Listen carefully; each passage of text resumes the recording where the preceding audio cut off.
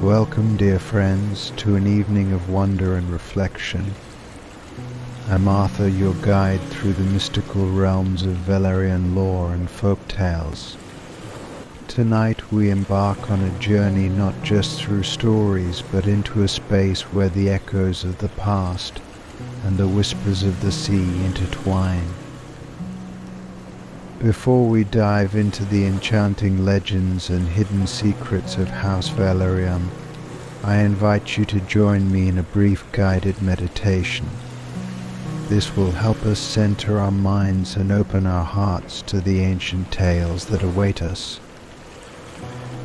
So find a comfortable seat, close your eyes gently, and take a deep breath in and out.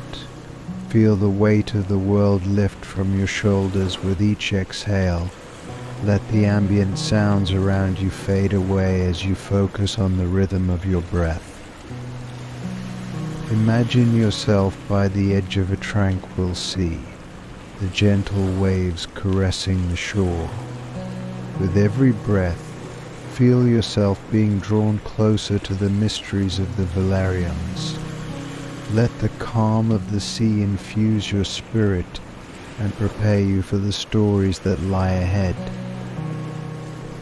As you continue to breathe deeply and steadily, allow your mind to wander through the misty waters of time, where dragons once soared and ancient prophecies took root.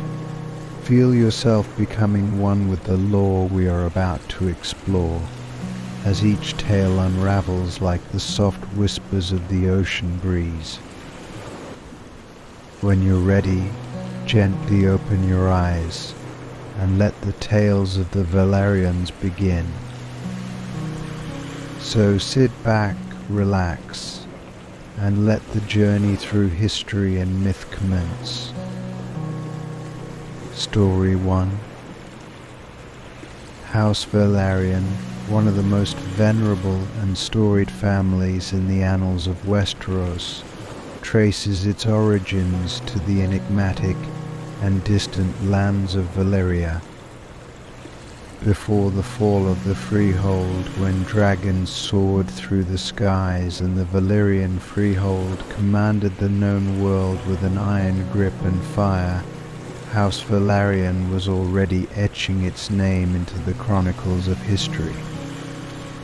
Their rise and their first encounters with House Targaryen mark a significant juncture in both their legacy and the broader tapestry of Westerosi history. The roots of House Velaryon reach back to the peak of Valyrian civilization, where their ancestors were counted among the noble houses of the Freehold. The Velaryons were known for their seafaring prowess, their ships cutting through the waters of the narrow sea and beyond, their flags waving proudly from every major port. As the great Valyrian Empire was marked by its advancement in magic, dragons, and unrivaled mastery of steel, the Velaryons carved out their niche as influential maritime lords, their fortunes tied to both trade and warfare.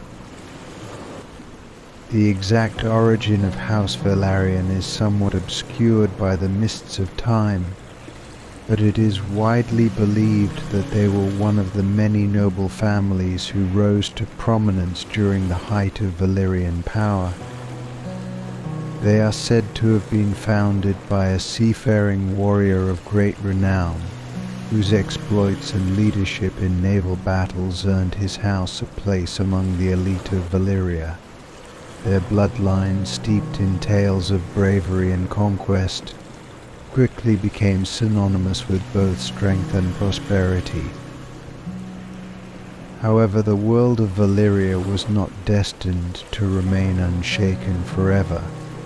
The Doom, a cataclysmic event of apocalyptic proportions, shattered the Valyrian Freehold, reducing the once mighty empire to ruins and ashes. It was amidst this chaos chaos that the Velaryons' fate began to intertwine with that of the Targaryens. The Targaryens, who had been a relatively minor house in Valyria, were fortunate enough to be spared from the Doom's full wrath due to their decision to reside on the remote island of Dragonstone.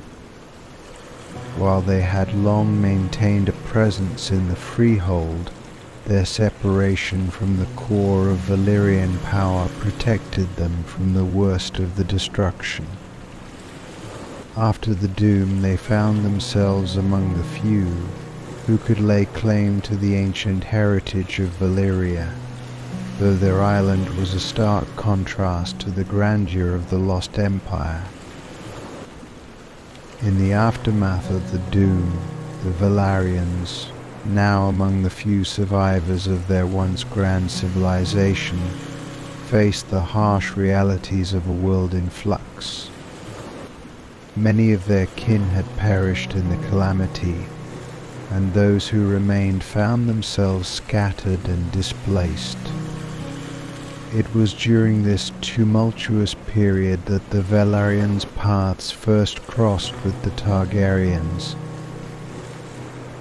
The initial interaction between House Velaryon and House Targaryen occurred against the backdrop of a world reeling from the effects of the Doom. The Targaryens, with their dragons and claim to Valyrian legacy, were emerging as a new force in Westeros, seeking to consolidate their power and restore their name. The Velaryons, seeking safety and a new beginning, saw in the Targaryens a potential ally and a means to reclaim some of their former prestige. In 39 AC, after conquest, the Targaryen king Viserys I, in a bid to solidify his rule and create alliances, extended an olive branch to the Velaryons. He recognized the naval prowess of the Velaryons and saw their potential in aiding his dynasty's ambitions. This overture was met with cautious optimism by Lord Corlys Velaryon, who had become the de facto head of his house. Lord Corlys, known as the Sea Snake, for his legendary voyages, was an astute and strategic leader who saw the opportunity to align his house with the Targaryens as a chance to rebuild their lost glory.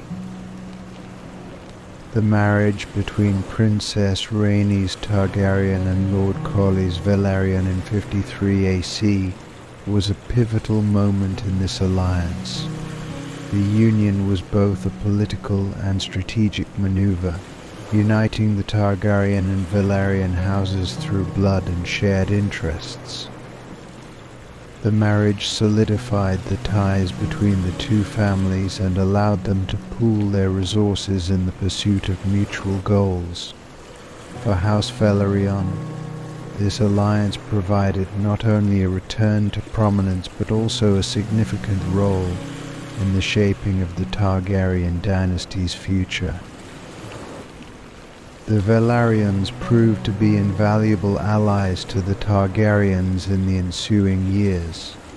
Their naval strength was instrumental in consolidating Targaryen control over the realm, and their support during key conflicts helped secure the Targaryens' hold on power.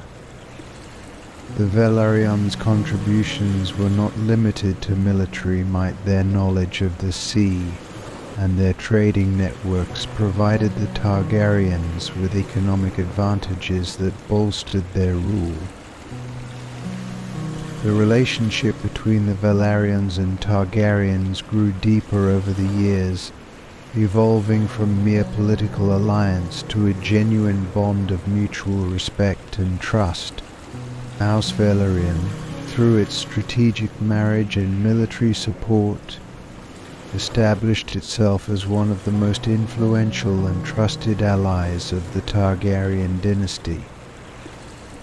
Their bloodlines, once separated by the doom and the ravages of history, were now intertwined, each benefiting from the other's strengths. In summary, the origin of House Velaryon is deeply rooted in the grandeur of ancient Valyria, with their maritime prowess and noble heritage shaping their early history. Their interaction with the Targaryens, beginning in the wake of the Doom, was marked by a blend of cautious diplomacy and strategic alignment. Through marriage and mutual support, the Velaryons and Targaryens forged a powerful alliance that would have lasting impacts on the political landscape of Westeros. The Velaryons, once survivors of a shattered empire, found a new chapter in their storied history through their partnership with the Targaryens, cementing their place in the annals of Westerosi legend. 2. The Curse of the Sea Serpent. The legend of the Curse of the Sea Serpent is one of the darkest and most haunting tales associated with House Velaryon. This ancient curse, shrouded in mystery and fear, is said to have been placed upon the Velaryons by a rival house, driven by jealousy and a desire for revenge. It is a tale woven with treachery, supernatural elements, and the indomitable spirit of a noble house. The origins of the curse can be traced back to the early days of the Velaryon family's rise to prominence. At this time, House Velaryon was rapidly establishing itself as a dominant maritime power in the Narrow Sea, with their ships patrolling trade routes and their influence growing stronger with each passing year. Their success and burgeoning wealth, however, did not go unnoticed or unchallenged. House Velaryon's principal rival was House Hightower, a powerful and wealthy family with interests in the same trade networks. The Hightowers, whose own fortunes were tied to the commerce and politics of the region, viewed the Velaryons as a direct threat to their dominance. The rivalry between the two houses was marked by a series of escalating confrontations, ranging from economic sabotage to outright skirmishes at sea. In the midst of this escalating feud, the Hightowers allegedly sought to undermine House Velaryon with a more insidious form of attack. According to the legend, the Hightowers turned to dark sorcery and ancient rituals, calling upon a mythical sea serpent, an ancient and malevolent creature said to dwell in the depths of the Narrow Sea. The sea serpent was reputed to possess tremendous power and was known in local folklore as a harbinger of doom and destruction. The tale goes that the Hightowers, in a desperate bid to break the Velaryons' stranglehold on the sea, sought out a dark sorcerer who had once been exiled from the Valyrian freehold for practicing forbidden magic. This sorcerer, driven by greed and a desire for revenge against those who had cast him out, agreed to aid the Hightowers in their nefarious scheme. The ritual was conducted under the cover of night, on a hidden island somewhere in the treacherous waters of the Narrow Sea. The sorcerer performed a series of dark incantations and blood rites, summoning the sea serpent from its ancient lair. The serpent, described as a colossal creature with scales like darkened steel and eyes that glowed with malevolent fire, was bound by the sorcerer's magic to curse House Velaryon. The curse was said to be multifaceted. It promised that the Valarians would suffer misfortune on the seas, that their ships would be lost in storms, and that their sailors would face untimely deaths. The serpent's curse was designed to bring about the downfall of House Velaryon, ensuring that their maritime supremacy would be challenged and ultimately destroyed. The curse seemed to take hold almost immediately. Over the years, the Velaryons experienced a series of unprecedented maritime disasters. Storms of unprecedented ferocity battered their ships. Sea serpents and other monstrous creatures were reported attacking their vessels, and a string of tragic accidents claimed the lives of many of their most skilled sailors and commanders. The Velaryons, once the undisputed lords of the sea, began to see their fortunes wane as their naval power diminished. Despite these setbacks, the Velaryons refused to give in to despair. They sought out every possible remedy, from consulting with scholars and sorcerers to appealing to the gods for deliverance. Yet no matter how hard they tried, the sea seemed to conspire against them. The curse, it seemed, was relentless. The legend of the sea serpent's curse became a story of caution among the Velaryons. It was said that the family's wealth and power were waning not due to their own failures, but because of the dark machinations of their rivals. The curse became a part of Velaryon lore, a symbol of their struggle against forces beyond their control. Though the true extent of the curse and the involvement of House Hightower remains shrouded in mystery and legend, the tale of the sea serpent has left a lasting impression on the Velaryons. It serves as a reminder of the perils that come with power and the lengths to which rivals might go to see one's downfall. 3. The Lost Fleet of Velaryon. The Lost Fleet of Velaryon is one of the most enduring maritime mysteries in the annals of Westeros. The tale of the fleet's disappearance is shrouded in intrigue and speculation, and it has become a legend that captures the imagination of historians and adventurers alike. In the early years of House Velaryon's dominance, they undertook numerous expeditions to expand their influence and secure their trading routes. Their fleets were the envy of many, renowned for their size, strength, and the skill of their crews. One of the most ambitious and storied of these expeditions was the one led by Lord Corlys Velaryon, known as the Sea Snake. Lord Corlys, a legendary figure in Velaryon history, sought to expand his house's influence beyond the known world. The expedition was intended to explore uncharted waters and establish new trade routes that would further enhance House Velaryon's wealth and power.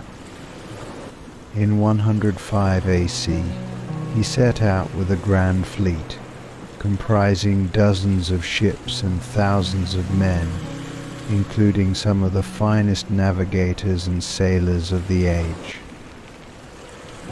The fleet set sail from Dragonstone, carrying with it the hopes and dreams of House Velaryon.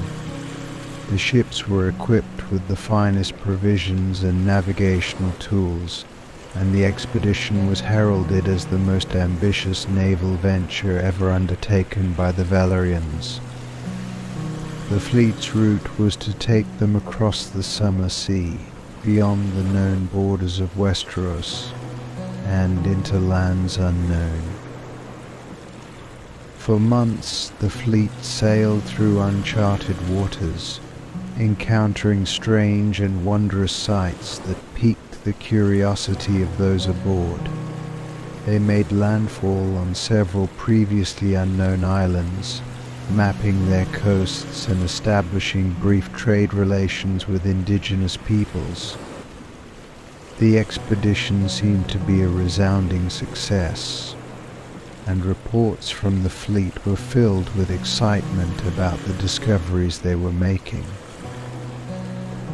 However, the expedition took a dark turn when the fleet encountered a violent storm of unprecedented ferocity. The tempest struck suddenly, catching the fleet off guard and battering the ships with waves that seemed to reach the heavens.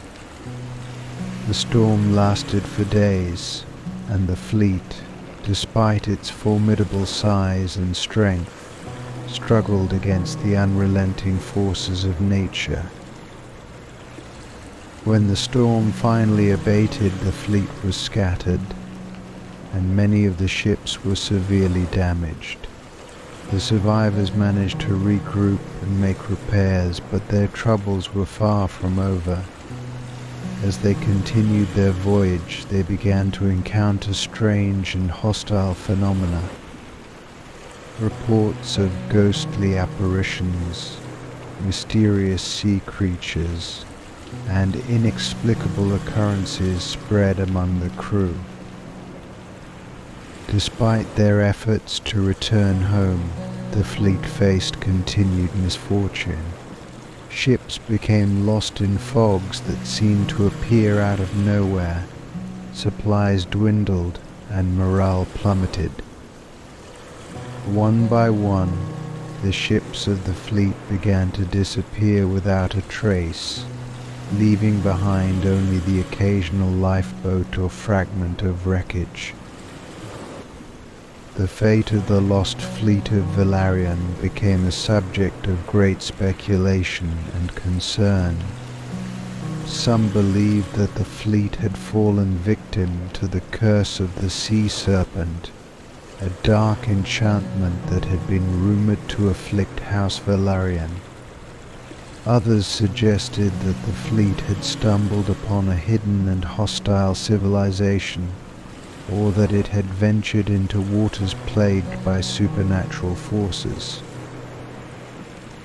In the years following the disappearance of the fleet, House Velaryon made numerous attempts to locate and recover the lost ships, but these efforts proved fruitless.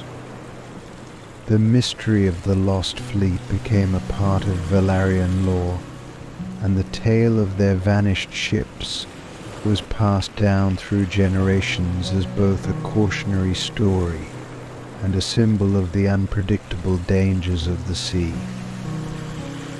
Today, the legend of the lost fleet of Velaryon endures as one of the great maritime mysteries of Westeros. It serves as a testament to the perils faced by those who venture into the unknown and the enduring spirit of exploration that characterized House Velaryon's storied past. 4. The Dragon Rider's Betrayal.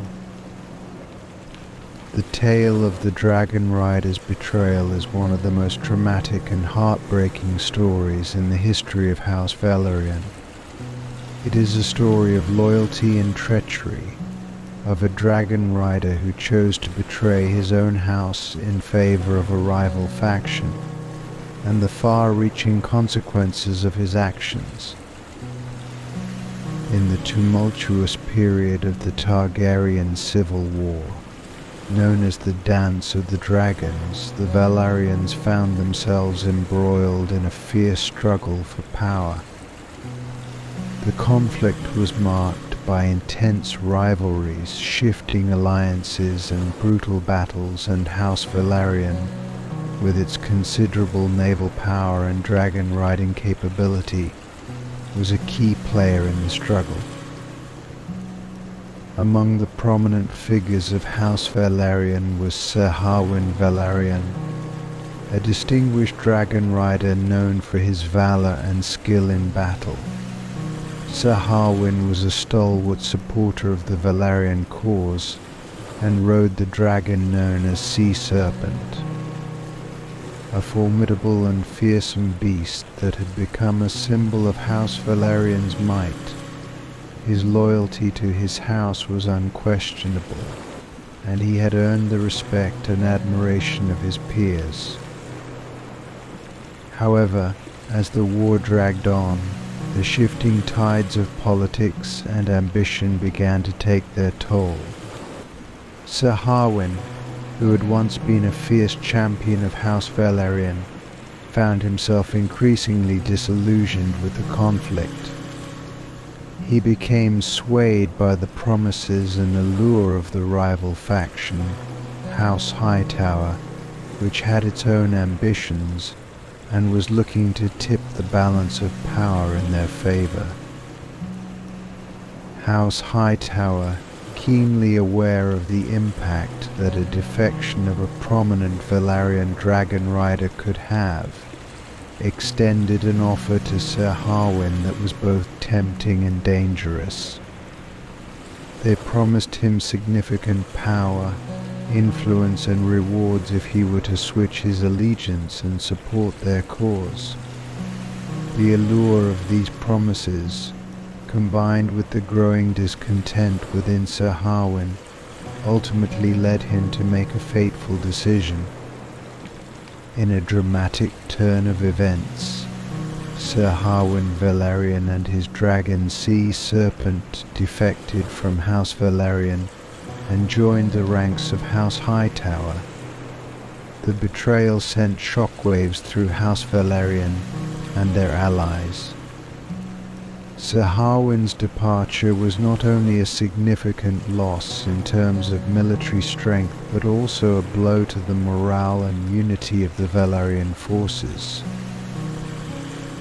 The consequences of Sir Harwin's betrayal were immediate and severe. With Sea Serpent now fighting alongside the Hightowers, the balance of power shifted. The Velaryons, already strained by the ongoing conflict, found themselves struggling to counter the new threat posed by the defected dragon rider. The battles that followed were marked by fierce confrontations and a deep sense of betrayal that fueled the conflict even further. The personal impact on House Velaryon was profound. The family was left grappling with the fallout of Sir Harwin's actions, dealing with the loss of both a skilled warrior and a trusted member of their house. The betrayal left scars that were not easily healed, and the story of Sir Harwin became a cautionary tale within the Velaryon family. Despite his betrayal, Sir Harwin's story did not end with a triumphant rise within House Hightower. The shifting alliances and power struggles of the Civil War eventually caught up with him. The fate of Sir Harwin and Sea Serpent became a part of the broader tapestry of the conflict, and his ultimate end was a stark reminder of the perils of betrayal and the unpredictable nature of war. The Dragon Rider's betrayal remains a poignant chapter in the history of House Velaryon. It is a tale of loyalty turned to treachery, of the high stakes of political and military conflicts, and of the personal and familial costs of war. Sir Harwin Velaryon's defection is remembered as a significant and tragic moment in the storied legacy of House Velaryon, a reminder of the fragility of trust and the impact of ambition on the course of history. 5. The Lady of the Waters. The Lady of the Waters is one of the most enchanting and mysterious legends associated with House Velaryon. The tale centers on a Velaryon woman believed to possess extraordinary magical control over the seas. a gift that shaped the fate of her house and the lands surrounding them. The legend of the Lady of the Waters begins with a figure known as Velaryon. Born in the early days of House Velaryon's prominence, Seraphine was the daughter of Lord Tiberius Velaryon, a respected lord known for his strategic acumen and naval prowess. From a young age, Seraphine exhibited a remarkable affinity for the sea. Her parents and household members often recounted tales of how she would spend hours by the shore, seemingly conversing with the waves and observing the movements of sea creatures with an almost supernatural understanding. As Seraphine grew older, her peculiar connection to the sea only became more pronounced.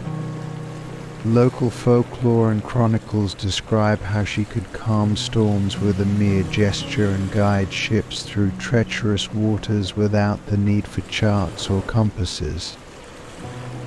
These abilities were attributed to her possession of ancient Valyrian artifacts, which were rumored to hold magical powers. However, there was no concrete evidence to support these claims, leaving much of the story to legend and speculation. Seraphine's true rise to prominence came during a particularly tumultuous period for House Velaryon. The house was embroiled in a fierce conflict with rival factions that sought to undermine their control over the narrow sea. Maritime battles were frequent, and the seas became a battleground where the Velaryons' dominance was increasingly challenged. In one of the most dramatic episodes of the conflict, a massive storm, described as the fiercest in living memory, threatened to obliterate the Velaryon fleet. The storm raged for days, with waves towering over ships and lightning illuminating the skies with an otherworldly intensity. The Velaryon fleet, already strained from continuous skirmishes, faced near certain destruction. It was during this critical moment that Seraphine stepped forward. With a calm determination and an almost serene demeanor, she took to the deck of the flagship, invoking ancient rituals and invoking her mysterious powers. According to the legend, she spoke to the storm as if it were a living entity, commanding it to subside. As she did so, the tempest began to abate, the winds died down, and the waters became calm once more. Seraphine's intervention was credited with saving the Velaryon fleet from annihilation.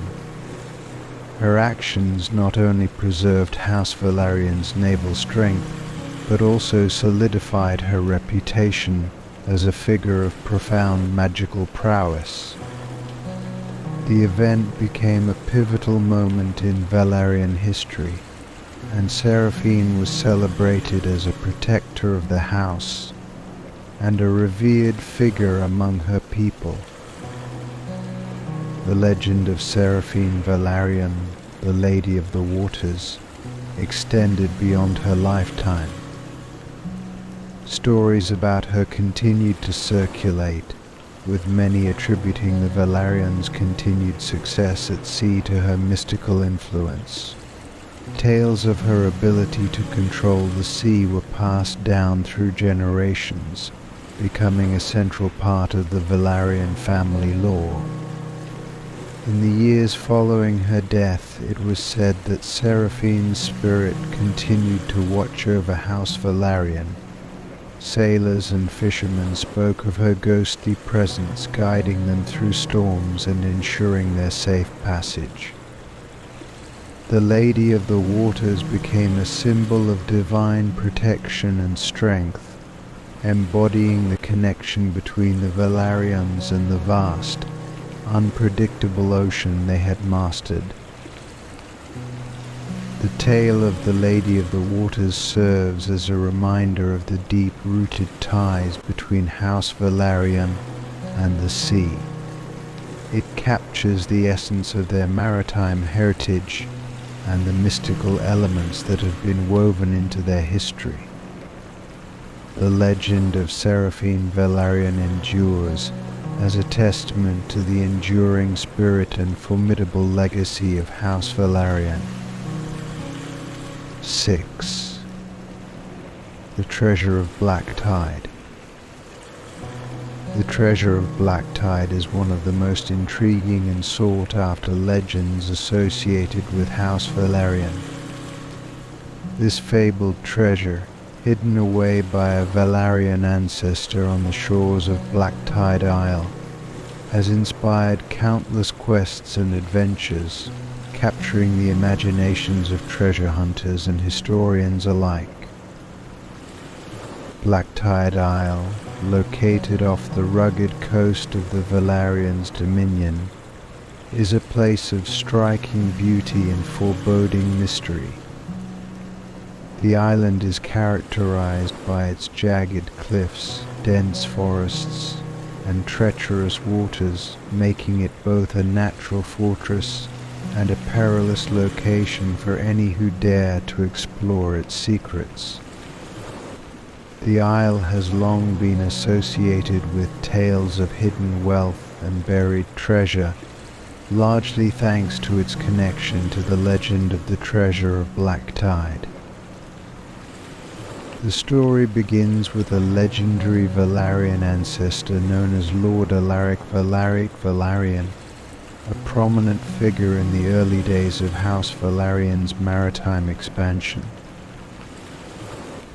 Lord Alaric was a shrewd and ambitious man, renowned for his naval conquests and his ability to amass considerable wealth. His successes brought great prosperity to House Velaryon, but it also made him many enemies. Fearing that his wealth might be targeted by rivals or that it could be lost in the uncertain tides of politics and warfare, Lord Alaric decided to hide a significant portion of his fortune. He chose Black Tide Isle as the site for his secret cache, believing that the island's natural defenses and remote location would protect it from prying eyes. According to the legend, Lord Alaric buried the treasure in a hidden vault on the island. The vault was said to be constructed with intricate traps and concealed entrances, designed to deter anyone who might seek to claim the treasure. The exact location of the vault was known only to Lord Alaric and a select few trusted confidants, who swore oaths of secrecy. The treasure itself was rumored to be immense, containing not only vast amounts of gold and jewels, but also rare artifacts and priceless heirlooms collected during Lord Alaric's voyages and conquests. It was said to be a testament to the wealth and power of House Velaryon at its zenith. As the years went by, the legend of the treasure of Black Tide grew, fueled by stories and rumors passed down through generations.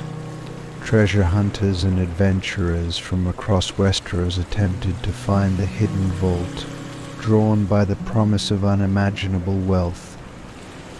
Despite numerous expeditions and the discovery of various clues and artifacts on the island, the treasure remained elusive. One of the most famous attempts to locate the treasure was led by Lord Alaric's own descendants, who, driven by a combination of curiosity and a desire to reclaim their ancestors' lost wealth, undertook a series of expeditions to Black Tide Isle. They faced numerous challenges, from the island's harsh terrain to the mysterious and often dangerous phenomena that seemed to thwart their efforts. Some of the more tantalizing leads included ancient maps, cryptic inscriptions, and accounts of hidden passages discovered by those who ventured to the island. However, despite these clues, the treasure remained undiscovered. The vault's exact location continued to elude even the most determined seekers, becoming a symbol of both the allure and the danger of the treasure hunt. The legend of the treasure of Black Tide persists as a captivating part of House Velaryon's history. It serves as a reminder of the house's former opulence and the enigmatic nature of their legacy.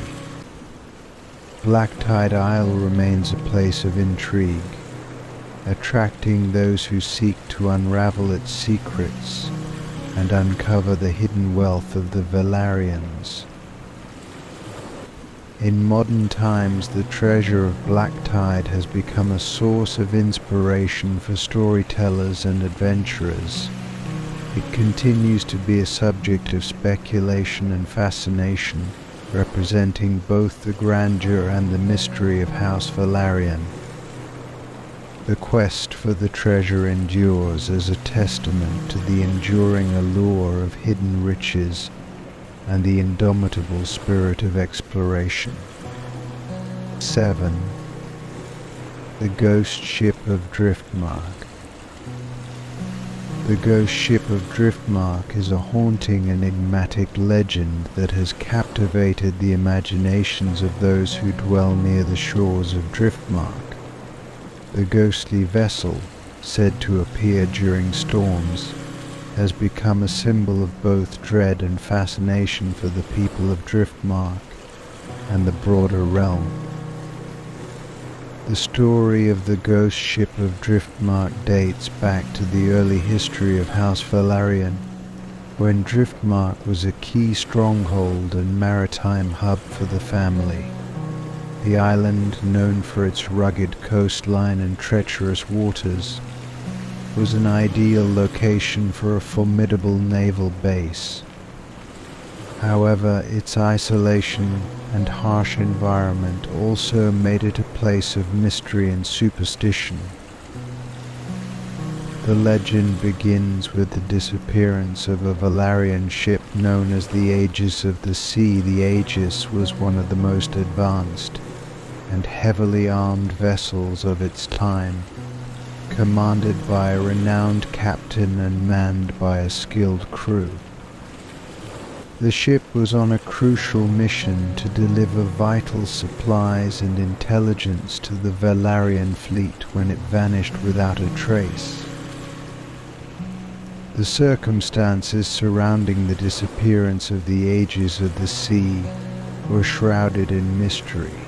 The ship was last seen setting out from Driftmark during a severe storm, and despite extensive searches and inquiries, no trace of the vessel or its crew was ever found. The storm, which had been unusually violent, seemed to have swallowed the ship whole, leaving no remnants or clues behind. In the wake of the ship's disappearance, strange and unsettling occurrences began to be reported by those living on Driftmark and the surrounding areas. Sailors and fishermen spoke of seeing a ghostly ship resembling the Aegis of the Sea during violent storms. The spectral vessel would appear out of the storm's darkness, its sails tattered and its hull glowing with an eerie, otherworldly light.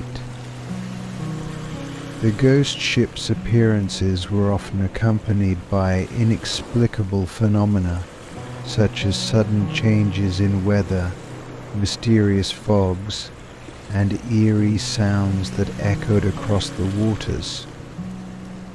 Those who witnessed the ghost ship reported a chilling sense of foreboding and unease, and many believed that the ship was a harbinger of doom or a spectral remnant of the lost crew, seeking to make their presence known. The legend of the ghost ship of Driftmark took on a life of its own, becoming a part of local folklore and maritime superstitions. The tale was passed down through generations, with each retelling adding new details and embellishments. Some versions of the legend suggested that the ghost ship was cursed or that it had been condemned to sail the seas for eternity as a punishment for a past transgression. Despite the many sightings and reports, no concrete evidence was ever found to confirm the existence of the ghost ship. The mystery surrounding the Aegis of the Sea's disappearance and the ghostly apparitions continued to captivate the imaginations of those who lived near the shores of Driftmark. In modern times, the legend of the ghost ship of Driftmark endures as a haunting and evocative part of the Velaryon legacy.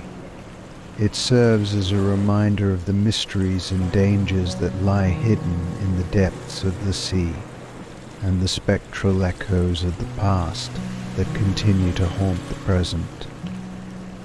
The ghost ship remains a symbol of both the enduring power of maritime legends and the indomitable spirit of exploration that defines House Velaryon's storied history.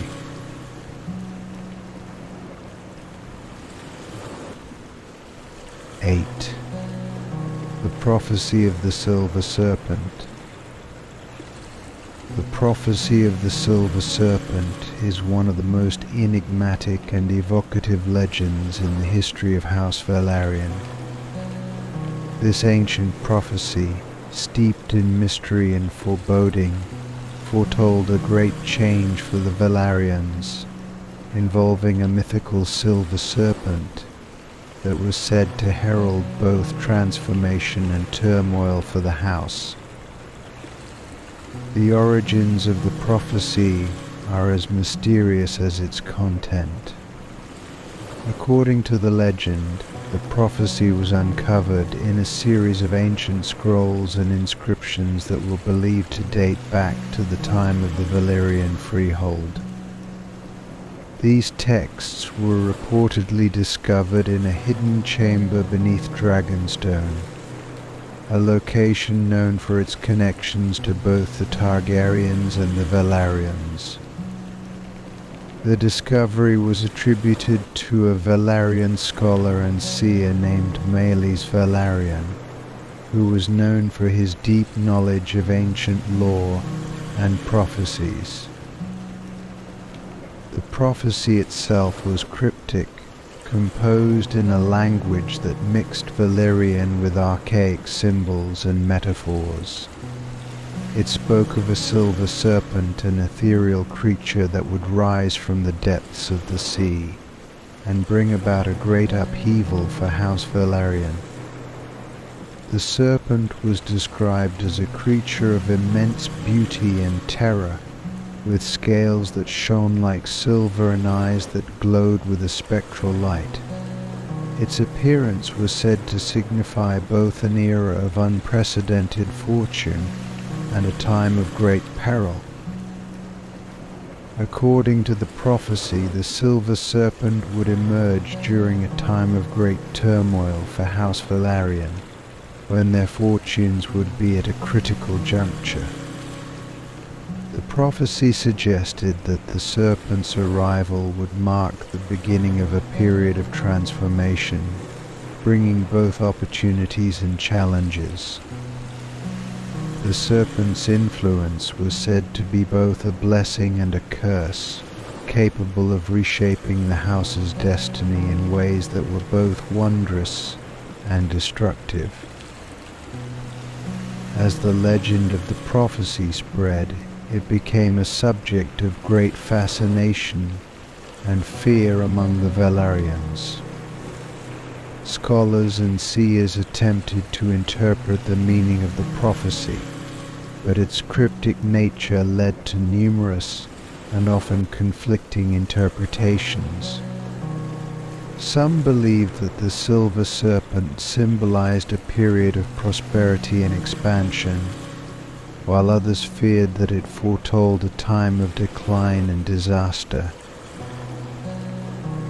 The prophecy's impact on House Velaryon became evident during several pivotal moments in their history. One of the most notable instances occurred during a period of significant political upheaval, when the Velaryons were engaged in a power struggle with rival factions. During this time, reports of sightings of a mysterious silver serpent-like creature began to surface. These reports were often dismissed as fanciful tales, but they added to the sense of unease and anticipation surrounding the prophecy. In the midst of this uncertainty, House Velaryon experienced a series of dramatic events that seemed to align with the prophecy's predictions. There were moments of great triumph and success, such as significant naval victories and the expansion of their territories.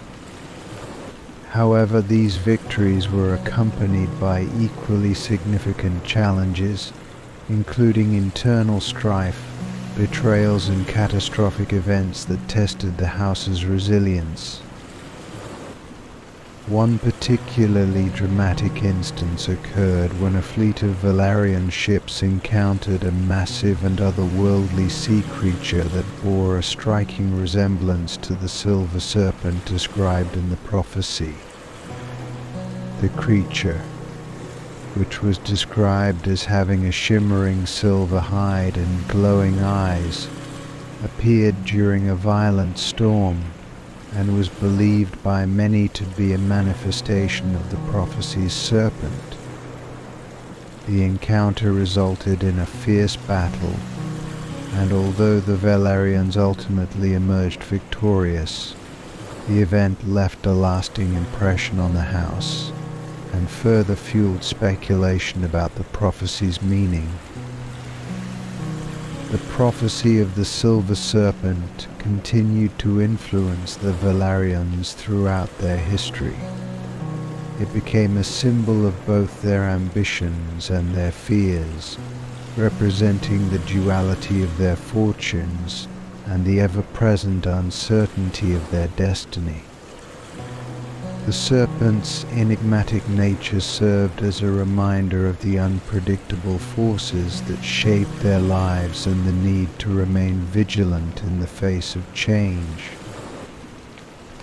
Today, the legend of the Silver Serpent endures as a captivating part of Velaryon lore. It serves as a reminder of the mystical and mysterious elements that have been intertwined with the house's history. The prophecy's legacy continues to inspire and intrigue those who study the Velaryons and their storied past, reflecting the enduring allure of ancient legends and the quest for understanding the forces that shape destiny. 9. The Battle of the Burning Sea. The Battle of the Burning Sea is one of the most dramatic and storied naval engagements in the history of House Velaryon. This epic confrontation, marked by dark omens and fierce combat, remains a symbol of the house's martial prowess and their enduring struggle for supremacy on the waters of the Narrow Sea. The battle took place during a period of intense conflict between House Velaryon and its rival factions. Tensions had been escalating for years, with skirmishes and naval engagements becoming increasingly frequent. The Velaryons, renowned for their formidable fleet and naval tactics, were engaged in a protracted struggle to assert their dominance and protect their interests in the region. In the lead-up to the Battle of the Burning Sea, several ominous signs were reported, adding to the sense of foreboding that surrounded the conflict. Sailors and observers spoke of strange phenomena that seemed to foreshadow the impending battle. These included unusual weather patterns, mysterious lights on the horizon, and reports of ghostly apparitions seen on the waters. One of the most striking omens was a series of fires that appeared on the surface of the sea.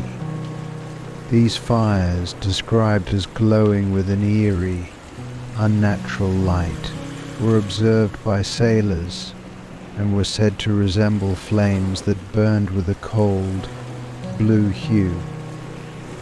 The phenomenon was attributed to supernatural forces and was believed by many to be a sign of impending doom. Despite the ominous portents, the Valarian fleet prepared for battle. The Valarians, led by their commander, Lord Daemon Velaryon, assembled a powerful armada of ships, including their most advanced vessels and battle-ready crews.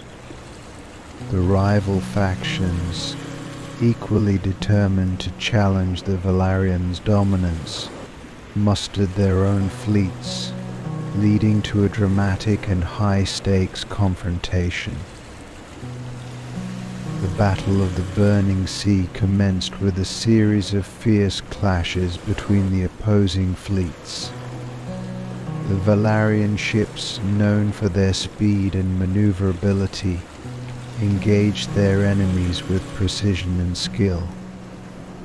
The battle was marked by intense naval combat, with ships exchanging broadsides and grappling in close quarters fighting.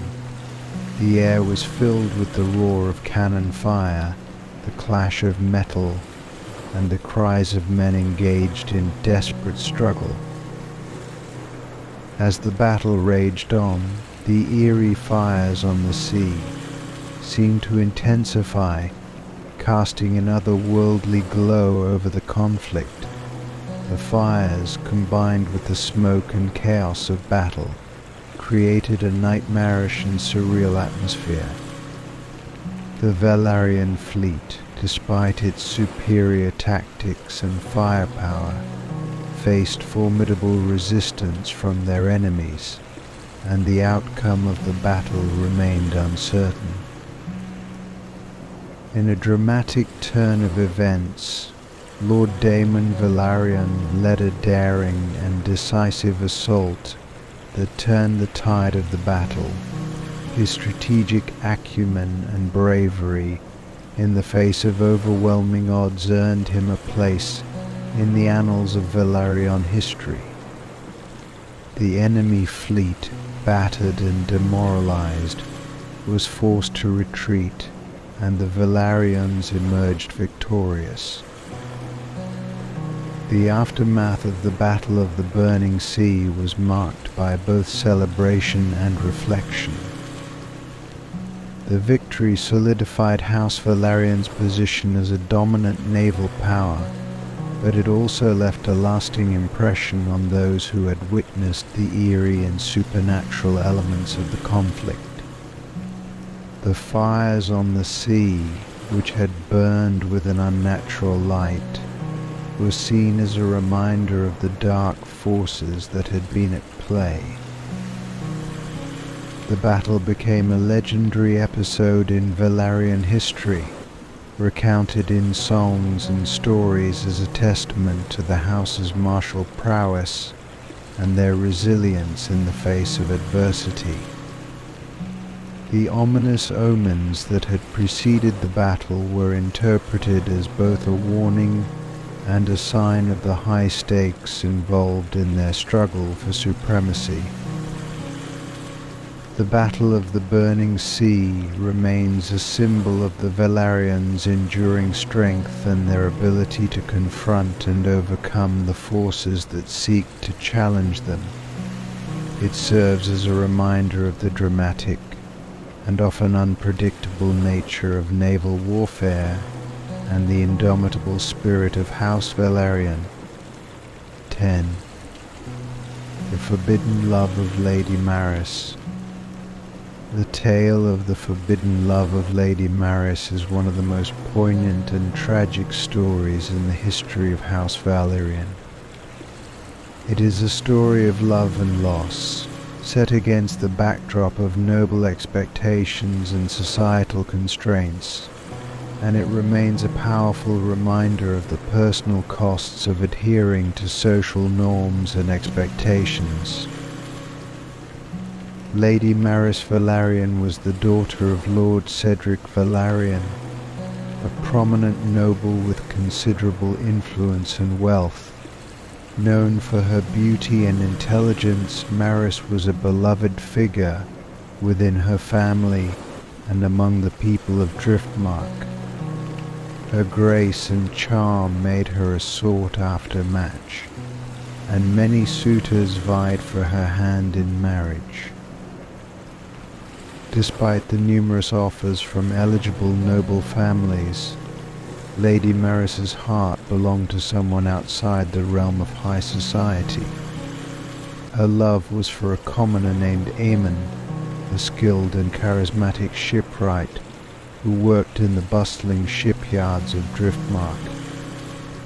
Aemon was known for his exceptional craftsmanship and his deep understanding of maritime affairs, but he was of humble origins and did not possess the wealth or status that would make him an acceptable match for Lady Maris.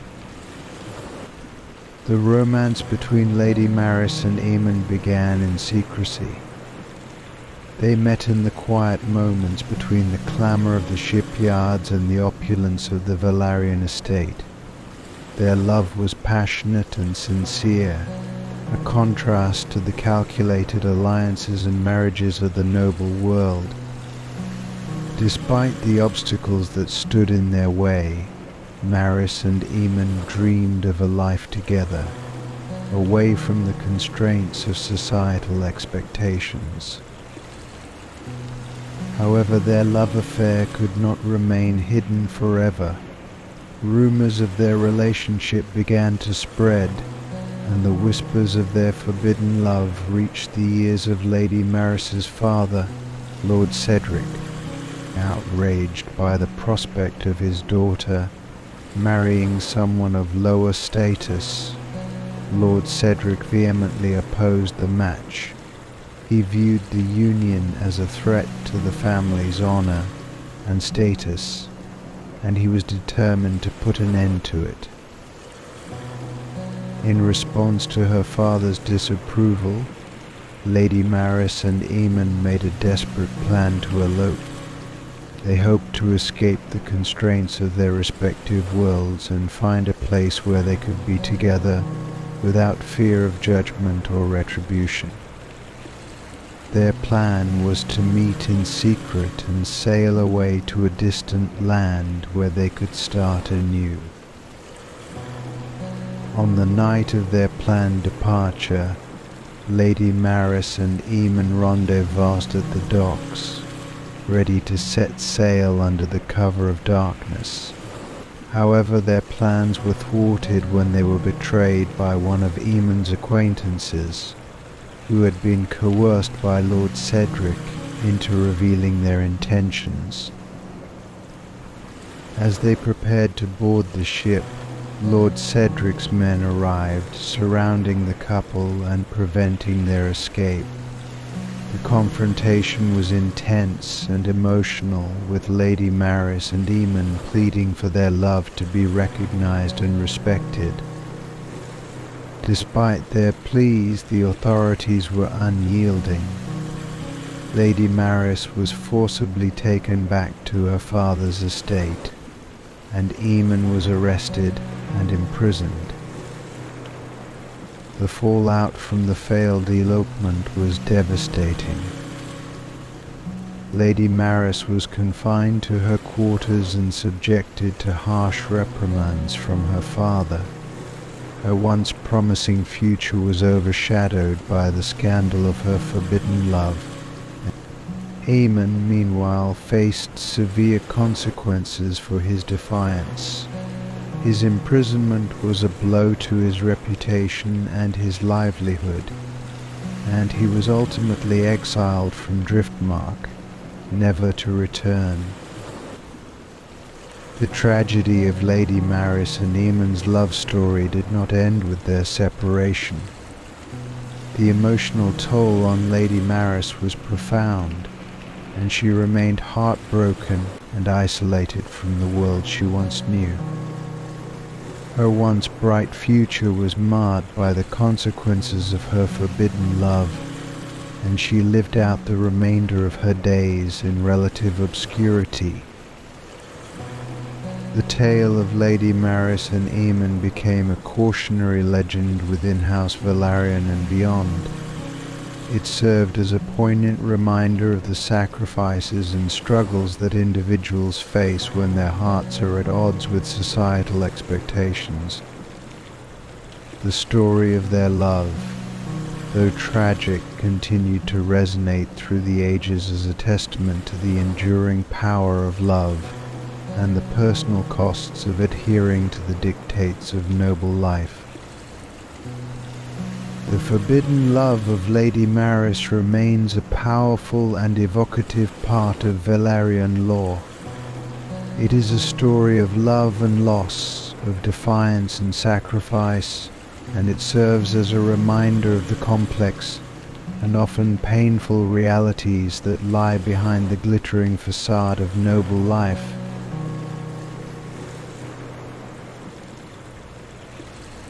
(11) The Velaryon's Pact with the Deep Ones.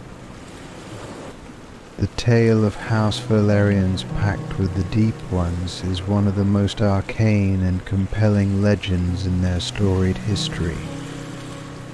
This ancient and enigmatic agreement, shrouded in mystery and steeped in maritime folklore, speaks of a secret alliance between the Velaryons and the mysterious sea creatures known as the Deep Ones. The origins of the pact are believed to date back to the early days of House Velaryon, when the family was still establishing its dominance over the seas and the narrow sea's numerous trade routes. According to the legend, the Velaryons, then a burgeoning maritime power, faced a series of catastrophic events that threatened their nascent empire. These included a series of relentless storms devastating sea creatures and mounting hostility from rival factions. In their desperate bid for survival and supremacy, the Velaryons turned to the depths of the sea, seeking out ancient and unknown forces for aid. This quest led them to a hidden and forbidden undersea realm, where they encountered the Deep Ones, mysterious entities that were said to dwell in the dark abyss of the ocean. The Deep Ones were described in various accounts as beings of great power and otherworldly appearance. They were said to have an eerie, aquatic beauty, with features that were both alluring and terrifying. Their skin was often depicted as being covered in scales that shimmered with an iridescent sheen, and their eyes were said to be deep, dark wells that seemed to hold the secrets of the ocean itself. The Velaryons, led by their head seer and maritime strategist, Lord Alaric Velaryon, initiated contact with these enigmatic beings. The precise nature of the negotiations remains unclear, as much of the original record has been lost to time or destroyed.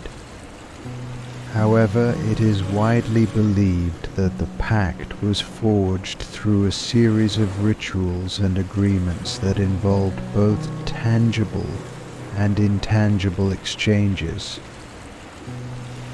According to legend, the Deep Ones agreed to aid the Velaryons in exchange for certain concessions. The terms of the pact were rumored to include a promise of tribute or offerings from the surface dwellers.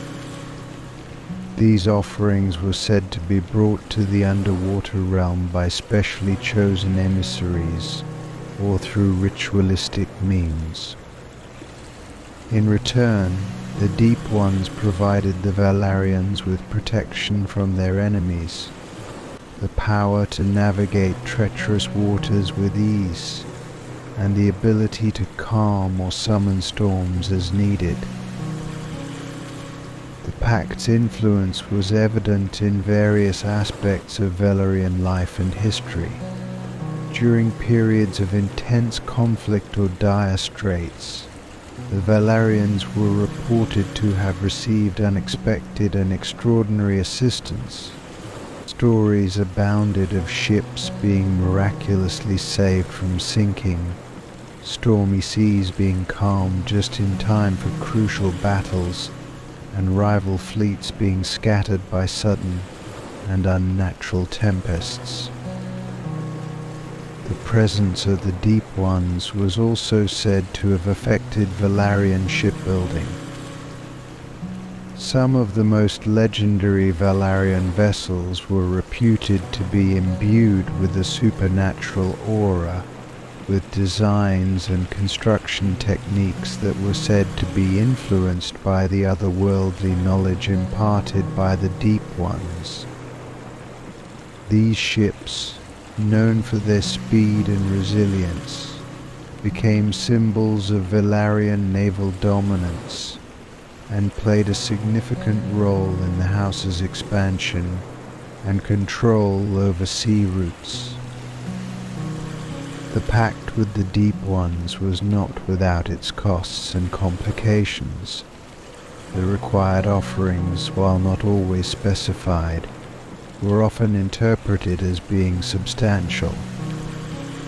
Some accounts suggest that these offerings could include rare and valuable goods, mystical artifacts, or even sacrifices of a more personal nature. The exact nature of these offerings remains a matter of speculation and secrecy. Over time, as the Velaryons grew more powerful and their control over the seas solidified, the direct involvement of the Deep Ones in their affairs became less apparent. The secretive nature of the Pact, coupled with the changing tides of political and social dynamics, led to a gradual decline in the overt signs of the Deep One's influence. The Pact became the stuff of legend and mystery, with its true details known only to a select few. The legend of the Velaryons' pact with the Deep Ones endures as a captivating element of House Velaryon's history. It reflects the house's deep-rooted connection to the sea and the enigmatic forces that lie beneath its surface. The tale serves as a reminder of the mysterious and often hidden elements that shape the fortunes of powerful families and the lengths they are willing to go to secure their dominance. 12. The Phantom of Driftmark Castle. The Phantom of Driftmark Castle is one of the most enduring and eerie legends associated with House Velaryon. The ghostly figure said to haunt the halls of Driftmark Castle has captivated the imagination of both locals and visitors for centuries, becoming a symbol of the castle's dark and storied past. Driftmark Castle, a formidable and imposing structure overlooking the tumultuous waters of the narrow sea, has long been a seat of power and intrigue for House Velaryon. The castle's grand halls and shadowy corridors have witnessed many significant events, from political machinations to personal tragedies. It is within these very walls that the legend of the Phantom of Driftmark Castle is said to have originated. The tale begins with a tragic story of love and betrayal. The Phantom, according to legend, was once a noblewoman of House Velaryon, Lady Alara Velaryon. Lady Alara was known for her beauty, intelligence, and grace. She was the daughter of a prominent lord and was betrothed to a nobleman of high standing. However, her heart belonged to another, a young and ambitious knight named Sir Harwin. The affair between Lady Alara and Sir Harwin was a passionate and illicit romance, conducted in secret due to the constraints and expectations of noble life.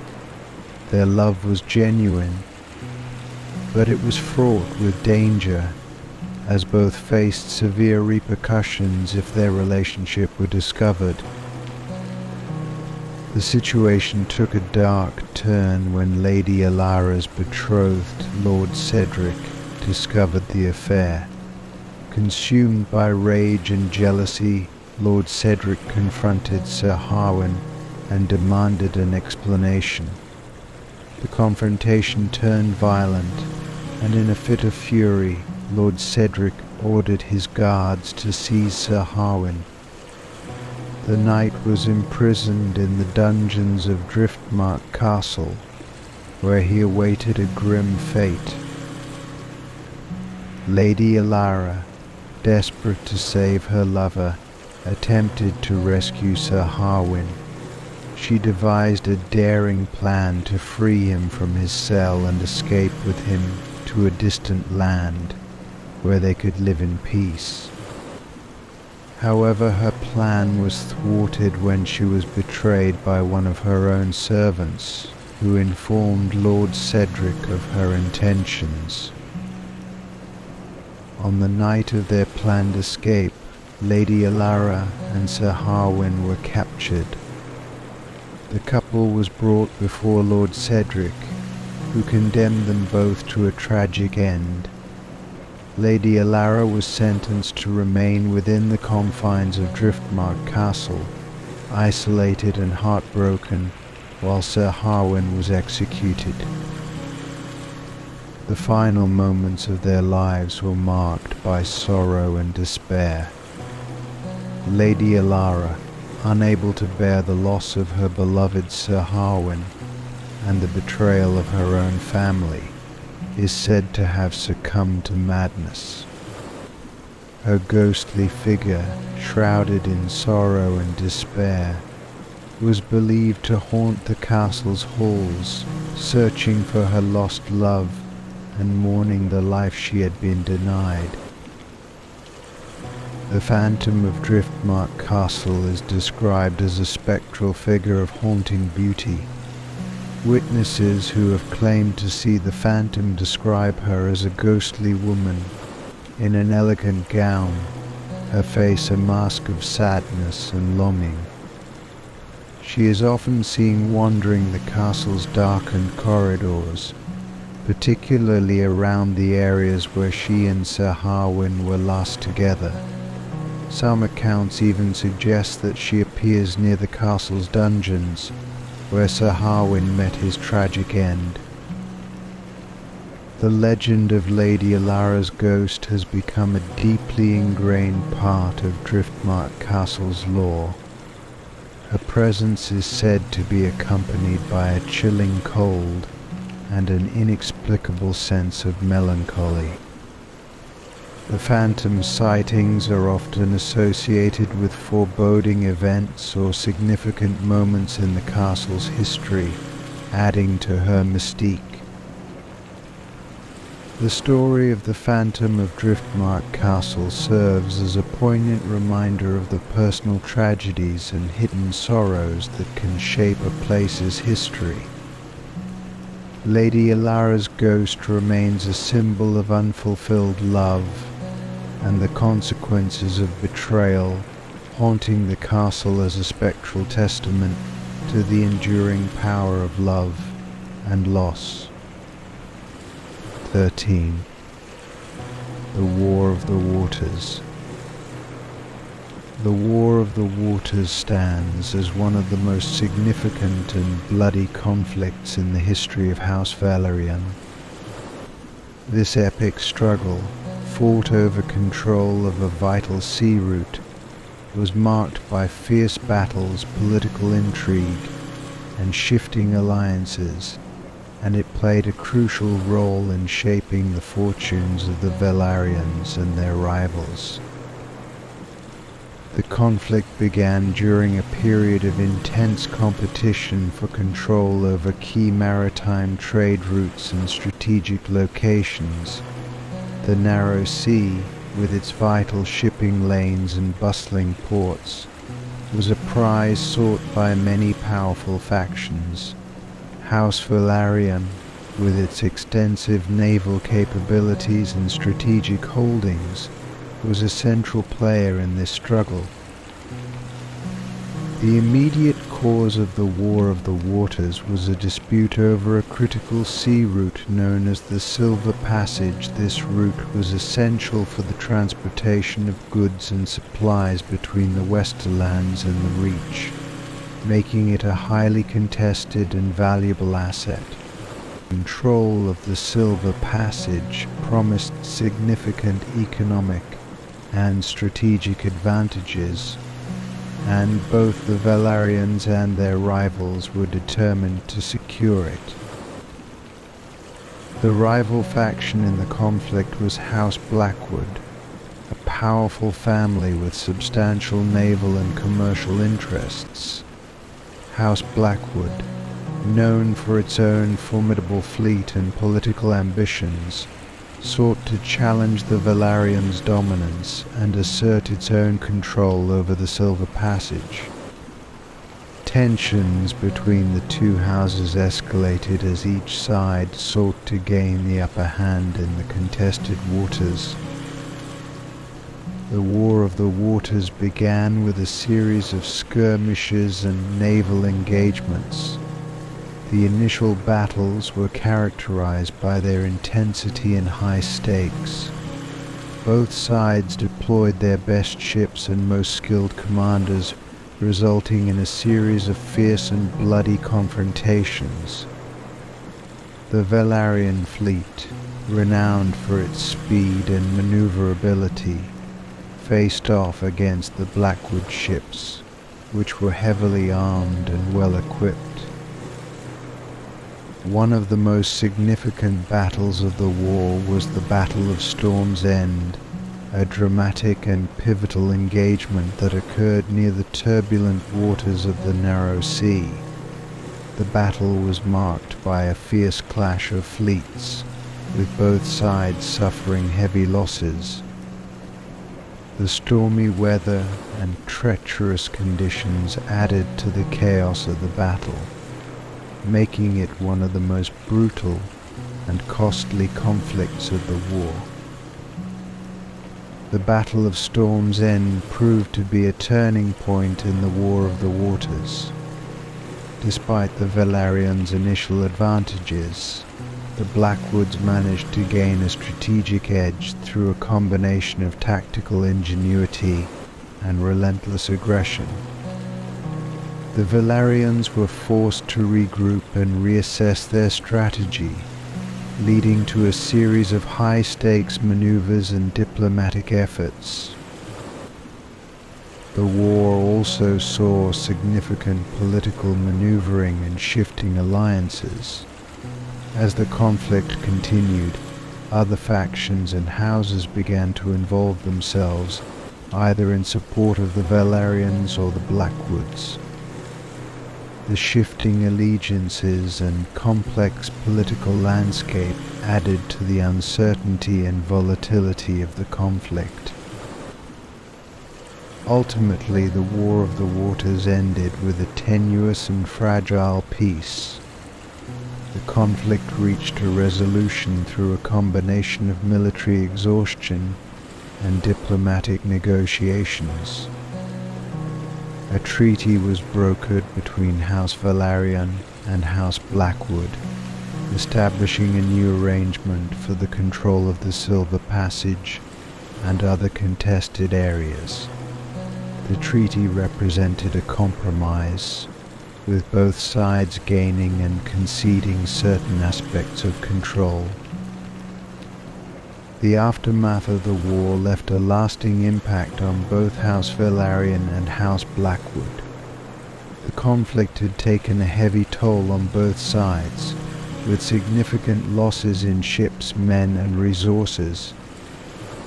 The war also had broader implications for the balance of power in the narrow sea and the wider political landscape. The War of the Waters remains a significant and evocative chapter in the history of House Velaryon. It reflects the intense and often ruthless nature of maritime conflict, as well as the complex interplay of political, economic, and military factors that shape the fortunes of powerful families. The legacy of the war endures as a testament to the enduring struggle for control and dominance over the vital sea routes that define the power dynamics of the region.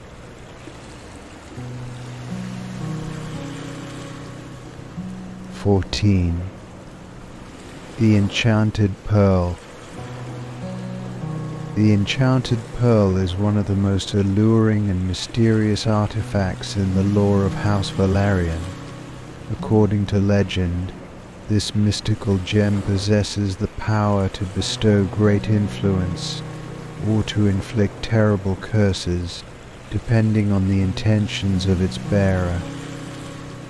The tale of the Enchanted Pearl is a blend of magic, ambition, and the supernatural, reflecting the intricate interplay of power and destiny that defines the Velaryon legacy. The origins of the Enchanted Pearl are shrouded in myth.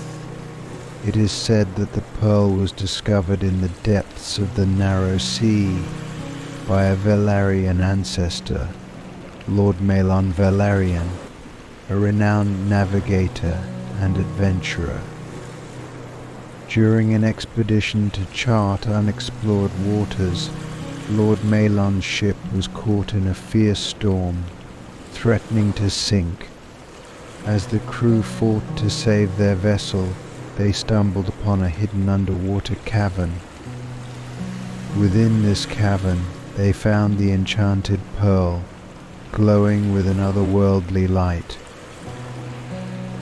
The pearl was described as being extraordinarily beautiful, with a luminescent sheen that shifted colors in the light.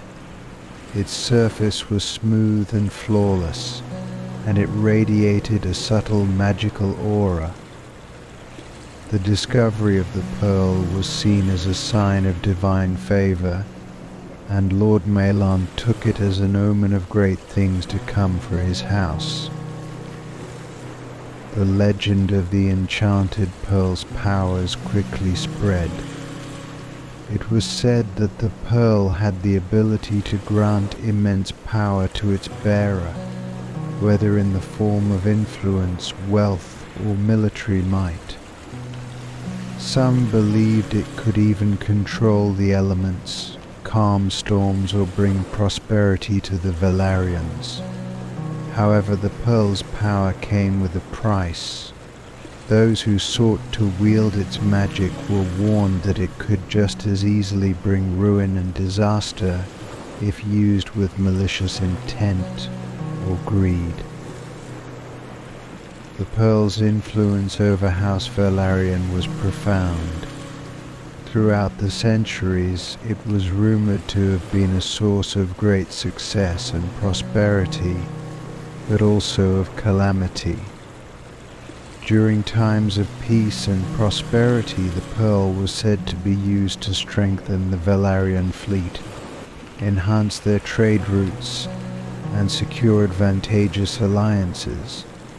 During times of conflict, its powers were rumored to be employed to devastating effect against their enemies. One of the most notable episodes involving the enchanted pearl was during the reign of Lady Velaryon, a beloved and enigmatic figure in Velaryon history. Lady Maris was known for her wisdom and benevolence, and it was said that she used the pearl to ensure the safety and prosperity of her people. Under her guidance, House Velaryon flourished, and the pearl was believed to be a symbol of her grace and leadership. However, the legend also recounts a darker chapter involving the pearl. During a period of intense rivalry and conflict, the pearl was said to have been stolen or misused by a corrupt member of the Velaryon family. This betrayal led to a series of misfortunes and disasters, including shipwrecks, failed expeditions, and devastating storms. The Velaryons faced a series of setbacks, and the once legendary pearl became a symbol of the house's struggles and the consequences of its misuse. The enchanted pearl's legacy was also intertwined with the notion of curses. According to some accounts, those who attempted to take the pearl by force or use it for personal gain faced dire consequences. The pearl was believed to curse its usurpers, bringing about their downfall and misfortune. The tale of a rival faction that attempted to seize the pearl only to be struck by a series of tragic events became a cautionary story among the Velaryons and their allies. As time passed, the enchanted pearl's whereabouts became a matter of speculation. Some believed it was hidden away in a secret location, protected by powerful wards and guardians. Others claimed that it had been lost or stolen, its power dissipating over time. Despite the uncertainty surrounding its fate, the legend of the enchanted pearl endures as a potent symbol of the Velaryons' connection to the mystical and the supernatural. The myth of the enchanted pearl reflects the enduring allure of magical artifacts and their impact on the destinies of great houses. It serves as a reminder of the power and peril that can come from seeking to control forces beyond human understanding, and the timeless quest for greatness that defines the Velaryon legacy. 15. The Serpent Queen of Velaryon. The tale of the Serpent Queen of Velaryon is a captivating legend that weaves together themes of transformation, protection, and mystical power. According to the myth, a Velaryon queen possessed the extraordinary ability to transform into a serpent, using her powers to safeguard her people and secure her house's future. The legend centers on Queen Seraphina Velaryon, a figure revered for her wisdom and courage. Queen Seraphina was said to be both beautiful and formidable, with a deep connection to the sea and the creatures that dwelled within it. Her reign was marked by peace and prosperity, but it was also a time of growing threats from rival factions and external dangers. The origins of Seraphina's serpentine powers are shrouded in mystery. Some accounts suggest that she was born with this ability as a divine gift or a blessing from ancient sea deities. Others believe that she acquired the power through a pact or a magical ritual, reflecting the Velaryon family's long-standing connection to the mystical forces of the sea. According to the legend, Seraphina's transformation into a serpent was not merely a physical change, but also a symbolic one. When danger threatened her realm or her people, she would assume the form of a majestic and powerful serpent, a creature both revered and feared. As a serpent, Seraphina was said to have the ability to protect her kingdom from harm, whether by confronting enemies directly or by using her serpentine form to manipulate the elements in the sea. One of the most famous episodes involving the Serpent Queen occurred during a time of invasion by a rival house. The enemy forces, known for their superior numbers and aggressive tactics, launched a full-scale assault on the Velaryon lands. As the situation grew dire, Queen Seraphina took to the seas to confront the invaders. In her serpent form, Seraphina emerged from the depths of the ocean, her scales gleaming with an otherworldly light. The sight of her was both awe-inspiring and terrifying, and the enemy forces were struck by a sense of dread and foreboding. Seraphina used her powers to create massive waves and storms, disrupting the invaders' ships and turning the tide of battle in favor of the Velaryons. The battle was a resounding victory for House Velaryon, and Seraphina's actions were celebrated as a miraculous and divine intervention. The legend of the Serpent Queen became a symbol of the house's strength and resilience, reinforcing their reputation as a formidable power in the region. Despite her formidable abilities, Seraphina's powers came with a cost. The transformation into a serpent was said to be physically and emotionally draining, and it required great concentration and sacrifice. The Queen's ability to wield such power was a source of both awe and fear among her subjects, and her transformation was seen as a reminder of the delicate balance between human and supernatural forces. The legend of the Serpent Queen also included stories of her occasional reclusiveness and periods of solitude. To conserve her strength and maintain her connection to her serpentine form, Seraphina would retreat to secret and sacred places, often seeking solace in the depths of the ocean or in hidden groves. These periods of seclusion were seen as essential for maintaining her powers and fulfilling her role as protector of her people.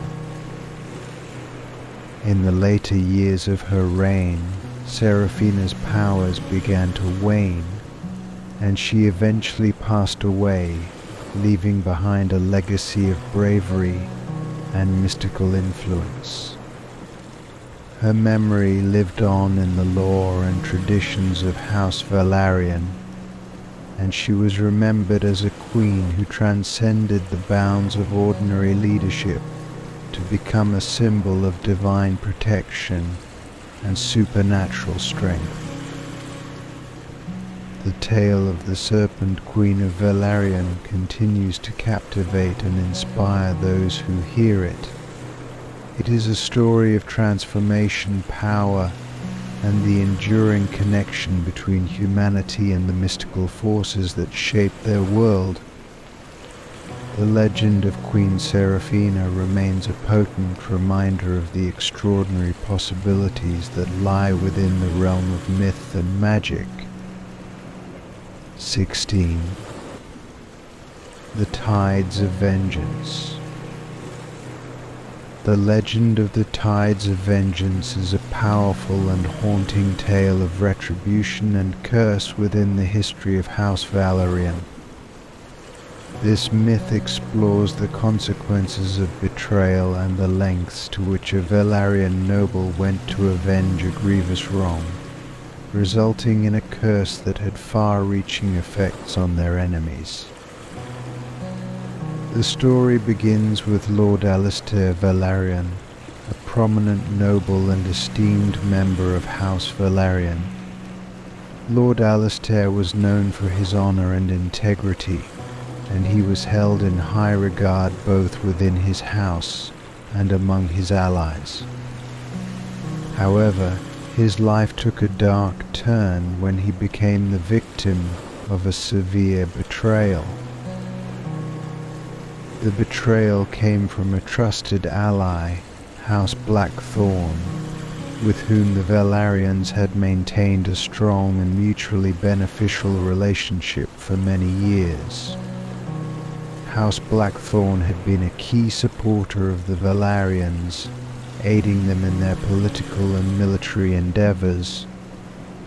However, driven by greed and ambition, House Blackthorn plotted to undermine the Velaryons and seize their wealth and influence.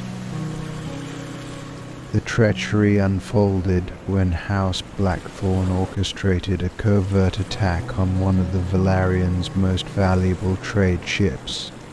The attack was devastating, resulting in the loss of the ship, its cargo, and the lives of many loyal Velaryon sailors. The act was not only a financial blow, but also a profound betrayal that shattered the trust between the two houses. Lord Alistair, devastated by the loss and enraged by the betrayal, vowed to seek vengeance, determined to make House Blackthorn pay for their treachery. He embarked on a quest to obtain a powerful artifact, a mystical relic known as the Tides of Vengeance. The artifact was rumored to possess the ability to inflict a terrible curse upon those who had wronged its bearer. The Tides of Vengeance was said to be a cursed trident forged by an ancient and powerful sea witch. It was imbued with dark magic that could summon storms, create tidal waves, and bring ruin to those who had incurred the wrath of its wielder. The trident was believed to be lost or hidden away, and locating it required a perilous journey and the aid of ancient and arcane knowledge. Lord Alistair's quest was fraught with danger and challenges. He navigated treacherous waters, faced mythical sea creatures, and consulted with enigmatic sages and sorcerers. After a series of harrowing trials, he finally succeeded in obtaining the Tides of Vengeance, securing it with a combination of cunning and bravery. With the trident in his possession, Lord Alistair returned to confront House Blackthorn. Using the Tides of Vengeance, he unleashed a series of catastrophic events upon his enemies. A powerful storm ravaged their lands, tidal waves inundated their coastal holdings, and their ships were scattered and destroyed. The curse wrought by the Tides of Vengeance was both dramatic and enduring. House Blackthorn's once proud estates fell into disrepair, their trade routes were disrupted, and their influence waned.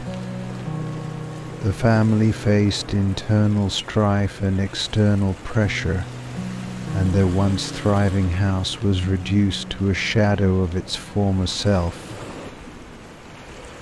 The consequences of the curse extended beyond mere misfortune. It was said that the members of House Blackthorn experienced personal tragedies and sufferings, as if the curse had woven itself into the very fabric of their lives. The legacy of their betrayal and Lord Alistair's vengeance left a deep scar on their family history. Despite his success in avenging the betrayal, Lord Alistair's actions were not without cost. The use of the tides of vengeance had repercussions for him and his house. The dark magic of the trident left a lingering mark on House Velaryon, and its association with the artifact was a source of unease and caution among the Velaryons. The legend of the tides of vengeance serves as a powerful reminder of the complexities of vengeance and the far-reaching consequences of betrayal.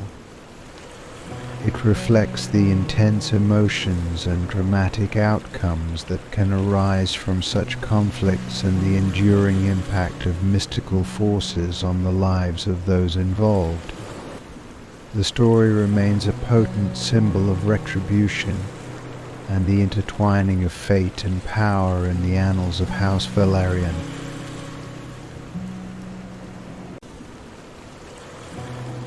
(17) The Lost City of Sunstone. The legend of the Lost City of Sunstone is one of the most intriguing and enduring tales associated with House Velaryon. According to ancient lore, Sunstone was a magnificent city, once a jewel of the Velaryon Empire, known for its unparalleled beauty, wealth, and mystical artifacts. Its disappearance beneath the waves has captivated the imaginations of treasure hunters, scholars, and adventurers for centuries. Sunstone was said to be located off the coast of the Velaryons' ancestral seat on Driftmark, in a region of the narrow sea that was both a strategic and a mystical hotspot. The city was reputed to have been founded by the early Velaryons during a time when their power and influence were at their zenith. According to the legend, Sunstone was renowned for its golden architecture, its streets lined with precious gems, and its grand temples dedicated to ancient sea deities. The city's name, Sunstone, is said to reflect its dazzling appearance. Sunstone's buildings were rumored to be constructed from a rare and radiant stone that reflected sunlight with an almost magical brilliance. The city's spires and towers were said to shimmer like a constellation on the sea, making it a beacon of prosperity and splendor. The downfall of Sunstone came with a catastrophic event. The legend describes a series of natural disasters, a series of violent earthquakes, followed by a massive and unrelenting tsunami that struck the city with devastating force. According to the tales, these events were triggered by a combination of natural forces and the wrath of the sea gods, angered by some transgression or sacrilege committed by the city's inhabitants. As the waters rose and engulfed the city, Sunstone was lost to the sea. The great buildings and treasures were swallowed by the depths, and the once great city became a sunken legend, buried beneath the waves. The survivors of the disaster were said to have fled, leaving behind only whispers and fragmented stories of the city's glory. The tale of Sunstone's fall quickly became a poignant symbol of both the impermanence of greatness and the enduring allure of lost treasures. Over the centuries, many have sought to uncover the city's remnants, driven by tales of untold wealth and ancient artifacts. The legend of Sunstone has inspired numerous expeditions and quests, with explorers diving into the depths of the narrow sea in search of clues and artifacts. Several attempts to locate Sunstone have been made throughout history. Ancient maps and sailors' charts sometimes hint at a large submerged structure or an unexplained underwater anomaly, but none have definitively confirmed the city's existence. Stories of strange sea creatures and underwater phenomena have fueled speculation about the city's location and its supposed guardians. One particularly famous expedition was led by a renowned Velaryon explorer, Sir Velaryon, in the late 15th century. Sir Eric, motivated by both personal ambition and familial pride, undertook a grand voyage to find the lost city. His journey involved advanced navigational techniques, deep-sea diving equipment, and the assistance of skilled cartographers and treasure hunters. Although Sir Eric's expedition uncovered several intriguing artifacts and underwater structures, Sunstone itself remained elusive. The lore surrounding Sunstone includes tales of enchanted objects and powerful relics hidden within the city. Some accounts speak of a grand throne made of gold and encrusted with jewels, said to hold mystical properties. Others mention ancient tomes and scrolls containing lost knowledge and secrets of the Velaryon's early ancestors. The allure of these artifacts has added to the mystique of Sunstone and has continued to attract seekers of fortune and knowledge. The legend of Sunstone has also become a part of Velaryon culture and tradition. Stories of the lost city are passed down through generations, becoming a symbol of the house's former glory and an emblem of their enduring quest for greatness. The tale serves as a reminder of the heights the Velaryons once achieved and the perils of hubris. Despite numerous searches and ongoing fascination with Sunstone, the city remains a mythic enigma.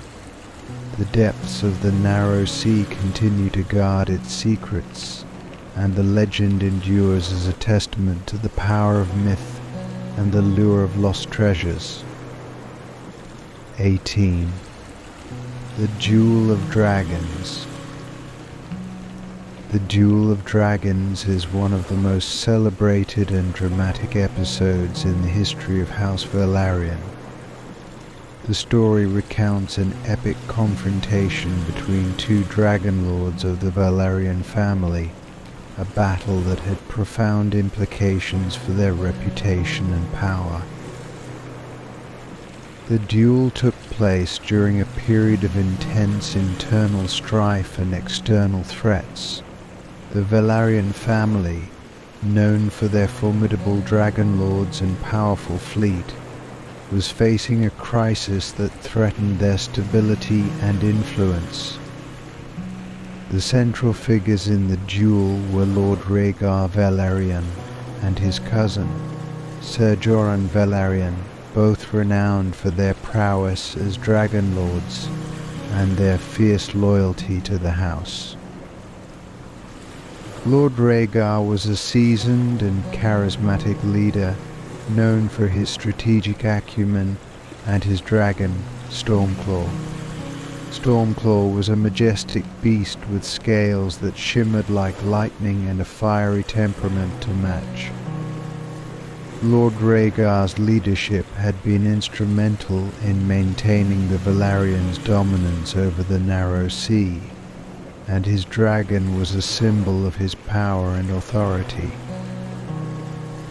Ser Jorun, on the other hand, was a younger and ambitious dragon lord, fiercely loyal to his own vision of the Velaryon legacy. He rode a dragon named Nightshade, a creature of shadowy scales and stealthy grace. Ser Jorun's vision for the house was one of aggressive expansion and military conquest, and he sought to reshape the Velarion's future according to his own ambitions. Tensions between Lord Rhaegar and Ser Jorun had been simmering for years, fueled by differing visions for the house and a series of personal and political disputes. The situation came to a head when a critical disagreement over a strategic decision escalated into open conflict. Both Dragon Lords refused to back down, and the dispute culminated in a dramatic duel that would be remembered for generations.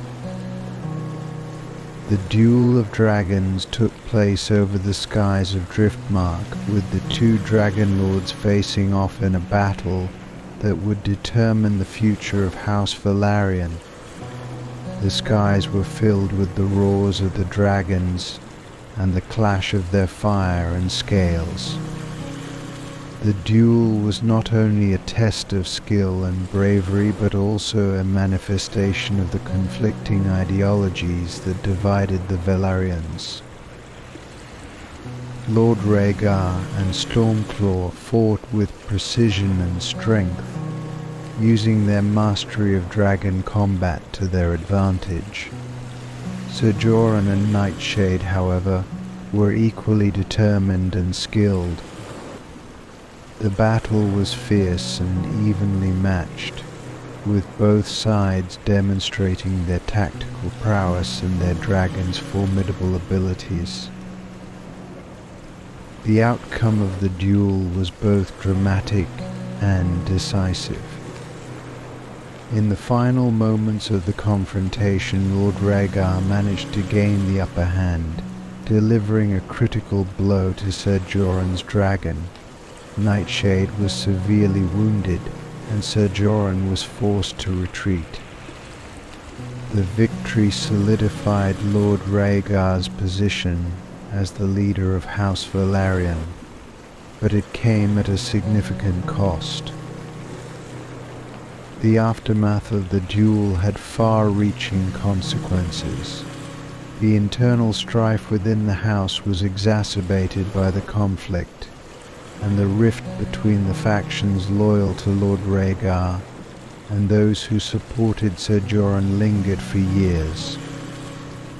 The duel also had implications for the Velaryons' external relations, as rival factions and enemies sought to exploit the house's internal divisions.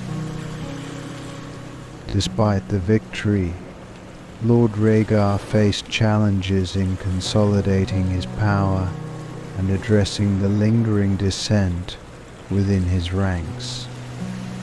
The duel had highlighted the deep divisions within House Velaryon and the complexities of managing a powerful and ambitious family. The legacy of the Duel of Dragons became a symbol of both the house's strength and its vulnerabilities. The story of the Duel of Dragons has become an integral part of Velaryon lore, reflecting the dramatic and often perilous nature of their internal politics. It serves as a reminder of the sacrifices and conflicts that can shape the destiny of powerful families and the enduring legacy of their leaders. 19. The Drowned Prince's Revenge.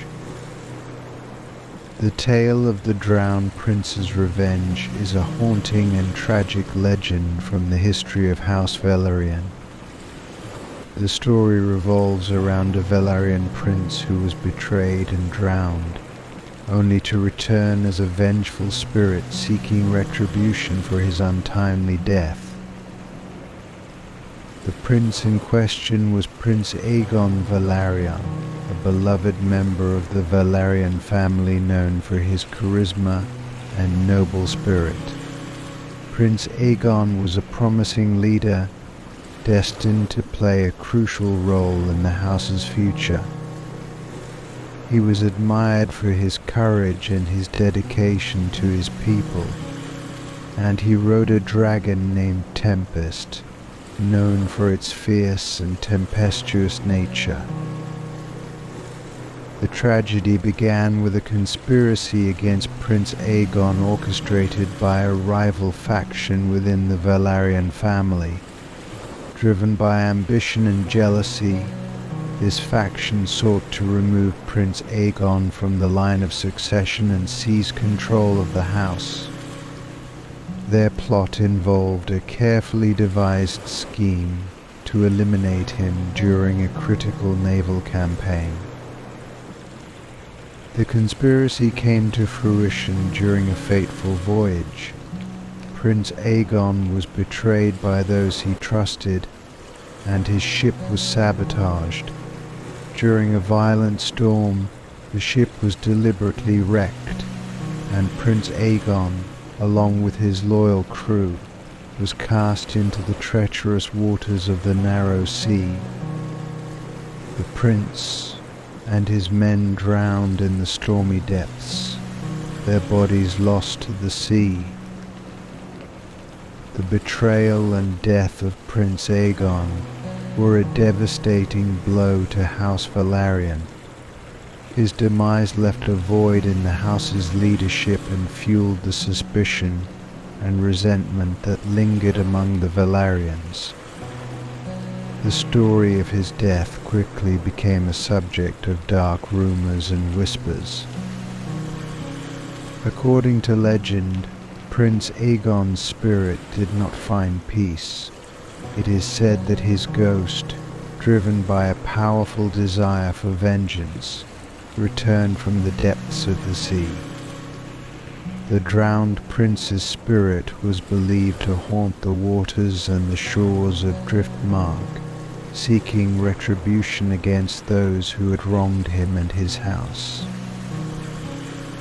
The drowned prince's revenge was marked by a series of supernatural occurrences and omens. Sailors reported sightings of a ghostly figure emerging from the sea, and strange phenomena such as sudden storms and unseasonable tempests were attributed to the vengeful spirit of Prince Aegon. The legend spoke of eerie whispers and apparitions that forewarned of disaster and misfortune.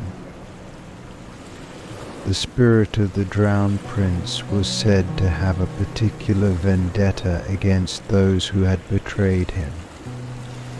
The rival faction responsible for his death faced a series of misfortunes and calamities, including shipwrecks, financial ruin, and personal tragedies. The curse of the drowned prince became a source of fear and superstition among those who had wronged him. The legend of the drowned prince's revenge also became a cautionary tale within House Velaryon. It served as a reminder of the perils of betrayal and the supernatural consequences of such acts. The story was recounted as a lesson in loyalty and justice, emphasizing the importance of honor and integrity within the house. In the annals of Velaryon history, the tale of the drowned prince remains a powerful and haunting narrative. It reflects the themes of revenge, betrayal, and the supernatural, illustrating the deep connections between the Velaryons and the mystical forces that shaped their world. The legend endures as a testament to the enduring power of myth and the lasting impact of past wrongs. 20. The Whispering Waves. The phenomenon known as the Whispering Waves has long captivated and unsettled the members of House Velaryon. This eerie occurrence involves the sea seemingly communicating with the Velaryons, whispering secrets and prophecies that have had profound effects on the house's decisions and fate. The Whispering Waves are a central part of Velaryon lore, blending the mystical with the maritime to create a phenomenon that is as mysterious as it is influential. The origins of the Whispering Waves are deeply rooted in the Velaryon family's connection to the sea. The Velaryons have always been closely tied to the maritime world, and their ancestral seat on driftmark is surrounded by the ever-present, ever-mystical waters of the narrow sea. The legend suggests that the sea, with its vast depths and ancient secrets, possesses a consciousness that occasionally reaches out to those who dwell near its shores. The first recorded account of the Whispering Waves dates back to the early days of House Velaryon's rise to prominence. It is said that during a particularly tumultuous period, when the house faced threats both internal and external, the sea began to whisper to the Velaryon leaders. The whispers were described as a series of cryptic and enigmatic messages carried on the wind and the waves, heard only by those who were attuned to the ocean's strange language. The whispers were often vague and shrouded in symbolism, making them difficult to interpret. The Velaryons, known for their seafaring expertise and connection to ancient maritime traditions, were believed to possess a unique sensitivity to these messages. The whispers would come as subtle, rhythmic sounds, sometimes resembling murmurs or faint voices carried by the sea breeze. They were heard most clearly during times of great stress or pivotal moments for the house.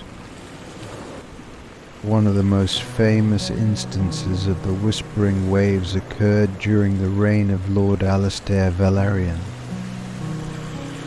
Faced with a growing threat from a rival house, Lord Alistair was said to have consulted the sea for guidance. According to the legend, the sea's whispers foretold a series of strategic moves that ultimately led to a decisive victory. The messages guided him on where to deploy his forces and which alliances to pursue, turning the tide of the conflict in his favor. The effects of the Whispering Waves on the Velaryons have been both profound and unsettling. The whispers are said to have influenced major decisions and actions, shaping the course of the house's history. Some members of House Velaryon believed that the whispers were a form of divine intervention or a manifestation of the sea's ancient spirits, while others viewed them as a more mysterious and possibly ominous force. Over time, the whispers became a subject of intense fascination and fear. The Velaryons developed rituals and practices to interpret and honor the sea's messages. Special ceremonies were conducted to pay respect to the sea and to seek its guidance, often involving offerings and symbolic acts performed by the house's seers and scholars. Despite their significance, the whispers were not always clear or straightforward. There are accounts of misinterpretations and misguided decisions, resulting from the ambiguous nature of the sea's messages. Some members of the Velaryon family believed that the whispers were a double-edged sword, providing valuable insights but also leading to unforeseen consequences. The sea's enigmatic nature meant that not all who sought its wisdom found the answers they hoped for. The Whispering Waves also inspired numerous legends and myths within the Velaryon family. Stories of ancient sea gods and mystical creatures were woven into the fabric of the house's traditions. These tales often depicted the sea as a sentient entity with its own agenda and motivations, further adding to the sense of mystery and reverence surrounding the whispers. As the centuries passed, the whispering waves became a symbol of the Velaryons' enduring connection to the sea and their reliance on its guidance. The phenomenon served as a reminder of the unpredictable and often inscrutable nature of the ocean, reflecting both the power and the peril inherent in their maritime domain. In modern times, the whispering waves remain a powerful and evocative part of Velaryon lore. While the sea's whispers are less frequently heard, the legends and traditions associated with them continue to be a source of inspiration and reflection for the house.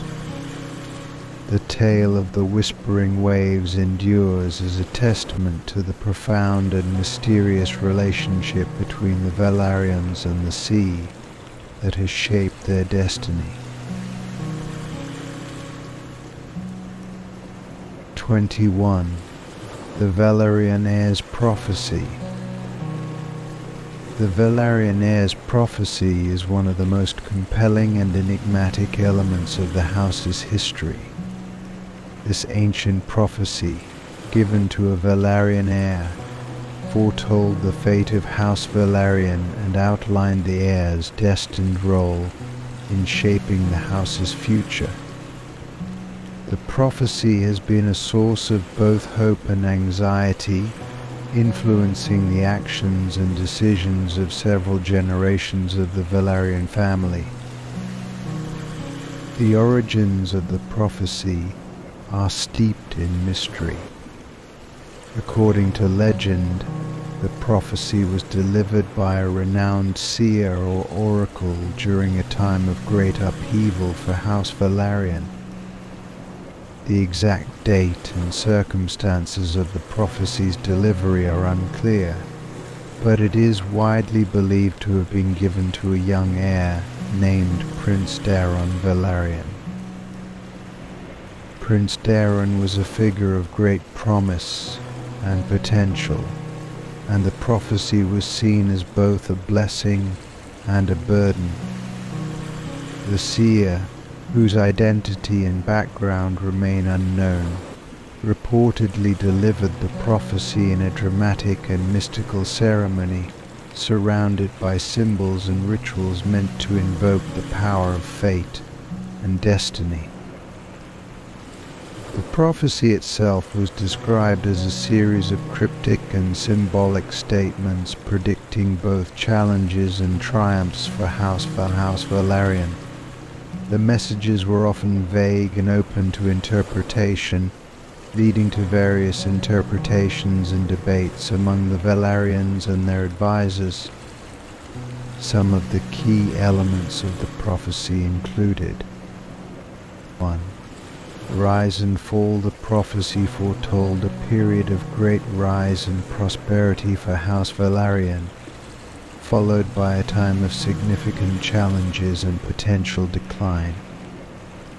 It spoke of a golden age marked by achievements and influence, but also warned of obstacles and trials that would test the house's resilience. 2. The chosen heir. The prophecy emphasized the role of the heir in guiding the house through these periods. It suggested that the heir would play a crucial role in navigating the challenges and ensuring the house's survival and success. The heir was described as a figure of exceptional talent and leadership, destined to face both great opportunities and dire threats. 3. The test of loyalty. One of the most intriguing aspects of the prophecy was the idea of a test of loyalty. The prophecy hinted at a situation in which the house's loyalty would be tested, and the heir would have to make difficult choices that would determine the future of House Velaryon. This aspect of the prophecy was often interpreted as a warning of internal conflicts or external pressures that could undermine the house's unity. 4. The return of the lost, the prophecy also included a cryptic statement about the return of something lost or forgotten. This part of the prophecy was often interpreted as a reference to a long-lost artifact, a forgotten ally, or a hidden truth that would become significant in the house's destiny. The exact nature of the lost element remained a subject of speculation and intrigue. Throughout the generations, the Velaryon family has grappled with the implications of the prophecy. Each heir who came after Prince Daron was acutely aware of the prophecy and its potential impact on their reign. The prophecy influenced decisions ranging from political alliances to military strategies, as the Velaryons sought to fulfill their destiny and navigate the challenges foretold by the seer.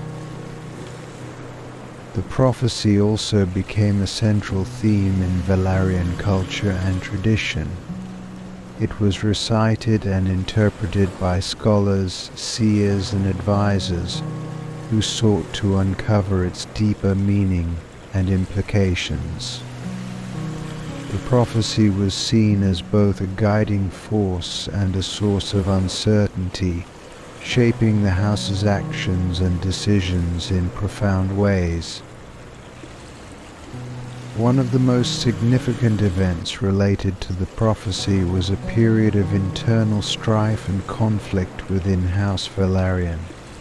During this time, the house faced both external threats and internal divisions, leading some to believe that the prophecy's test of loyalty had come to pass. The heir of the time, faced with difficult choices, struggled to balance the house's interests with the demands of the prophecy. The prophecy's influence persisted into modern times, with subsequent generations continuing to reflect on its messages and implications. The mystery surrounding the prophecy has contributed to its enduring fascination, and it remains a powerful symbol of House Velaryon's connection to fate and destiny. The Velaryon heir's prophecy is a testament to the complex interplay between fate, leadership, and legacy. It reflects the house's deep engagement with the forces of destiny and their ongoing quest to understand and fulfill their role in shaping the future. The prophecy endures as a central element of Velaryon lore, guiding and challenging the house across generations. 22. The Forbidden Tome of Driftmark. The Forbidden Tome of Driftmark is one of the most intriguing and enigmatic artifacts in the history of House Velaryon. This ancient and mysterious book, found in the Driftmark Library, is said to contain dangerous and forbidden knowledge that has been kept secret for generations. The story of the tome is a tale of hidden wisdom, arcane practices, and the perils of delving into forbidden lore. The tome was discovered in the Driftmark Library, a vast and ancient collection of texts and manuscripts accumulated over centuries by the Velaryons. The library was renowned for its rare and valuable books, but the Forbidden Tome stood out for its ominous and elusive presence. It was said to have been found by chance, hidden among other volumes in a neglected corner of the library. The origins of the Forbidden Tome are shrouded in mystery. Some accounts suggest that it was brought to Driftmark from an unknown land or acquired through arcane means. Others claim that it was created by a powerful and enigmatic figure, perhaps a sorcerer or scholar with dark intentions. The exact author or creator of the tome remains unknown, adding to its aura of secrecy and danger. The tome's appearance is as enigmatic as its origins. It is described as a large, leather-bound book with intricate and unsettling designs on its cover. The pages are said to be made of a peculiar material that seems to shimmer with an unnatural light. The text within the tome is written in an ancient and obscure script, making it difficult to decipher without specialized knowledge. The contents of the Forbidden Tome are believed to include a wide range of arcane and dangerous knowledge. Some of the subjects covered in the tome are said to include forbidden rituals, dark magic, and occult practices.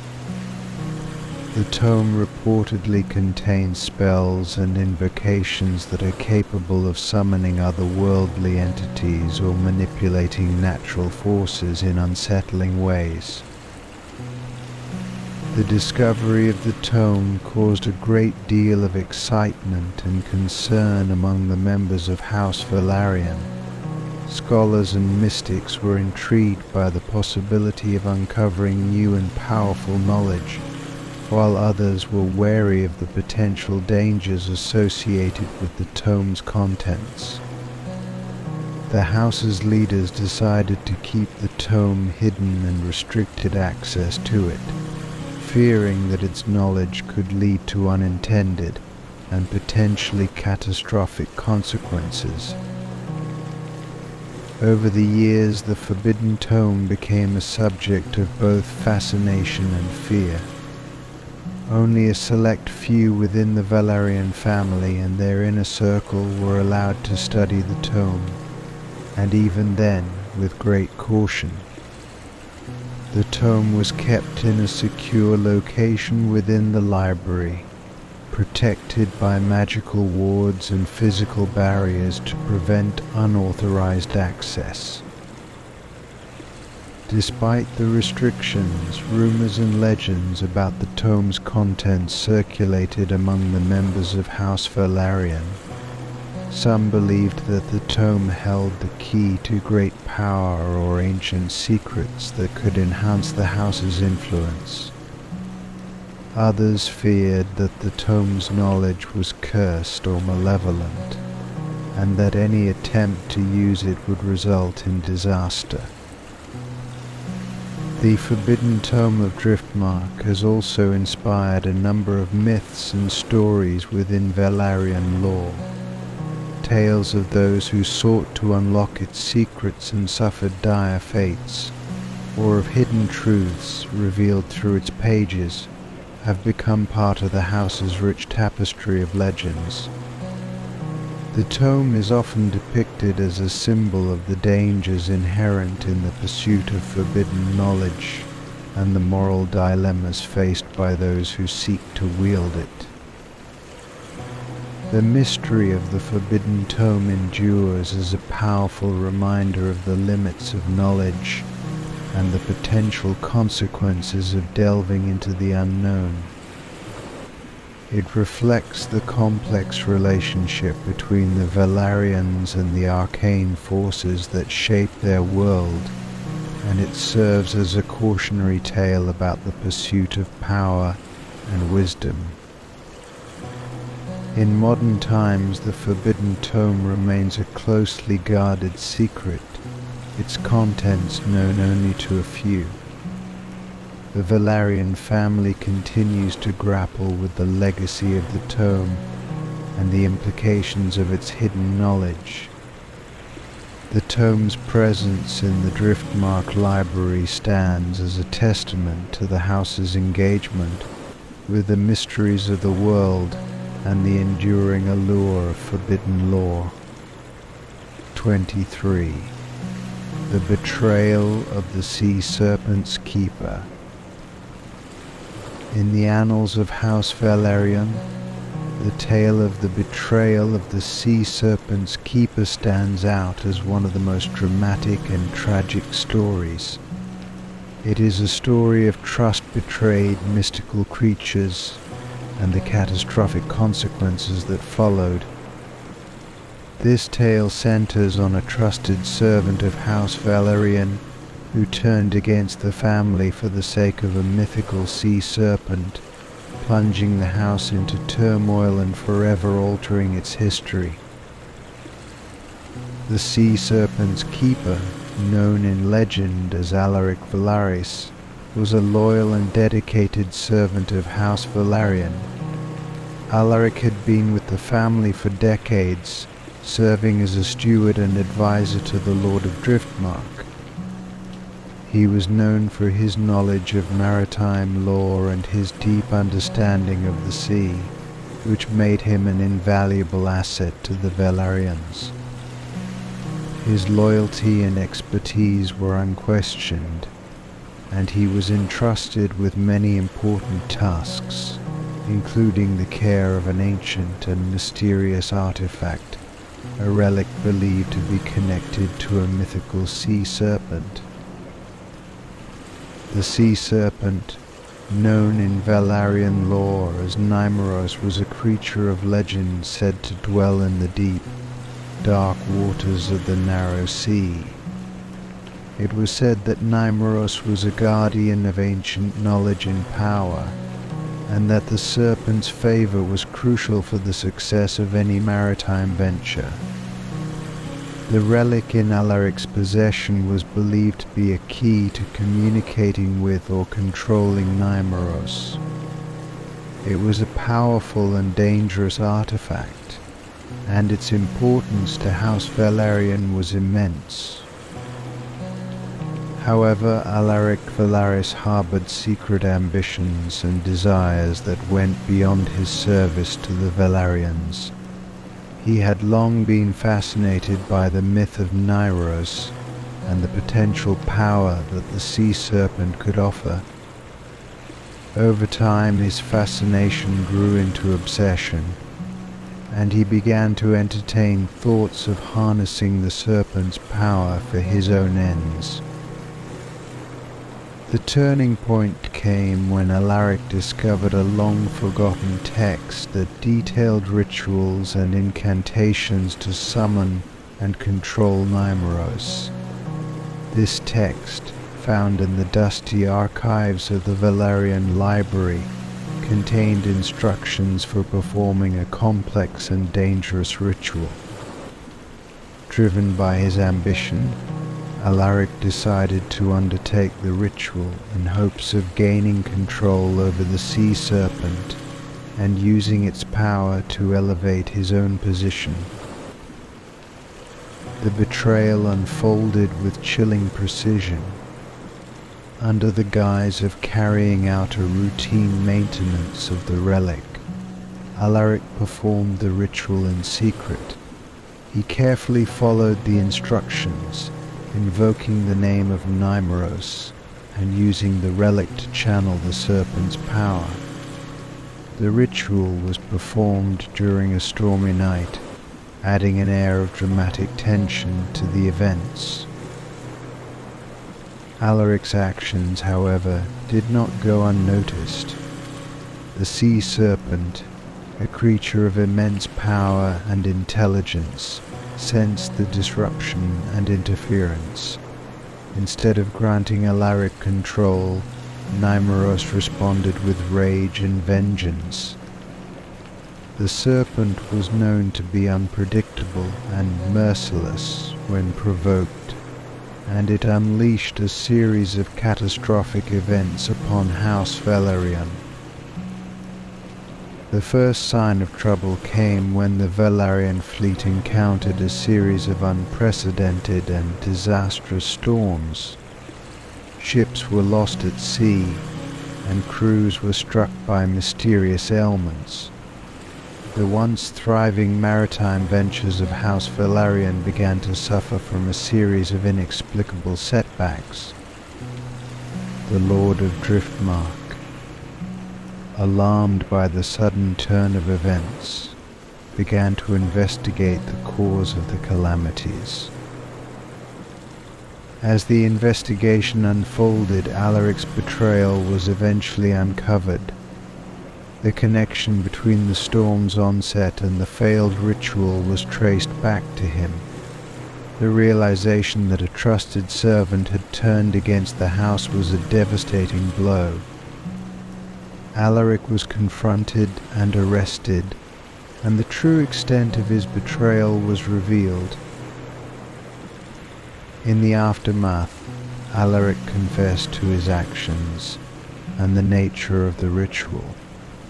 He spoke of his desire to control Nymeros and the disastrous consequences that had followed.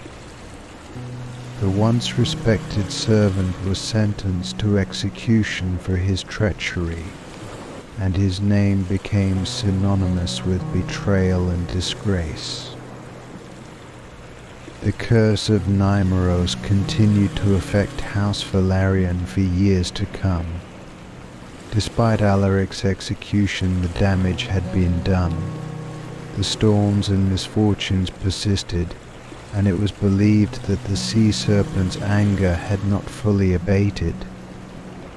The Velaryons were forced to take extraordinary measures to appease the sea and to restore their fortunes.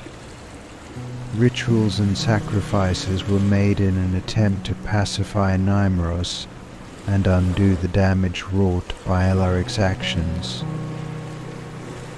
The betrayal of the sea serpent's keeper became a cautionary tale within House Velaryon. It served as a stark reminder of the dangers of ambition and the potential consequences of meddling with forces beyond one's control. The story was recounted as a lesson in trust, loyalty, and the unpredictable nature of the sea. In the years that followed, the tale of Alaric Velaris and his betrayal continued to be a part of Velaryon lore. It was a reminder of the price of disloyalty and the perils of seeking power through forbidden means. The legacy of the sea serpent's keeper remains a dark chapter in the history of House Velaryon, illustrating the dramatic and often tragic consequences of betrayal.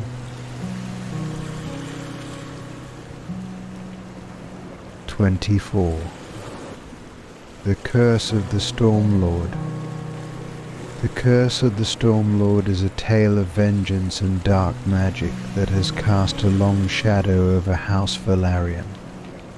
This curse, placed upon the house by a defeated Stormlord, brought about a series of calamities and misfortunes that affected the Velaryon naval ventures and their fortunes on the sea. The story of the curse is a powerful reminder of the dangers of crossing those with formidable magical abilities and the far-reaching consequences of such enmities. The Stormlord in question was a powerful and enigmatic figure known only as Lord Kael, a ruler of a coastal domain whose control over the elements was both feared and respected. Kael had long been a rival of House Velaryon, competing for control over vital sea routes and maritime trade. The conflict between Kael and the Velaryons had been marked by fierce naval battles and a bitter struggle for dominance. The final confrontation between House Velaryon and Lord Kael occurred during a major naval engagement.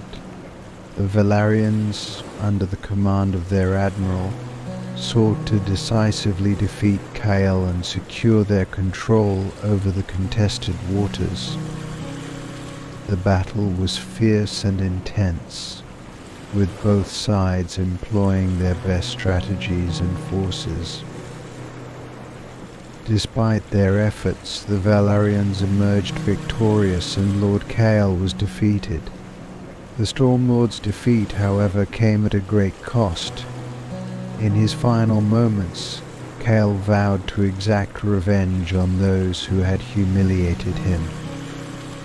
He invoked ancient and dark magic to curse House Velaryon, promising that his vengeance would be felt as long as the Velaryons continued their maritime pursuits. The curse was said to be a complex and powerful spell, designed to bring about a series of misfortunes and disasters. The most immediate effect was a series of violent and unnatural storms that ravaged the Velaryon fleet. Ships were destroyed, cargo was lost, and crews were struck by sudden and inexplicable ailments. The once thriving naval ventures of House Velaryon were thrown into disarray. The curse also had a more insidious effect on the Velaryons' fortunes. Trade routes became perilous, and their commercial ventures suffered from a series of setbacks. The house's wealth and influence began to wane, and their position as a dominant maritime power was threatened.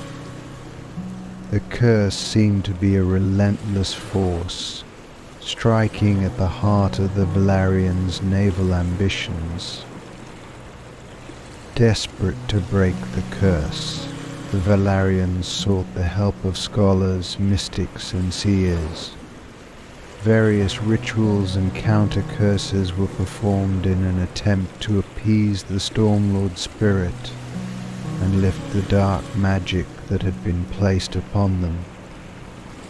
Despite their efforts, the curse persisted, and the house continued to suffer from a series of ongoing misfortunes. The legend of the curse of the Stormlord became a powerful part of Velaryon lore.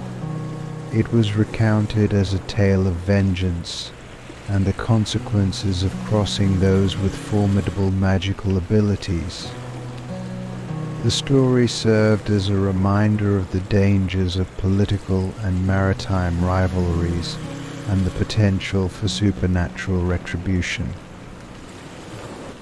In modern times, the curse is remembered as a significant chapter in Velaryon history. The effects of the curse have been woven into the family's traditions and lore, serving as a cautionary tale about the power of dark magic and the far-reaching consequences of enmity. The tale of Lord Kyle and his curse remains a haunting and enduring part of House Velaryon's legacy. 25. The Song of the Silver Fleet. The Song of the Silver Fleet is a hauntingly beautiful and enigmatic piece of music that holds a special place in the lore of House Velaryon. This song, believed to be enchanted, has been passed down through generations and is associated with the Velaryons' maritime heritage and their deep connection to the sea. The song's origins, its mystical qualities, and its impact on the Velaryons' history make it a captivating part of their cultural legacy. The origins of the Song of the Silver Fleet are shrouded in mystery. According to legend, the song was first composed by an unknown bard or minstrel who lived during a period of great prosperity for House Velaryon. The song was said to have been inspired by the grandeur of the Velaryon fleet and their dominance over the waters of the narrow sea. It was described as a melodious and haunting piece, capturing the majesty of the sea and the splendor of the Velaryon ships. The song's lyrics are said to evoke images of silver-hued ships sailing through moonlit waters, their sails shimmering with a spectral light. The melody is both mournful and enchanting, weaving a tapestry of sound that is said to have a mesmerizing effect on those who hear it. The song's haunting quality has led to its association with both beauty and melancholy, reflecting the complex and often turbulent nature of the Velaryon maritime experience.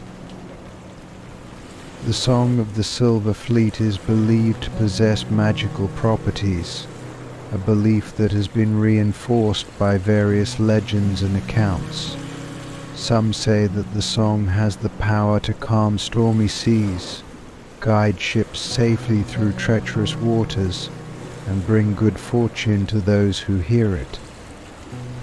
There are also tales of the song being used in rituals and ceremonies to honor the sea and seek its favor. One of the most famous stories associated with the song involves a critical naval battle fought by the Velaryons. During the battle, the Velaryon fleet was facing overwhelming odds and was on the brink of defeat. According to the legend, the admiral of the fleet ordered the crew to sing the Song of the Silver Fleet as a last act of hope and defiance. The song's enchanting melody was said to have had a miraculous effect, turning the tide of the battle and leading the Velaryons to victory. The song also played a significant role in various ceremonies and celebrations within House Velaryon. It was performed during important events such as launching new ships, commemorating victories and honoring the sea. The song's presence was a symbol of the Velaryons' connection to their maritime heritage and their reverence for the sea. Despite its enchanting qualities, the song is also associated with a sense of foreboding and melancholy. The lyrics and melody are said to capture the fleeting nature of glory and the inevitable challenges of maritime life. The song's haunting beauty reflects the highs and lows of the Velaryon experience and serves as a reminder of the delicate balance between triumph and tragedy. In modern times, the Song of the Silver Fleet remains a cherished part of Velaryon tradition. It is performed at significant events and continues to be a source of inspiration and reflection for the house. The song's legacy endures as a testament to the Velaryons' enduring connection to the sea and their rich cultural heritage. The Song of the Silver Fleet is a captivating and enigmatic piece of music that holds a special place in the history and lore of House Velaryon. Its haunting melody and mystical qualities have made it a powerful symbol of the house's maritime legacy, reflecting both the beauty and the challenges of their seafaring life. 26. The Ghosts of Old Velaryon. The legends of the ghosts of Old Velaryon are a compelling and eerie chapter in the history of House Velaryon. These spectral apparitions, said to haunt the ruins of the original Velaryon estate, have long been a source of both fascination and fear among the living. The stories of these ghosts and their influence on the Velaryons reveal a haunting connection between the past and the present, as well as the deep-seated beliefs and superstitions that have shaped the family's legacy. The original Velaryon estate, located on the shores of Driftmark, was once a grand and imposing structure. It was a symbol of the family's power and prestige, built with lavishness and architectural grandeur that spoke to the Velaryons' influence and wealth. However, the estate was abandoned after a series of tragic events and mysterious occurrences that led to its decline. According to legend, the first ghostly apparitions began to appear shortly after the estate was abandoned. These apparitions were said to be the spirits of former inhabitants, including prominent members of House Velaryon and their retainers. The ghosts were described as shadowy figures, often seen wandering the estate's ruins or manifesting in chilling and unexplained ways. One of the most famous of these spectral figures is the Lady of the Shattered Tower, believed to be the ghost of a Velaryon noblewoman who met a tragic end. According to the tale, the lady was a beloved figure who fell victim to a treacherous conspiracy. Her death was marked by betrayal and sorrow, and her spirit is said to roam the estate, lamenting her fate and seeking justice for the wrongs done to her. Another prominent ghost is the wraith of the lost heir, said to be the spirit of a young Velaryon lord who vanished mysteriously under suspicious circumstances. The wraith is often reported to appear in the vicinity of the estate's old chambers, where he was last seen, and is said to emit a mournful cry. The mystery surrounding his disappearance has fueled speculation and ghostly sightings, making him one of the most talked about apparitions. The influence of these ghosts on the living has been profound. Over the centuries, the stories of the ghosts of old Velaryon have become deeply ingrained in the family's lore and have had a lasting impact on the Velaryon psyche. The apparitions are believed to embody the unresolved conflicts and traumas of the past, and their presence has been seen as a sign of unfinished business or a warning of impending misfortune. The ghosts are said to have a tangible effect on the estate's environment. Reports of sudden drops in temperature, inexplicable noises, and unexplained movements of objects are commonly attributed to the apparitions. Visitors and members of House Velaryon who venture near the ruins often recount chilling experiences and eerie sensations, further fueling the legend of the haunted estate. In addition to the personal experiences of those who have encountered the ghosts, there have been numerous attempts to investigate and understand the phenomenon. Scholars, mystics, and paranormal investigators have all ventured to Old Velaryon, hoping to uncover the truth behind the apparitions. Some have conducted elaborate rituals and seances in an attempt to communicate with the spirits or to put their souls to rest. Despite these efforts, the ghosts of old Velaryon remain a potent symbol of the past's lingering presence. They are seen as reminders of the house's history, both its grandeur and its tragedies. The legends of these ghosts serve as a way for the Velaryons to connect with their ancestral heritage and to reflect on the lessons learned from their forebears.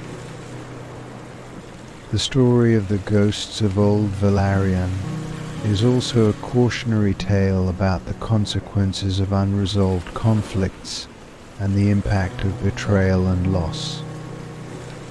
The apparitions are believed to be manifestations of the past's unheeded warnings and unresolved grievances, underscoring the importance of addressing and resolving conflicts rather than allowing them to fester.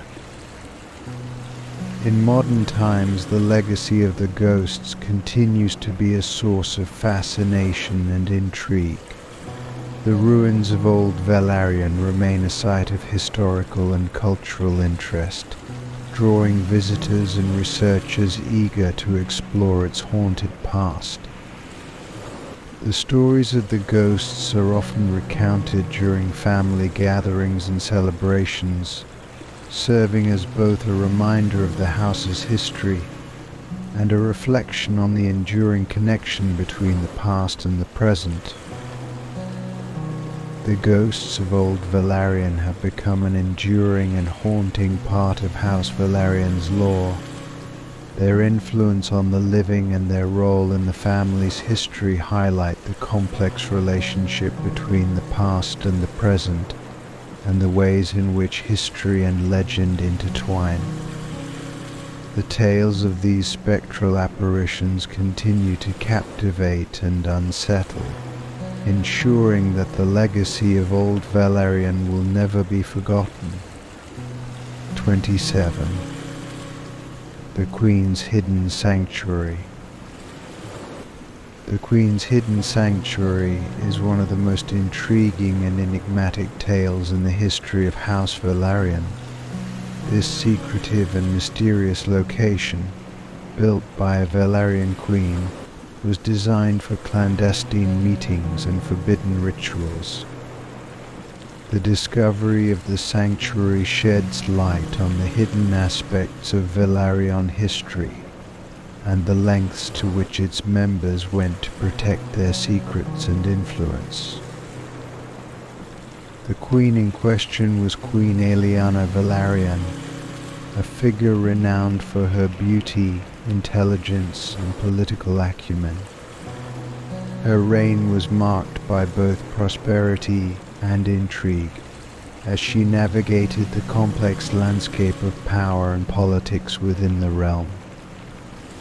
Aeliana was known for her interest in the arcane and the occult, and she sought to harness hidden knowledge to advance her family's position.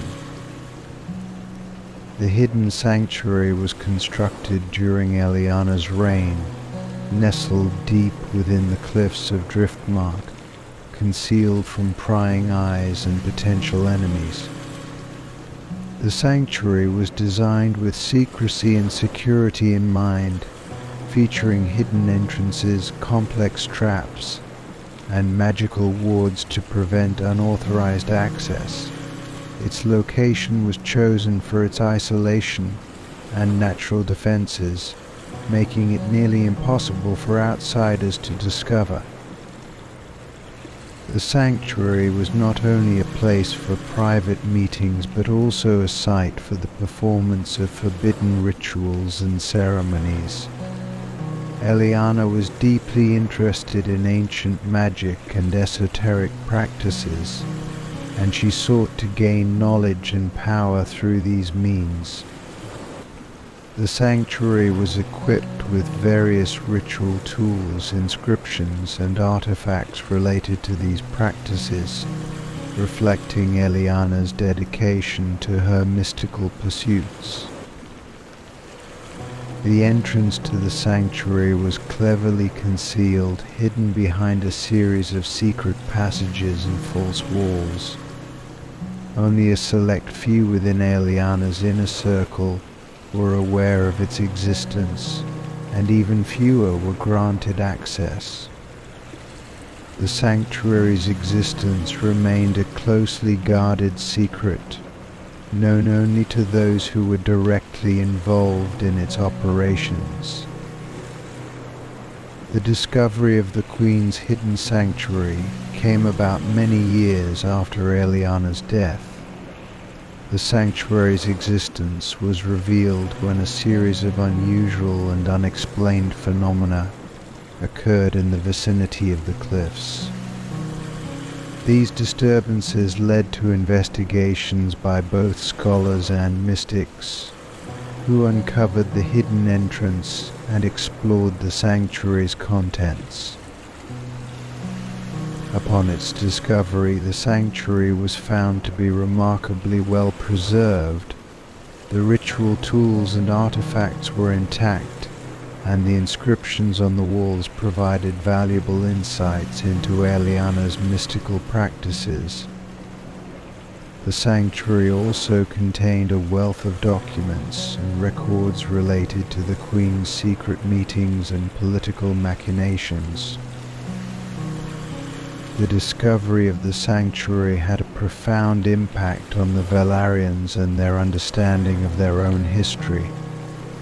The revelations provided new insights into Eliana's motivations and the lengths to which she went to secure her family's power. The sanctuary also shed light on the broader context of magic and occult practices within the Velaryon tradition. The hidden sanctuary has since become a subject of fascination and study for historians, scholars, and occultists. Its discovery has led to renewed interest in the mystical aspects of Velaryon history and has sparked debates about the ethical and political implications of Eliana's practices. The sanctuary is now considered a significant historical and cultural site, and efforts have been made to preserve and protect it. In modern times, the Queen's hidden sanctuary remains a symbol of the secrets and mysteries that lie beneath the surface of House Velaryon's history. It serves as a reminder of the complex and often hidden aspects of power and influence, and the ways in which individuals and families have sought to shape their destinies through both conventional and unconventional means. The tale of the hidden sanctuary is also a reflection on the nature of secrecy and the lengths to which people will go to protect their interests and achieve their goals. The sanctuary's existence and its discovery highlight the enduring allure of hidden knowledge and the impact of the past on the present. The Queen's hidden sanctuary stands as a testament to the enigmatic and multifaceted nature of Velaryon history. Its secrets and mysteries continue to captivate and intrigue, offering a glimpse into the hidden world of one of the house's most fascinating figures.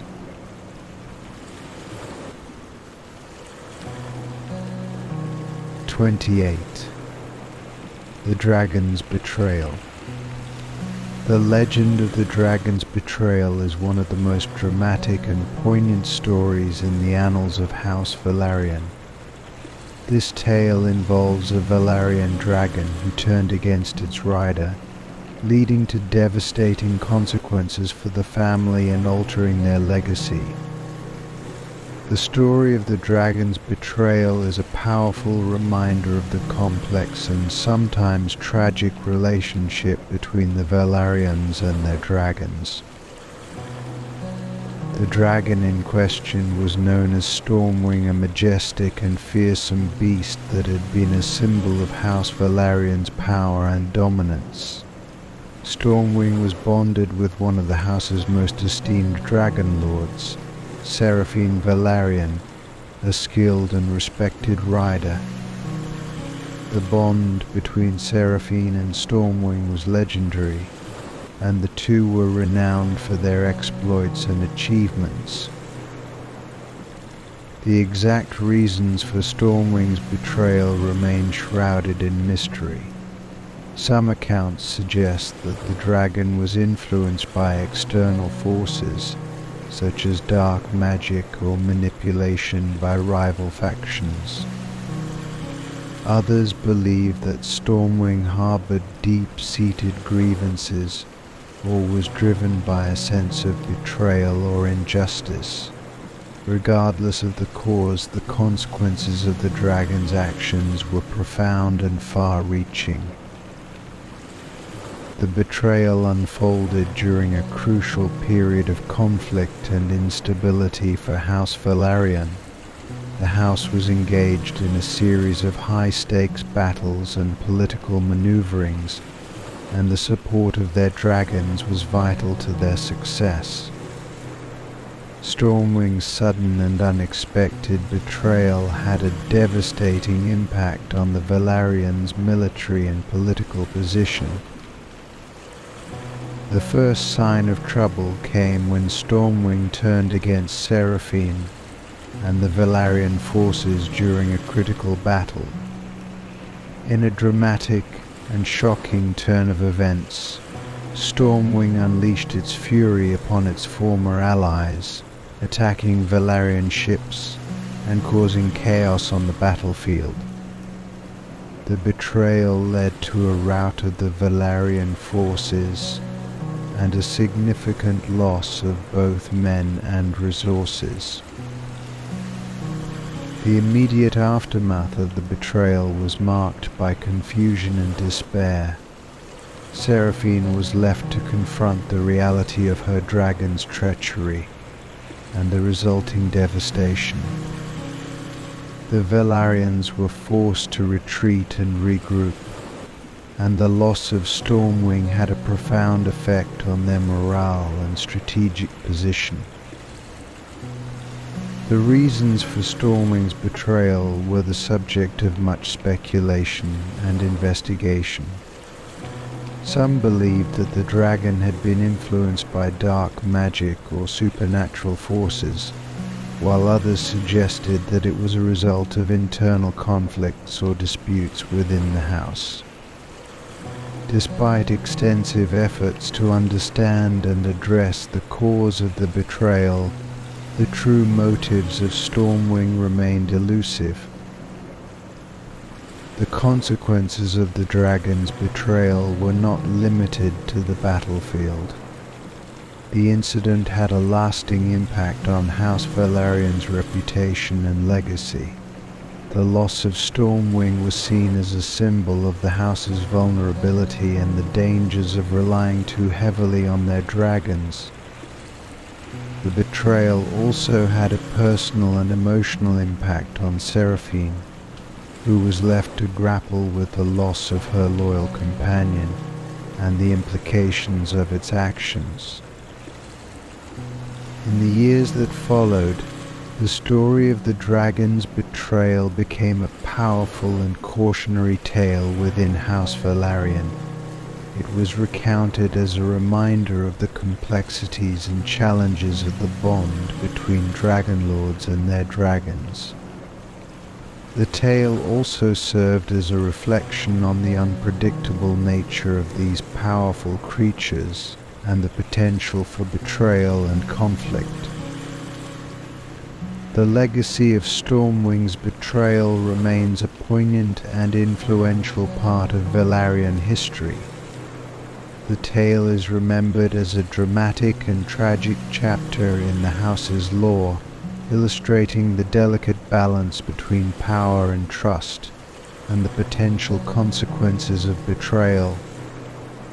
The story of the dragon's betrayal continues to captivate and intrigue, offering a glimpse into the complex and often tumultuous relationship between House Velaryon and their dragons.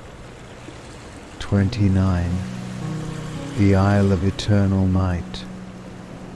The Isle of Eternal Night is one of the most enigmatic and shadowy tales in the lore of House Velaryon.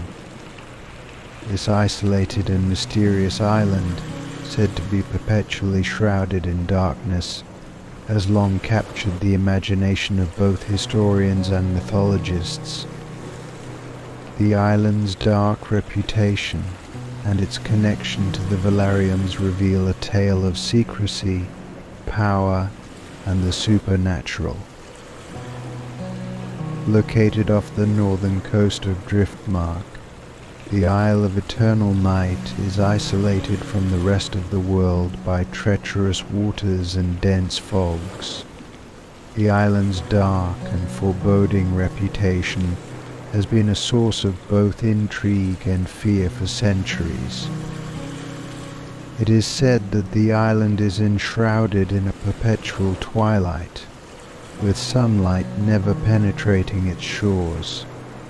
This constant darkness gives the island its eerie and otherworldly appearance. The origin of the isle's perpetual darkness is shrouded in myth and speculation.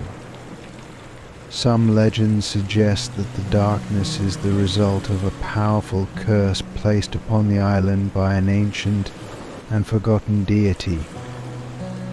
According to these accounts, the curse was cast as a form of divine punishment, trapping the island in eternal night as a way to banish it from the sight of the world. Another theory posits that the darkness is the result of a magical barrier created by the Velaryons themselves. It is said that the island was once a site of great power and significance, and that the Velaryons used powerful sorcery to shield it from prying eyes. The barrier was intended to conceal the island's secrets and protect its inhabitants from external threats. The Isle of Eternal Night was under the control of House Velaryon during the height of their power. It was used as a place for secretive meetings and rituals away from the prying eyes of the outside world. The island was said to be home to a select group of Velaryon retainers and scholars who were tasked with guarding its secrets and maintaining its magical defenses. Despite its dark reputation, the Isle of Eternal Night was not entirely abandoned. It was rumored to be inhabited by a mysterious order of Velaryon guardians who were tasked with maintaining the island's enchantments and ensuring that its secrets remained hidden. These guardians were said to possess ancient knowledge and magical abilities that were passed down through generations. The island's dark and secretive nature contributed to a variety of rumors and legends. Some tales describe the isle as a place of forbidden knowledge and ancient magic, where the Velaryons conducted arcane rituals and sought to commune with otherworldly entities. Other legends speak of strange and eerie occurrences on the island, such as ghostly apparitions and unexplained phenomena. One of the most enduring legends associated with the Isle of Eternal Night is the story of the Eternal Keeper. According to the myth, the Eternal Keeper was a powerful and enigmatic figure who presided over the island's darkness. This figure was said to be immortal, existing beyond the realm of time, and was responsible for maintaining the island's magical barrier and ensuring its continued obscurity. The Eternal Keeper was described as a shadowy and mysterious figure, often depicted as cloaked in darkness and wielding arcane powers. Some accounts suggest that the Keeper was a former Velaryon who had dedicated their life to the island's protection, while others believe that the figure was a supernatural being summoned to serve as the island's guardian. The Isle of Eternal Night eventually fell into obscurity, and its connection to House Velaryon was largely forgotten. The island's dark reputation and its isolation led to its being shrouded in mystery, and it became a place of legend rather than historical fact. Despite this, the stories and myths surrounding the island continue to capture the imagination and fuel speculation. In modern times, the Isle of Eternal Night remains a subject of fascination and intrigue. The island's dark and enigmatic nature has made it a popular topic for scholars, historians, and paranormal enthusiasts. Efforts to explore and uncover the truth behind the island's legends have been met with mixed results, with many finding the journey to the island shrouded in difficulty and danger. The Isle of Eternal Night stands as a testament to the mysterious and often shadowy aspects of House Velaryon's history. Its perpetual darkness and its connection to ancient magic and secrecy highlight the enduring allure of the unknown and the ways in which legends and myths can shape our understanding of the past. The island's legacy continues to captivate and intrigue, serving as a reminder of the complex and often hidden nature of history and power. 30. The Wraith of Black Tide. The Wraith of Black Tide Isle is one of the most compelling and mysterious figures in Velaryon folklore. This spectral guardian is said to protect the shores of Black Tide Isle from invaders and is shrouded in legends that blend the supernatural with the historic. The Wraith's story is a captivating blend of tragedy, heroism, and the eerie persistence of a guardian's duty beyond death. Black Tide Isle, located off the western coast of Driftmark, is known for its rugged terrain and stormy seas.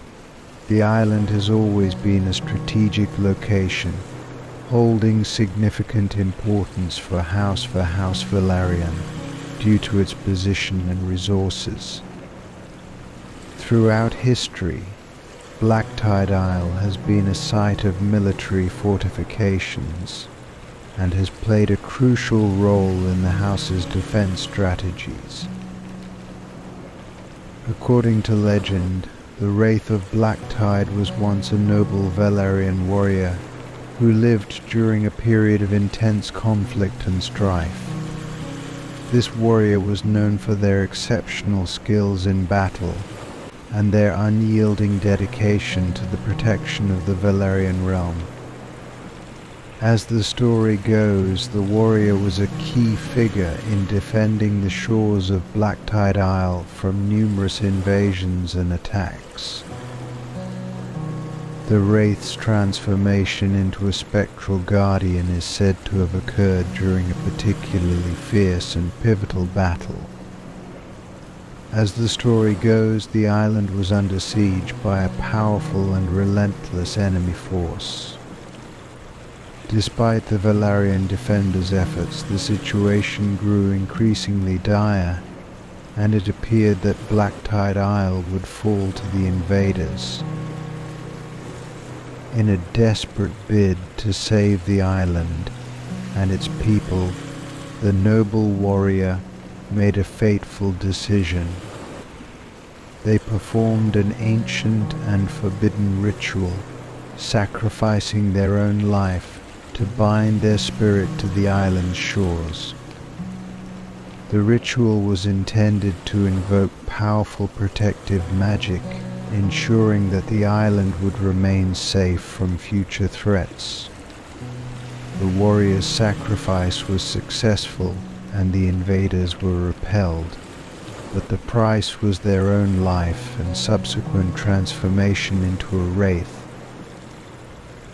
The Wraith of Black Tide is described as a spectral figure, often seen drifting along the shores of the island or appearing amidst the fog and stormy seas.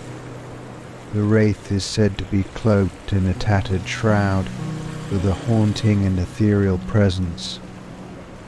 Despite its ghostly nature, the Wraith is believed to be a benevolent protector, dedicated to ensuring the safety of Black Tide Isle and its inhabitants. The Wraith's presence is said to be marked by a series of eerie and supernatural occurrences. Mariners and travelers who approach Black Tide Isle often report seeing the Wraith's spectral form or experiencing strange and unsettling phenomena. These occurrences are interpreted as signs of the Wraith's vigilance and its ongoing commitment to safeguarding the island. One of the most famous accounts of the Wraith's intervention occurred during a particularly treacherous storm. According to the tale, a group of pirates attempted to seize the island during the storm, believing that the tempest would provide cover for their attack. As the pirates neared the shores, they were met with a series of supernatural obstacles, including phantom ships and spectral forces, which ultimately led to their defeat and retreat. The events were attributed to the wraith's protective efforts. The legend of the Wraith of Blacktide has had a profound impact on the local culture and traditions of House Velaryon. The Wraith is celebrated in various ceremonies and rituals, honoring the Guardian's sacrifice and ongoing protection.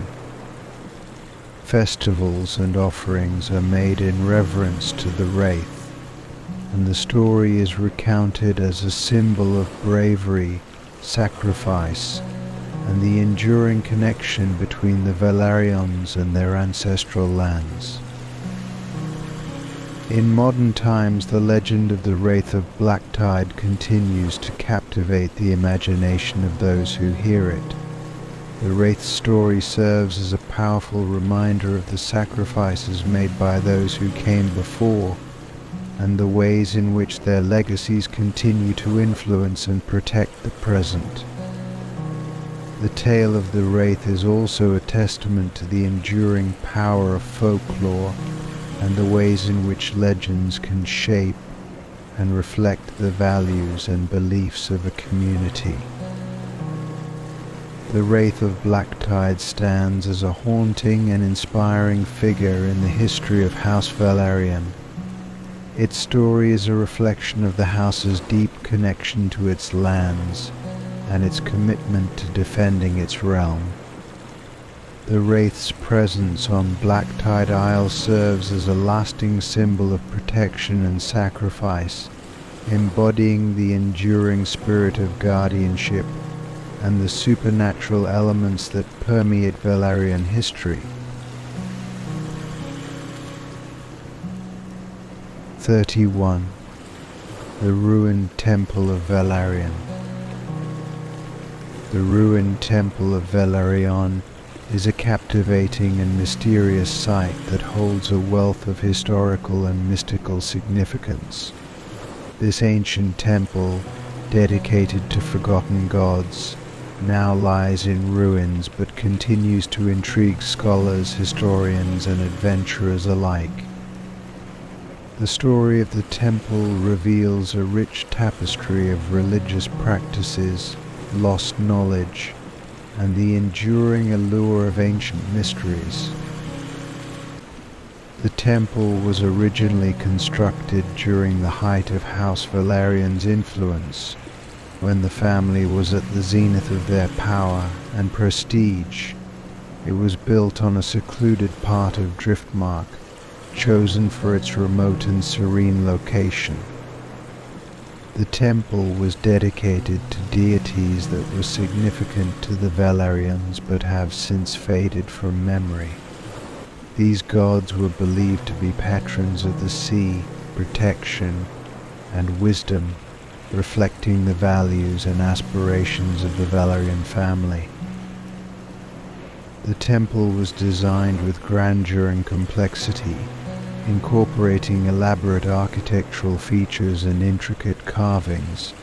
The construction was overseen by master builders and architects, and the temple was adorned with precious materials, including marble, gold, and gemstones. The design of the temple was intended to reflect the divine nature of its deities and to create an atmosphere of reverence and awe. The rituals and ceremonies performed at the temple were of great importance to the Velaryons. The temple served as a center for religious observance and spiritual reflection, where offerings and sacrifices were made to the gods. The ceremonies were conducted by high priests and priestesses who were believed to have a direct connection to the divine. These rituals were intended to secure the favor of the gods and to ensure the prosperity and protection of the Velaryon family. The decline of the temple began with a series of catastrophic events that led to its eventual ruin. Historical records and legends suggest that the temple was damaged by a combination of natural disasters and conflicts. Storms, earthquakes, and invasions took their toll on the temple, leading to its gradual deterioration. The once grand structure fell into disrepair, and the sacred site was abandoned. Despite its ruinous state, the temple remains a site of great interest and mystery. The remains of the structure, though weathered and eroded, still reveal glimpses of its former splendor. The carvings and inscriptions on the walls provide valuable insights into the religious practices and beliefs of the Velaryons. These inscriptions, written in an ancient script, include prayers, invocations, and records of the ceremonies that took place at the temple.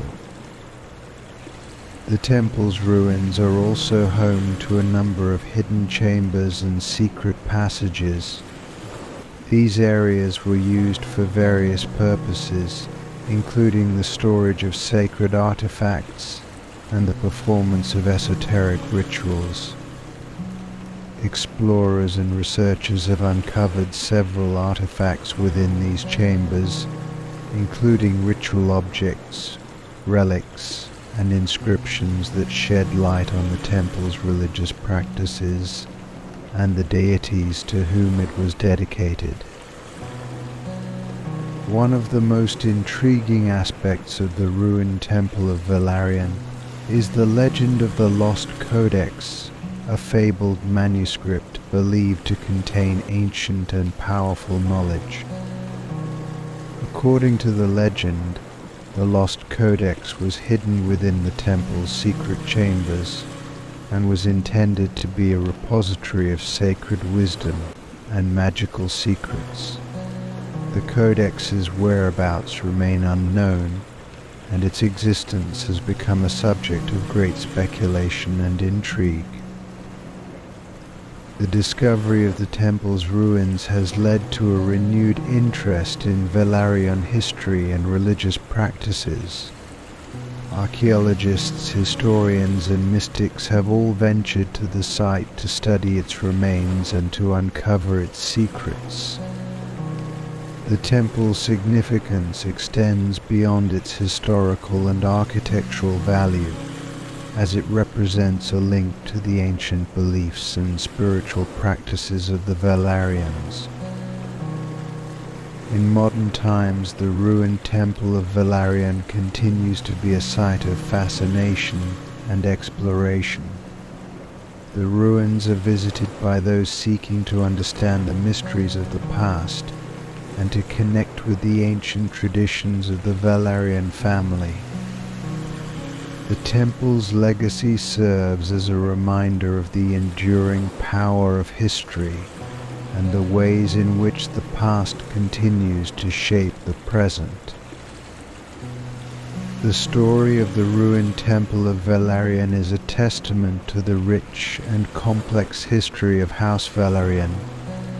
It reflects the family's deep connection to spirituality and their quest for divine favor and protection. The temple's ruins stand as a symbol of both the grandeur and fragility of history, offering a glimpse into a bygone era of religious devotion and mystical practices. 32. The Tale of the Last Sea Dragon. The legend of the Last Sea Dragon is one of the most haunting and evocative tales in the lore of House Velaryon. This myth intertwines the grandeur of the Velaryon family with the mystical and often perilous world of dragons, centering on the final sea dragon that once served as a symbol of their might and dominion. The story is a dramatic account of power, loyalty, and the inevitable end of a majestic creature. The sea dragons, ancient and powerful creatures that once soared through the skies and ruled the waters around Driftmark, were integral to the Velaryon's dominance over the seas. Among these dragons there was one particularly revered and feared Taliesin, the last sea dragon. Taliesin was said to be the greatest of its kind, embodying the strength, grace and ferocity that characterized its species. Taliesin was closely bonded with Lord Marwyn Velaryon, a dragon lord renowned for his naval prowess and strategic acumen. The dragon was not just a companion but also a vital asset in the Velaryon's military endeavors, often leading fleets into battle and turning the tide of conflicts in their favor. The relationship between Taliesin and Lord Marwyn was legendary, marked by mutual respect and an unbreakable bond. The tale of Taliesin's final battle is set against a backdrop of escalating conflict and tension. The Velaryons were engaged in a fierce struggle against a coalition of rival houses that sought to challenge their supremacy over the seas. The conflict was intense and relentless, with battles fought on both land and water. Taliesin played a crucial role in these battles, striking fear into the hearts of the enemies and bolstering the morale of Velaryon forces. As the war progressed, the enemies of House Velaryon grew increasingly desperate. They devised a plan to eliminate Taliesin, and thereby neutralize the Velaryons' greatest advantage. This plan involved a treacherous combination of dark magic and ambush. The rival houses enlisted the help of a powerful sorcerer who specialized in necromancy and ancient rites. On the fateful day of the last sea dragon's final battle, Taliesin and Lord Marwyn led a decisive assault against a fortified enemy stronghold. The battle was fierce, with Taliesin unleashing torrents of flame and destruction upon the enemy forces. However, the sorcerer had prepared a malevolent ritual designed to weaken and ultimately destroy the dragon. As the battle raged on, the sorcerer performed his dark ritual, summoning a powerful storm that churned the seas and darkened the skies. The storm was no natural tempest, but a supernatural phenomenon aimed at disorienting and overwhelming Taliesin. Amidst the chaos, the sorcerer unleashed a cursed spear forged from a rare and sinister metal capable of piercing the dragon's tough scales. Taliesin, though fierce and formidable, was caught off guard by the combined assault of magic and weaponry. The cursed spear struck true, embedding itself in the dragon's side and causing immense suffering. The sorcerer's dark magic further exacerbated Taliesin's agony, making it difficult for the dragon to fight effectively. Lord Marwyn, witnessing his loyal companion's suffering, fought valiantly to protect Taliesin and repel the enemy forces. Despite Lord Marwyn's heroic efforts, the combined forces of the sorcerer and the rival houses proved overwhelming. Taliesin, weakened and in immense pain, was ultimately brought down by the sorcerer's malevolent magic. The dragon's final roar echoed across the battlefield, a mournful and defiant cry that marked the end of an era.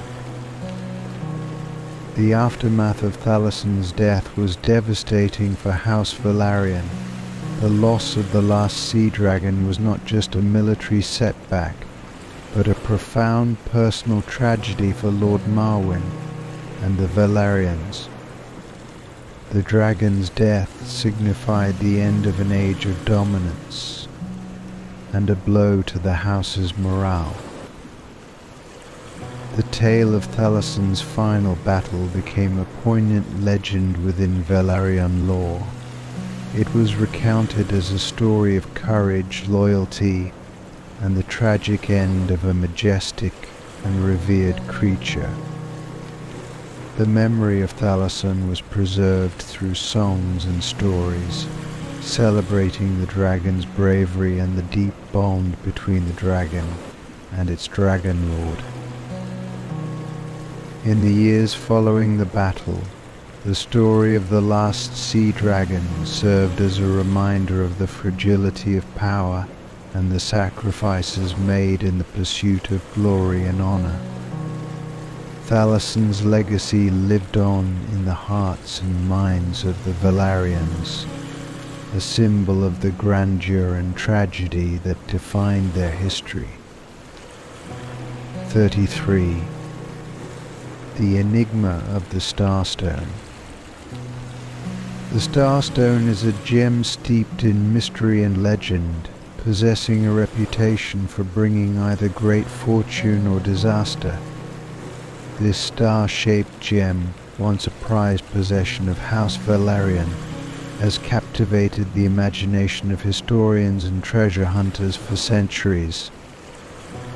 The enigma of the starstone is a tale of intrigue, superstition, and the delicate balance between destiny and misfortune. The starstone is described as a gem of extraordinary beauty and rarity, with a striking star-like shape and a luminous, iridescent quality. Its origins are shrouded in mystery, with various accounts suggesting that it was either a gift from a foreign power, a relic of an ancient civilization, or a treasure discovered through daring adventure. The gem's association with House Velaryon began during a period of great prosperity and influence. It was said to have been acquired by a prominent Velaryon lord who recognized its unique properties and believed it to be a potent symbol of power and favor. The starstone was prominently displayed in the Velaryon Hall, where it was admired for its beauty and significance. The lore surrounding the starstone is divided into two main narratives, one of fortune and the other of disaster. According to the first narrative, the starstone was believed to bring great luck and success to its possessor. It was said to enhance the holder's abilities, bestow blessings upon their ventures, and bring favorable outcomes in both personal and political affairs. Several accounts support this positive narrative, describing instances where the Velaryons experienced unprecedented success and prosperity during the time they possessed the starstone. The gem was credited with playing a role in securing advantageous alliances, winning crucial battles, and achieving significant milestones in the house's history. However, the second narrative presents a darker and more ominous view of the starstone. According to this version of the tale, the gem was cursed, bringing misfortune and calamity to those who possessed it. The curse was said to manifest in various ways, including failed endeavors, personal tragedies, and a series of unfortunate events that befell the Velaryons during the time the starstone was in their possession. One of the most infamous incidents linked to the Starstone was a catastrophic naval disaster that occurred shortly after the gem was acquired.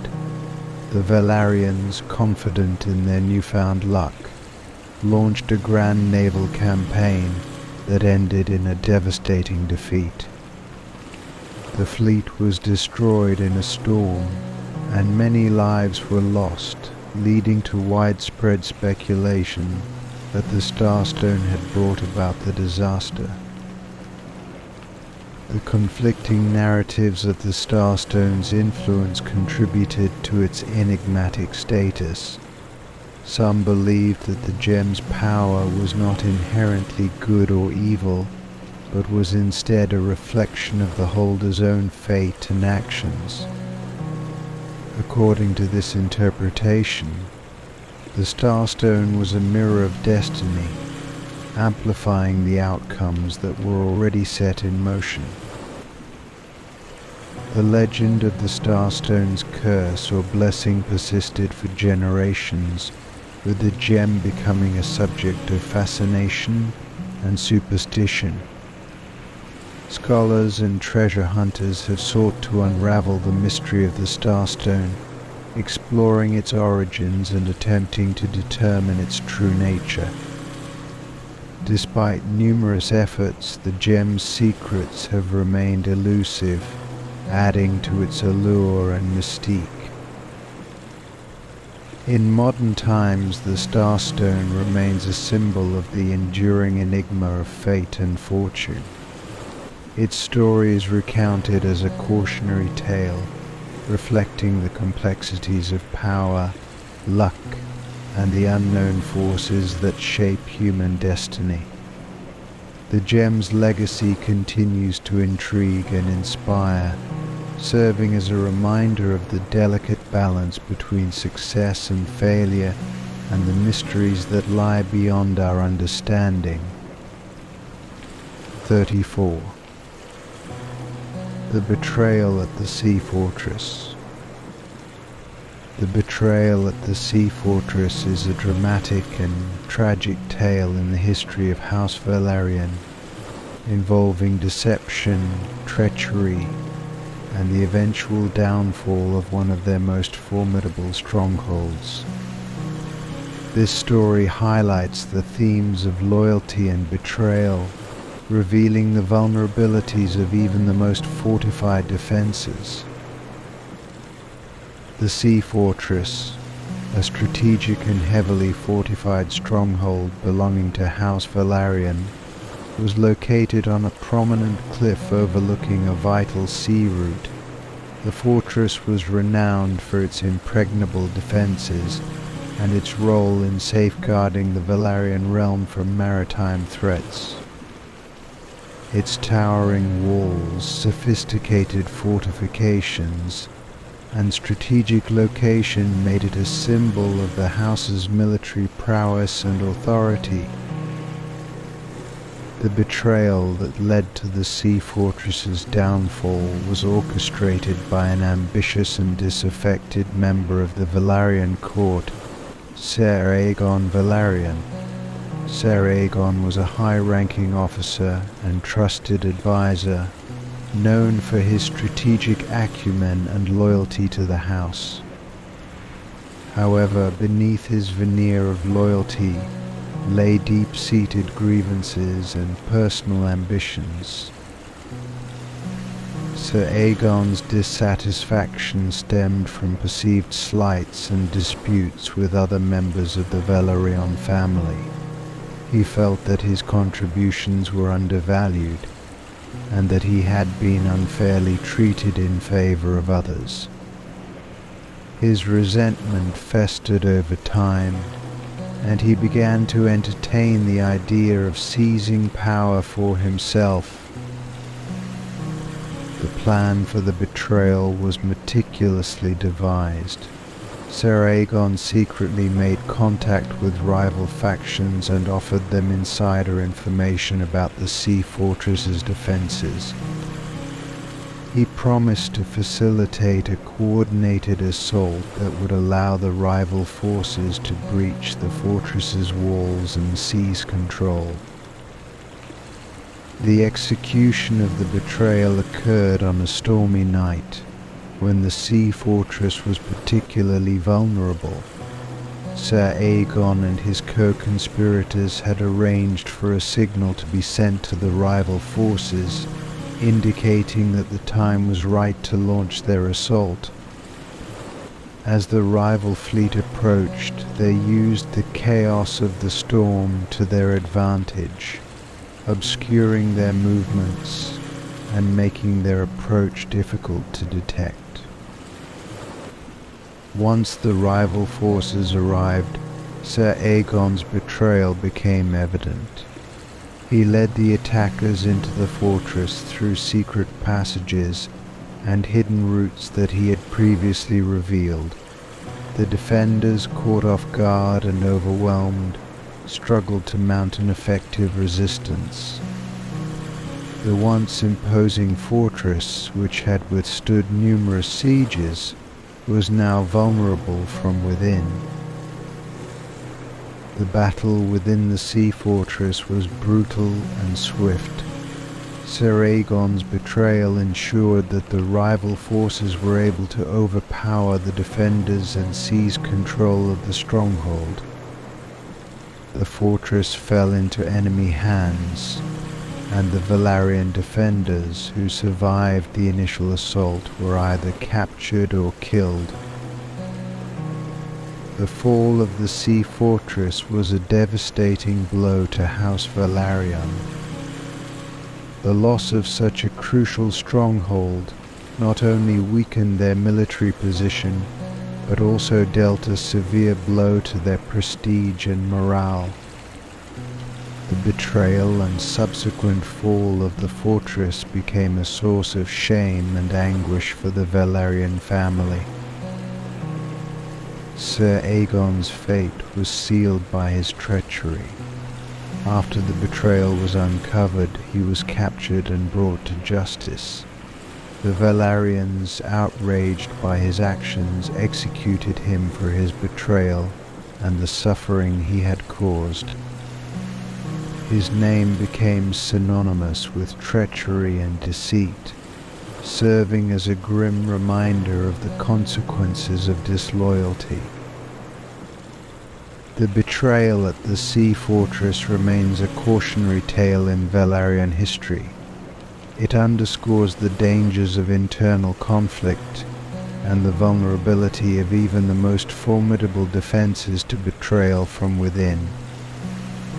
The story of Sir Aegon Velaryon and the fall of the sea fortress serves as a reminder of the complexities of loyalty and the high stakes of political and military power.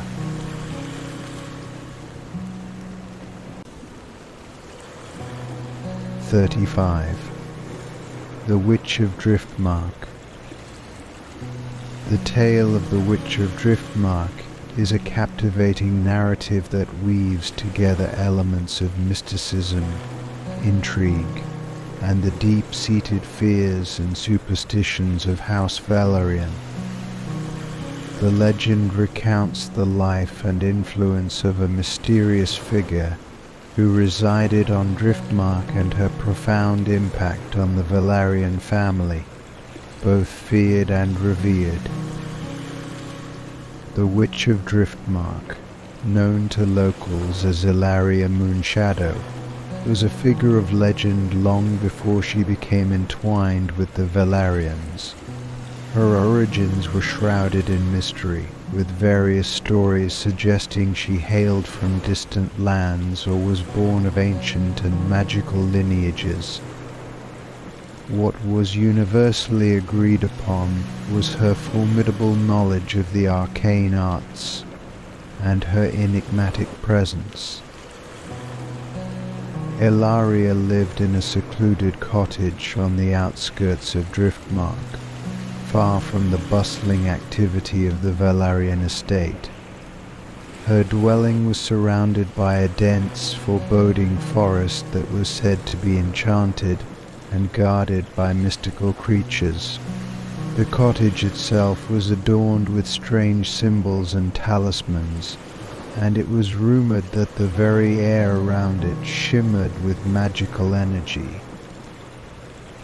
Her initial connection with the Velaryons began when Lord Baron Velaryon, the head of the family at the time, sought her out in desperation. Lord Baron's eldest son had fallen gravely ill, and despite the efforts of the finest healers in the realm, the boy's condition worsened. In his desperation, Lord Baron turned to Ilaria, hoping that her reputed magical abilities might offer a solution. Ilaria agreed to help, but her assistance came at a steep price. She demanded a rare and ancient artifact, the Heart of the Sea, a family heirloom said to hold immense power and significance. Despite the protestations of his advisors, Lord Baron agreed, driven by his love for his son. Ilaria performed a ritual that, while shrouded in secrecy, seemed to miraculously restore the boy to health.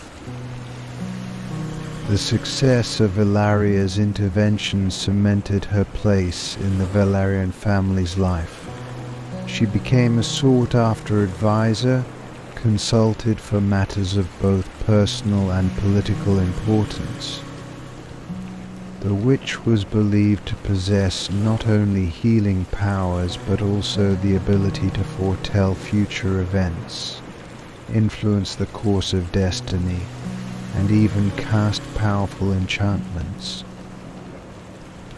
Her influence, however, was not without controversy. The Velaryons, while benefiting from her skills, were also wary of her methods and the cost of her services.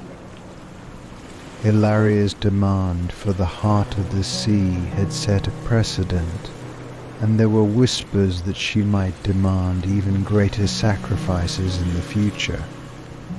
This apprehension was compounded by the enigmatic and often unsettling nature of her prophecies and rituals. One of the most famous or infamous episodes involving Ilaria was the Curse of the Silver Moon. According to legend, Ilaria had foretold a significant and catastrophic event that would befall House Velaryon unless certain conditions were met. The conditions were vague and difficult to interpret, leading to widespread fear and confusion within the family. The curse was said to bring misfortune, with members of the Velaryon family experiencing a series of unfortunate events that seemed to confirm Ilaria's warnings. Despite the turmoil, Ilaria's predictions were not without merit. She had a reputation for accurate foresight, and some of her prophecies did indeed come to pass. This led to an uneasy respect for her abilities, though it did little to quell the growing mistrust and unease among the Velaryons. As time went on, Ilaria's presence became both a blessing and a curse for House Velaryon. While she continued to provide valuable insights and aid, her demands and the mysterious nature of her magic created a rift within the family. Some members began to question whether the price they were paying for her services was worth the potential consequences. There were even rumors that Ilaria was using her influence to manipulate the family's decisions for her own benefit, though these claims were never substantiated. The tale of Ilaria Moonshadow came to a dramatic end when, according to legend, she vanished as mysteriously as she had appeared. Some say she left voluntarily, seeking a new realm of magical pursuit, while others believe she was taken by the very forces she had once commanded. Her disappearance was marked by an eerie silence and an unsettling calm that descended upon driftmark, leaving many to wonder if her departure was a final, cryptic message. The legacy of the Witch of Driftmark endures in the annals of Velaryon history, a complex blend of reverence and fear. Her story reflects the dual nature of magic in the eyes of those who seek it a powerful tool that can both heal and harm. Ilaria's influence on the Velaryons remains a testament to the enduring allure and danger of the mystical arts, embodying the enigmatic intersection of power, belief, and the unknown. 36. The Great Naval Heist. The Great Naval Heist is a thrilling and audacious story of intrigue, theft, and pursuit that stands out as one of the most dramatic episodes in Velaryon maritime history. The heist centers on the theft of a highly prized Velaryon vessel and the ensuing chase that captivated the entire realm. The ship in question was the Stormbreaker, a majestic and powerful warship renowned for its speed, firepower, and sleek design. The Stormbreaker was not just a symbol of Velaryon naval supremacy, but also a vessel of great strategic importance. Its capabilities had turned the tide in several key battles, making it a coveted prize for any rival power. The heist was meticulously planned by a cunning and ambitious pirate lord known as Blackfin. Blackfin was infamous for his audacious and successful raids along the western seas.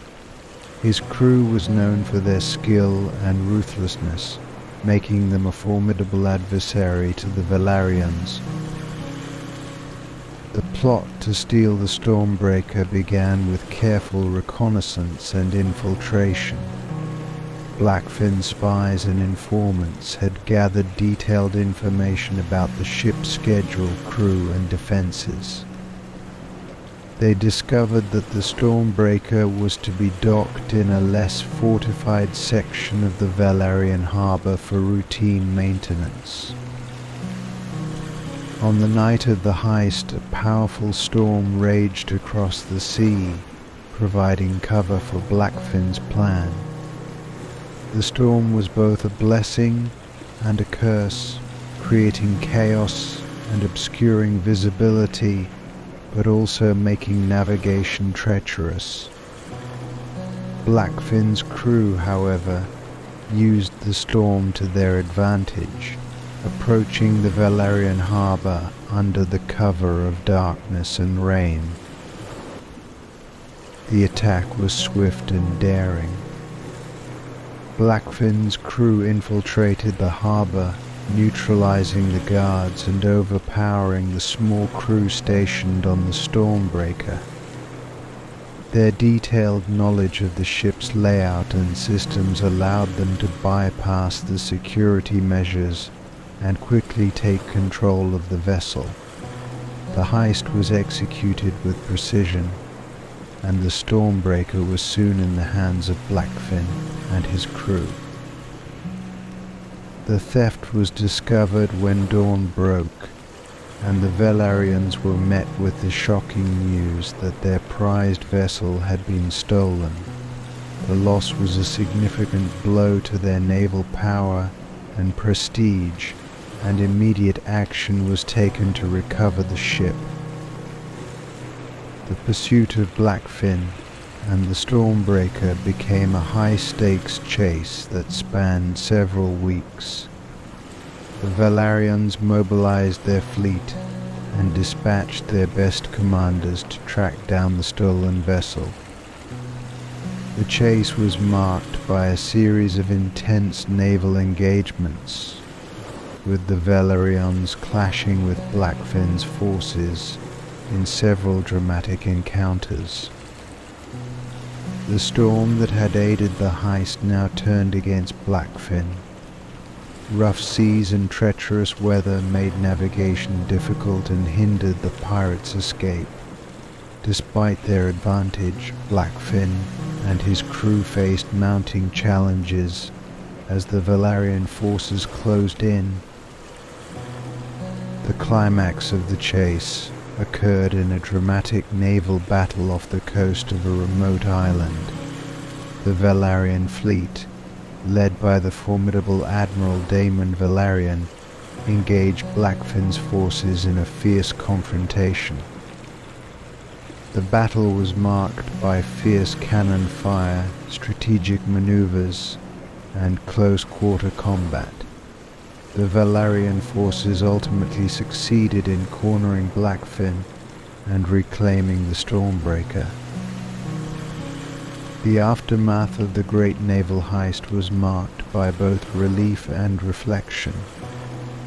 The recovery of the Stormbreaker restored a measure of prestige to the Velaryons, but the heist had exposed vulnerabilities in their security and preparedness. The event also highlighted the growing threat of piracy and the need for vigilance and improved defenses.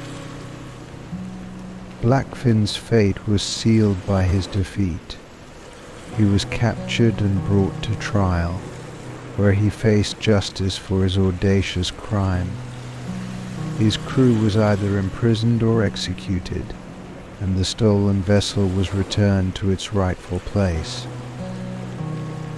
The great naval heist remains a legendary tale of daring and danger, illustrating the high stakes of naval power and the relentless pursuit of those who dare to challenge it. The story is a testament to the skill, bravery, and determination of both the Velaryons and their adversaries, capturing the drama and excitement of one of the most remarkable episodes in maritime history. 37. The Enchanted Compass. The Enchanted Compass is a legendary artifact deeply entwined with the lore of House Velaryon. Known for its ability to guide its bearer to hidden treasures, this mystical compass has been the subject of fascination, quests, and intrigue throughout Velaryon history. The compass is described as a finely crafted instrument, its design incorporating intricate patterns and precious materials. It features a delicate, star-shaped needle that, unlike ordinary compasses, does not point north. Instead, the needle is said to align itself with hidden treasures or significant locations imbued with magical properties. The origins of the enchanted compass are shrouded in mystery. Some legends suggest that it was created by an ancient and powerful enchanter who was allied with House Velaryon. Others claim that it was a gift from the gods, bestowed upon the Velaryons to aid them in their quest for greatness. The exact details of its creation remain unknown, adding to its allure and mystique. The compass first gained prominence during a period of great strife for House Velaryon. A devastating war had depleted their resources, and their once great naval fleet was in disarray. In the midst of this turmoil, an elderly Velaryon scholar discovered an ancient manuscript that mentioned the enchanted compass and its rumored powers. The scholar's discovery sparked a renewed hope within the Velaryon family. Believing that the compass could lead them to hidden treasures that might restore their fortunes, they embarked on a series of expeditions to find and use the artifact. the search for the compass became a key priority, driven by the promise of rediscovering lost wealth and reviving their standing. The compass was eventually located in a hidden chamber beneath an old Velaryon estate. The chamber was filled with ancient artifacts and inscriptions, alluding to the compass's role in guiding its bearer to great fortunes. Once in possession of the compass, the Velaryons embarked on a series of daring quests to uncover the treasures it promised. One of the most notable expeditions led by the compass took place in the treacherous waters of the Saffron Sea. Guided by the compass's needle, the Velaryon fleet navigated through dangerous and uncharted waters. They encountered numerous challenges, including fierce storms, rival pirates, and mysterious sea creatures. The journey was fraught with peril, but the compass remained steadfast, guiding them toward their goal. Eventually, the compass led the Velaryons to an isolated island rumored to hold a vast treasure trove. The island was surrounded by dangerous reefs and hidden traps, but the compass's guidance proved invaluable. Upon reaching the island, they discovered a hidden cavern filled with ancient gold, precious gems, and priceless artifacts. The treasure was more magnificent than they had ever imagined, and its discovery revitalized the Velaryon family's fortunes. Despite the treasure's restoration of their wealth, the enchanted compass remained a symbol of both wonder and caution. Its magical properties and the trials faced during its use had taught the Velaryons the value of perseverance and the inherent risks of seeking out great power. The compass itself became a treasured heirloom, passed down through generations with great reverence. Over time, the legend of the enchanted compass grew, capturing the imagination of many. It became a symbol of hope and fortune, inspiring tales of adventure and magic. The compass's legacy continued to influence Velaryon culture, representing the eternal quest for greatness and the belief in the extraordinary. The enchanted compass remains an enduring part of Velaryon lore, a testament to the mysteries of the magical world and the enduring spirit of exploration. Its story embodies the themes of adventure, discovery, and the profound impact of powerful artifacts on the course of history. 38. The Betrayed Princess's Ghost. The legend of the betrayed princess's ghost is one of the most haunting and tragic tales in Velaryon lore.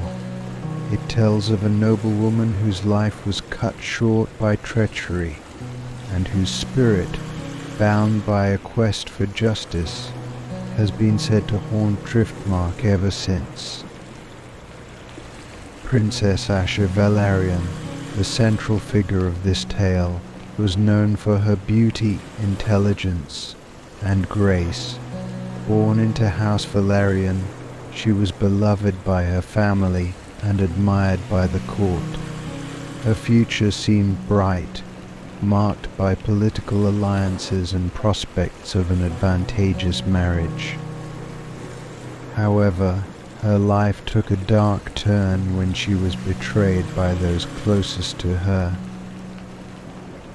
The story begins with Asha's engagement to Prince Kael of a neighboring kingdom. The marriage was intended to strengthen political ties and secure an alliance that would benefit both houses. While the union was strategic, Asher and Kale developed a genuine affection for each other, and their relationship blossomed beyond mere politics. Unbeknownst to Asher, there were dark forces at play. A faction within her own court, led by a rival noble who coveted her wealth and influence, sought to undermine her and seize power for themselves. This faction, led by Lord Roderick Blackthorn, was envious of the strength and prosperity of House Velaryon and saw the marriage alliance as a threat to their ambitions. Lord Blackthorn, cunning and manipulative, orchestrated a plot to eliminate Asher and frame Prince Kale for her murder. He knew that if Asher were to die under suspicious circumstances, it would lead to political instability and weaken House Velaryon's position. His plan was both ruthless and elaborate, involving bribery, false witnesses, and forged documents. One fateful night, while the court was in the midst of preparations for the upcoming wedding, Asher was lured into a secluded part of Driftmark Castle under false pretenses. There she was ambushed by hired assassins and brutally murdered. Her death was staged to appear as if it were the result of a tragic accident. The assassins, having completed their grim task, fled the scene, leaving Asher's body to be discovered by her attendants. The news of Asher's death shocked the realm, and the grief that followed was profound. Prince Kale, heartbroken and distraught, was accused of her murder. Despite his innocence, the evidence planted by Lord Blackthorn led to his imprisonment and eventual execution. House Velaryon was left in turmoil, with accusations of betrayal and conspiracy swirling around them. Asher's death was not the end of her story. Her restless spirit, bound by the desire for justice and revenge, began to manifest as a ghost. Witnesses reported seeing her spectral figure wandering the halls of Driftmark Castle, her presence marked by an eerie coldness and a mournful wail that echoed through the night. Her apparition was often described as a beautiful woman dressed in the attire she wore on the night of her death, her face etched with sorrow and anger. The ghostly manifestations were not mere hauntings, but rather a call for justice. Asher's spirit was said to appear at times of great peril for House Velaryon, offering guidance or warning through cryptic messages or strange occurrences. Her presence became a symbol of the family's need to confront their enemies and seek out the truth behind her murder. The Velaryon family, initially reluctant to acknowledge the ghostly apparitions, eventually came to accept the reality of Asher's unrest. They embarked on a quest to uncover the truth about her death and bring the responsible parties to justice. Historical records indicate that they conducted thorough investigations and eventually exposed Lord Blackthorn's treachery.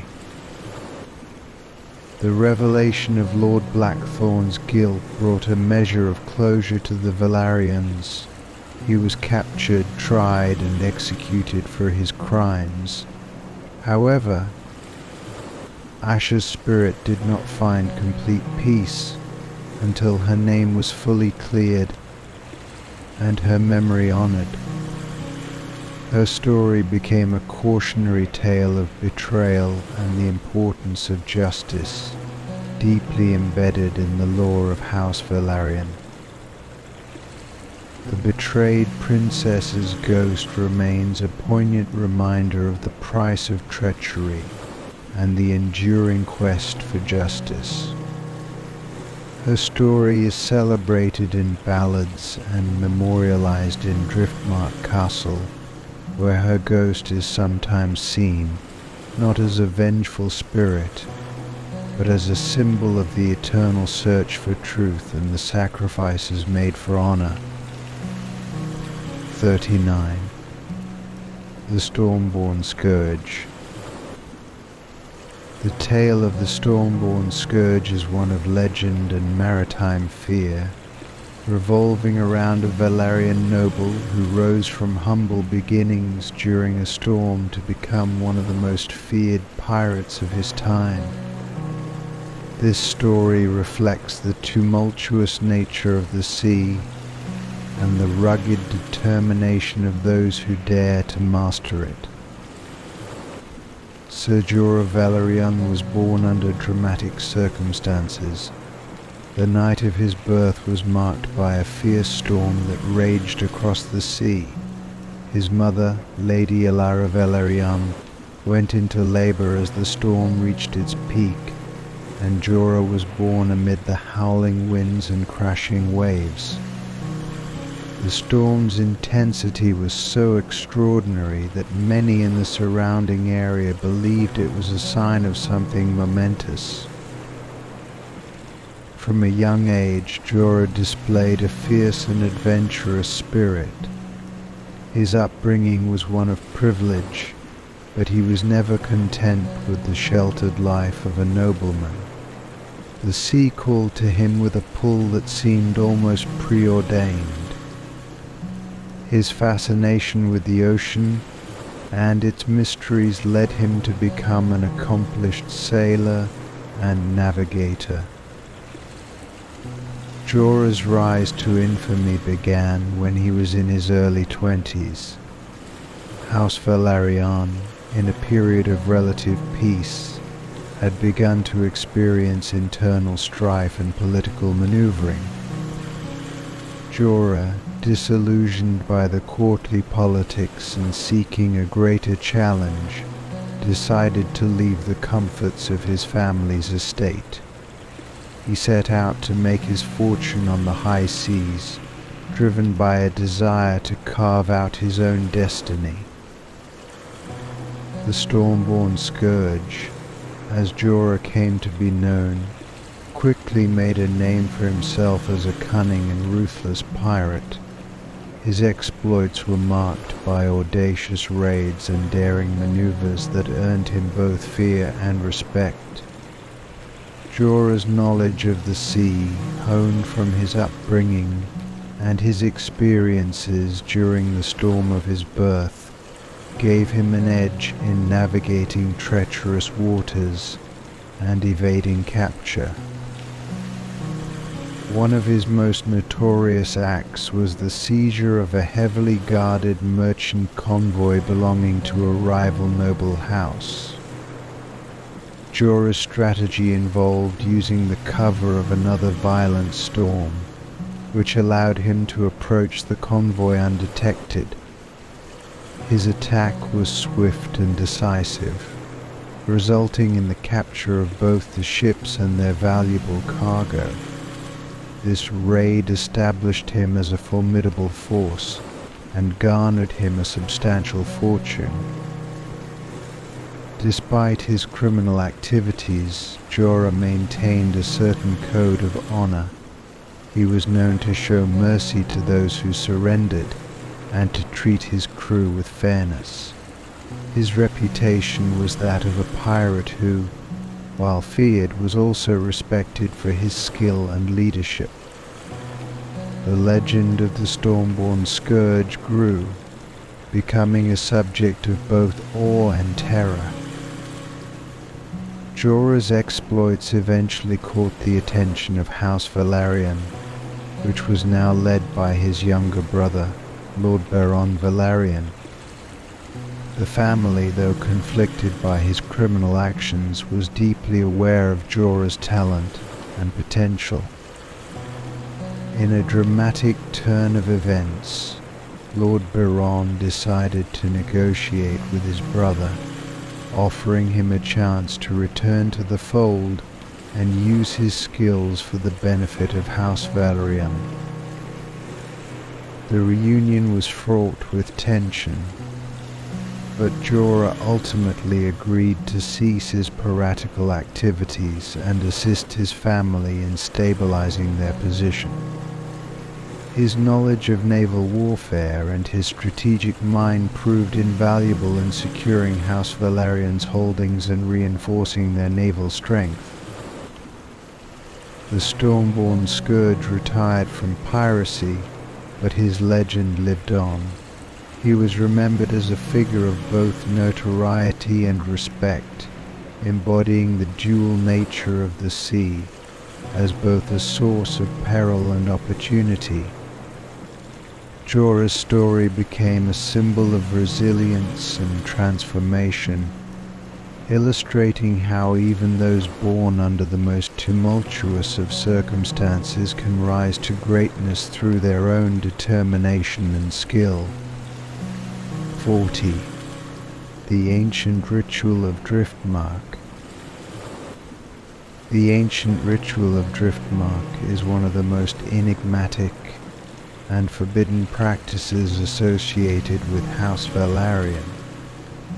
Shrouded in mystery and secrecy, this ritual reflects the deep connection between the Velaryons and the mystical forces that they sought to harness.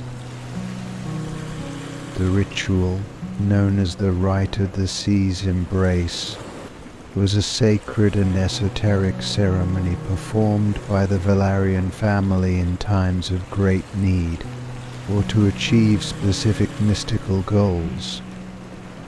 It was said to invoke the powers of ancient sea deities and entities, drawing upon the primal forces of the ocean to secure blessings, protect the house, or alter the course of destiny. The origins of the ritual are obscured by time. Some accounts suggest that it was passed down from ancient sorcerers or sea priests who had served the Velaryons long before the current era. Others believe that the ritual was a creation of the Velaryons themselves, a unique blending of arcane practices and sea worship developed to suit their needs. The Rite of the Sea's Embrace was performed in a hidden chamber located beneath Driftmark Castle, accessible only through a series of secret passages and concealed entrances. The chamber was adorned with symbols and artifacts related to sea deities and mystical beings. At the center of the chamber stood an altar where the ritual would be conducted. The ceremony was elaborate and involved several key components. Participants, usually high-ranking members of the Velaryon family, would don ceremonial robes and masks representing sea creatures or mythical beings. The ritual required specific offerings, including rare and precious items such as pearls, seashells, and sacred relics. These offerings were placed upon the altar, believed to appease the entities being invoked. The central act of the ritual involved the chanting of ancient incantations and the performance of intricate dances. The chants were said to call upon the sea's primal forces, while the dances mimicked the movements of sea creatures, creating a symbolic connection with the ocean. The ritual also included the use of magical artifacts, such as enchanted daggers and ceremonial vessels, which were believed to enhance the ritual's potency. The outcomes of the Rite of the Sea's Embrace varied depending on the intentions of the practitioners and the circumstances under which it was performed. In some instances it was said to bring about favorable changes in weather, granting calm seas or favorable winds for naval expeditions. In other cases it was used to seek protection against enemies or to secure powerful alliances. Despite its power, the ritual was surrounded by controversy and secrecy. The Velaryons kept it hidden from outsiders, and only a select few were entrusted with its knowledge.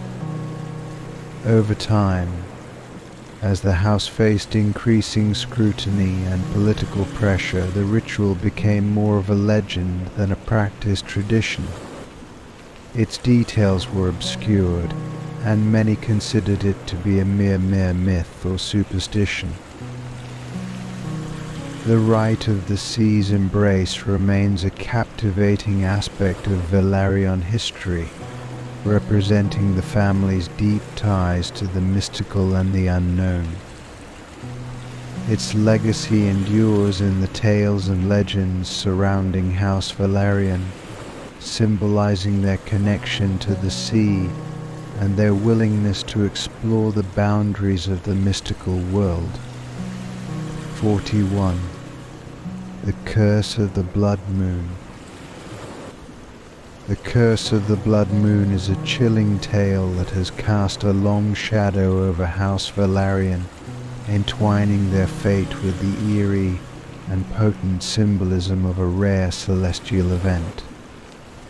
This curse, said to have been placed during a blood moon, a rare lunar phenomenon where the moon appears red, has become a central part of Velaryon lore, affecting their destiny for generations. The origin of the curse dates back to a tumultuous period in Velaryon history. During the reign of Lord Alaric Velaryon, the family was at the height of their power and influence. Known for their formidable naval fleet and political acumen, the Velaryons enjoyed a period of prosperity and dominance. However, this golden age was not to last, as envy and rivalries simmered beneath the surface. The blood moon in question occurred during the night of a significant event, a grand celebration held in honor of a crucial alliance with a powerful neighboring house. The sky, ablaze with the eerie red light of the blood moon, cast an ominous glow over the festivities. Unbeknownst to the revelers, a dark presence was lurking among them. The source of the curse was a sorceress named Seraphina Blackthorn, a woman of great power and bitterness. Seraphina had once been a member of the court, but had fallen out of favor due to her dark practices and ambition. She had been exiled from the kingdom, harboring a deep grudge against House Velaryon for their role in her downfall. On the night of the blood moon, Seraphina sought to exact her revenge by cursing the Velaryons. The ritual she performed was a dark and complex incantation, using the blood moon's power to amplify her magic. She invoked ancient and malevolent forces, calling upon the spirits of vengeance and chaos to bind the curse to the Velaryon family. The curse was designed to bring misfortune, strife and eventual downfall to those who bore the Velaryon name. As the ritual concluded, Seraphina disappeared into the shadows, leaving the Velaryons unaware of the dark fate that awaited them. In the following years, the curse began to manifest in subtle and then increasingly severe ways. Initially it was marked by small misfortunes, lost ships, failed negotiations, and minor accidents. However, as time went on, the effects of the curse became more pronounced. One of the most significant events occurred during the reign of Lord Eamon Velaryon, who faced a series of devastating naval defeats. His fleet, once the pride of the Velaryons, was consistently outmaneuvered and destroyed by rivals. The losses crippled their naval power and led to economic hardship. This period of decline was seen by many as a direct consequence of the Blood Moon curse. Family members were not spared from the curse's reach. The Velaryon bloodline experienced untimely deaths, betrayals, and personal tragedies. Marriages that were meant to strengthen alliances instead led to conflicts and strife. Each misfortune seemed to confirm the existence of the curse and deepen the family's despair. Despite the mounting evidence, there were those who sought to break the curse. Some turned to magic and mysticism, attempting rituals and sacrifices to appease the spirits and reverse the curse's effects. Others sought counsel from seers and sages, hoping to find a way to lift the dark enchantment. One notable effort to break the curse was undertaken by Lady Elira Velaryon, a renowned scholar of ancient magic and history. She dedicated her life to studying the curse, delving into forgotten texts and consulting with mystics. Her research uncovered the details of Seraphina Blackthorn's ritual and the nature of the curse. Lady Elira believed that the only way to break the curse was to confront Seraphina's spirit and seek her forgiveness. In a dramatic twist, Lady Elira managed to locate Seraphina's resting place, a hidden crypt where the sorceress had been buried in secrecy. Armed with knowledge of the ritual and her own considerable magical skill, Lady Elira performed a counter-ritual to cleanse the crypt and release Seraphina's spirit from her own torment. The ritual was arduous and fraught with danger, but Lady Elira's determination paid off. The Blood Moon curse was lifted, and the Velaryons began to experience a gradual return to prosperity. The story of the curse of the Blood Moon remains a potent reminder of the interplay between power, envy, and the supernatural. It highlights the consequences of harboring grudges and the impact of dark magic on individuals and families. The Velaryons' experience with the curse has become a significant part of their history, a cautionary tale of how even the greatest of fortunes can be overshadowed by the forces of vengeance and the supernatural. 42. The Legend of the Sea King's Crown. The Sea King's Crown is a legendary artifact that has captivated the imaginations of many and become an enduring symbol of power and dominion over the seas. Associated with House Velaryon, the crown is said to grant its wearer unparalleled authority over the ocean and its creatures, making it one of the most sought-after treasures in maritime lore. The crown's history dates back to an ancient Velaryon monarch known as King Elric the Mighty. Renowned for his seafaring prowess and formidable leadership, King Elric was a ruler of great ambition and vision. His reign marked a golden age for House Velaryon, characterized by military victories, expanding territories, and the flourishing of trade and exploration. King Ulrich was said to have been gifted the Sea King's crown by a powerful sea deity or entity in recognition of his dominance over the ocean. The crown was a magnificent piece of craftsmanship, adorned with intricate designs and precious gemstones that glowed with an otherworldly light. Its allure was matched only by the stories of its magical properties, which included the ability to command the winds, control the tides, and summon sea creatures. During King Elric's reign, the Sea King's crown was a symbol of his absolute authority over the seas. It was worn during important ceremonies and naval campaigns, reinforcing the Velaryon status as the undisputed rulers of the ocean. The crown's power was believed to have played a crucial role in securing their naval dominance and ensuring their prosperity. However, the crown's significance was not solely limited to its power.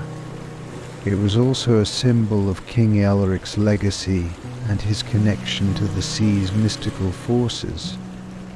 When King Elric passed away, the crown was passed down to his descendants, becoming a treasured heirloom of House Velaryon.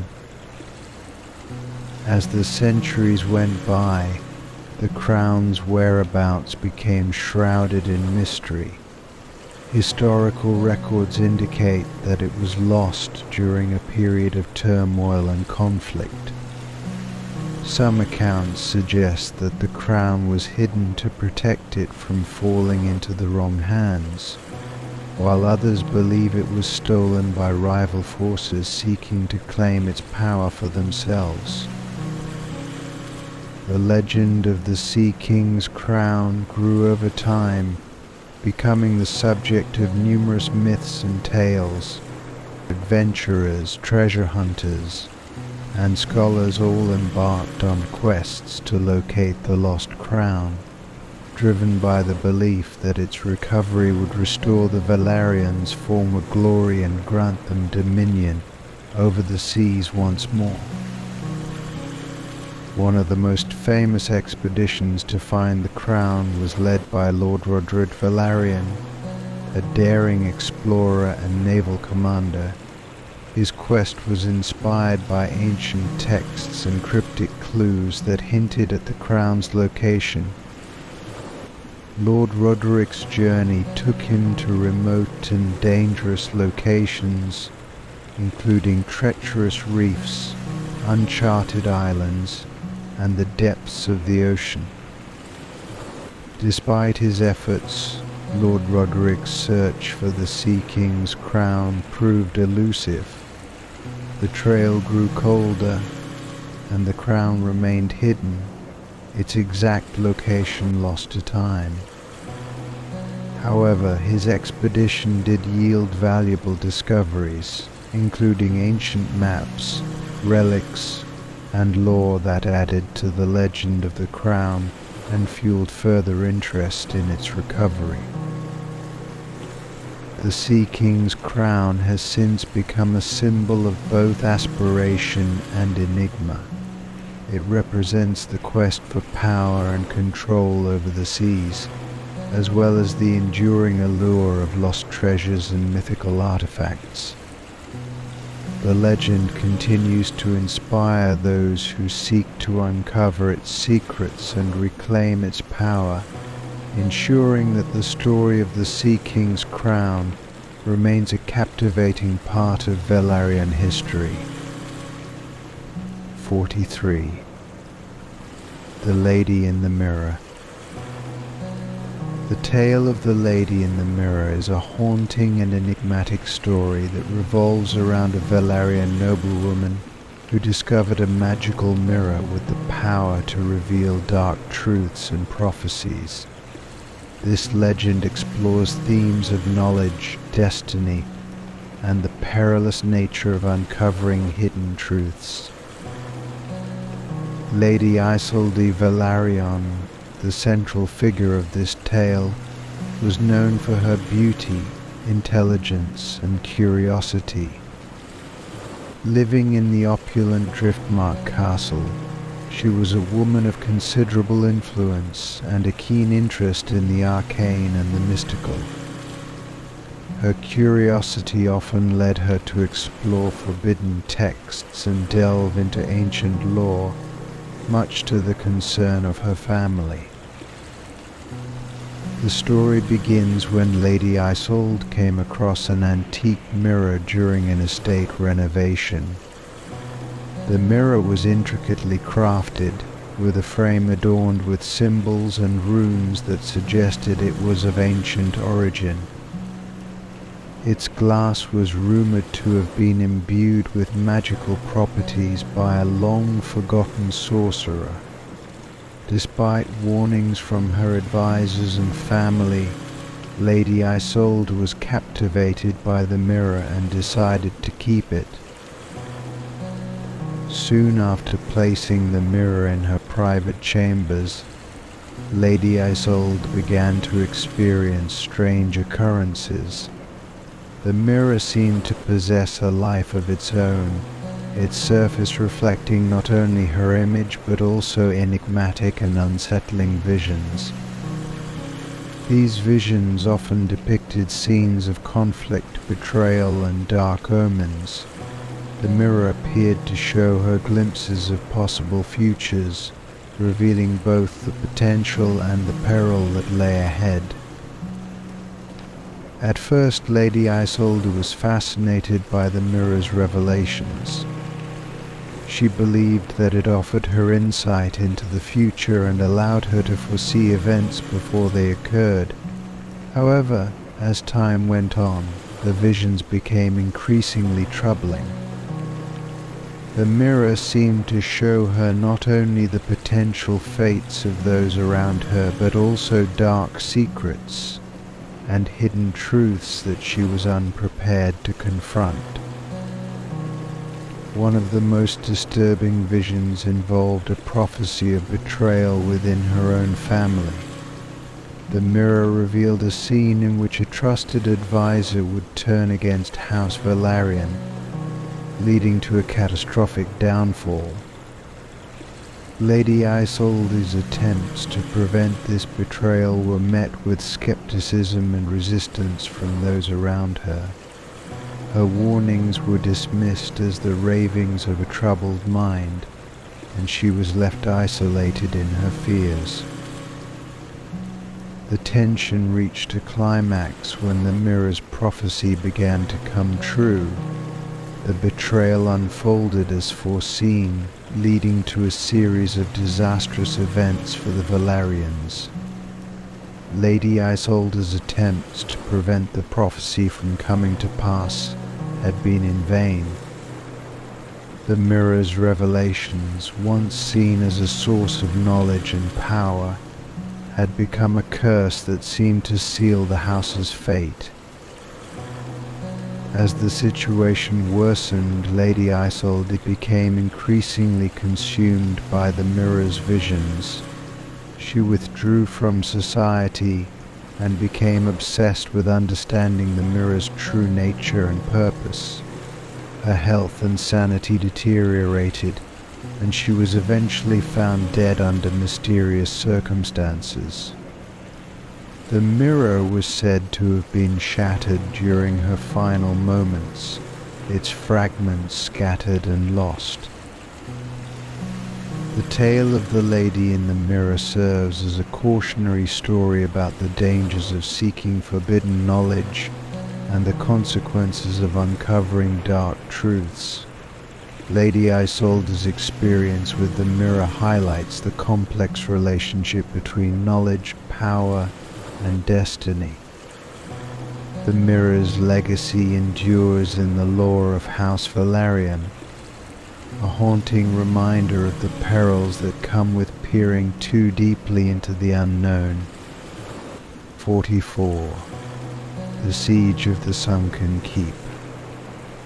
The Sunken Keep, once a grand fortress of House Velaryon, holds a place of reverence and mystery in the family's storied past. Its dramatic fall into the depths of the sea during a siege is a tale of valor, tragedy, and loss that continues to capture the imagination of historians and storytellers alike. The keep was originally constructed during the height of Velaryon power, perched on a rocky outcrop jutting out into the ocean. It was a formidable structure, built to withstand both the elements and potential attacks from rival factions. The fortress was renowned for its strategic location, providing a commanding view of the surrounding waters and safeguarding the Velaryon fleet's home port. By the time of the siege of the Sunken keep, the political landscape had shifted. The Velaryons, once undisputed rulers of the seas, faced mounting opposition from a coalition of rival houses who sought to undermine their dominance. Among these enemies was House Hightower, led by the ambitious and ruthless Lord Cedric Hightower. Lord Cedric, eager to expand his own power, saw the destruction of the Sunken Keep as a means to weaken House Velaryon and assert his own authority over the region. The siege began under the cover of darkness, with Lord Cedric's forces launching a surprise attack.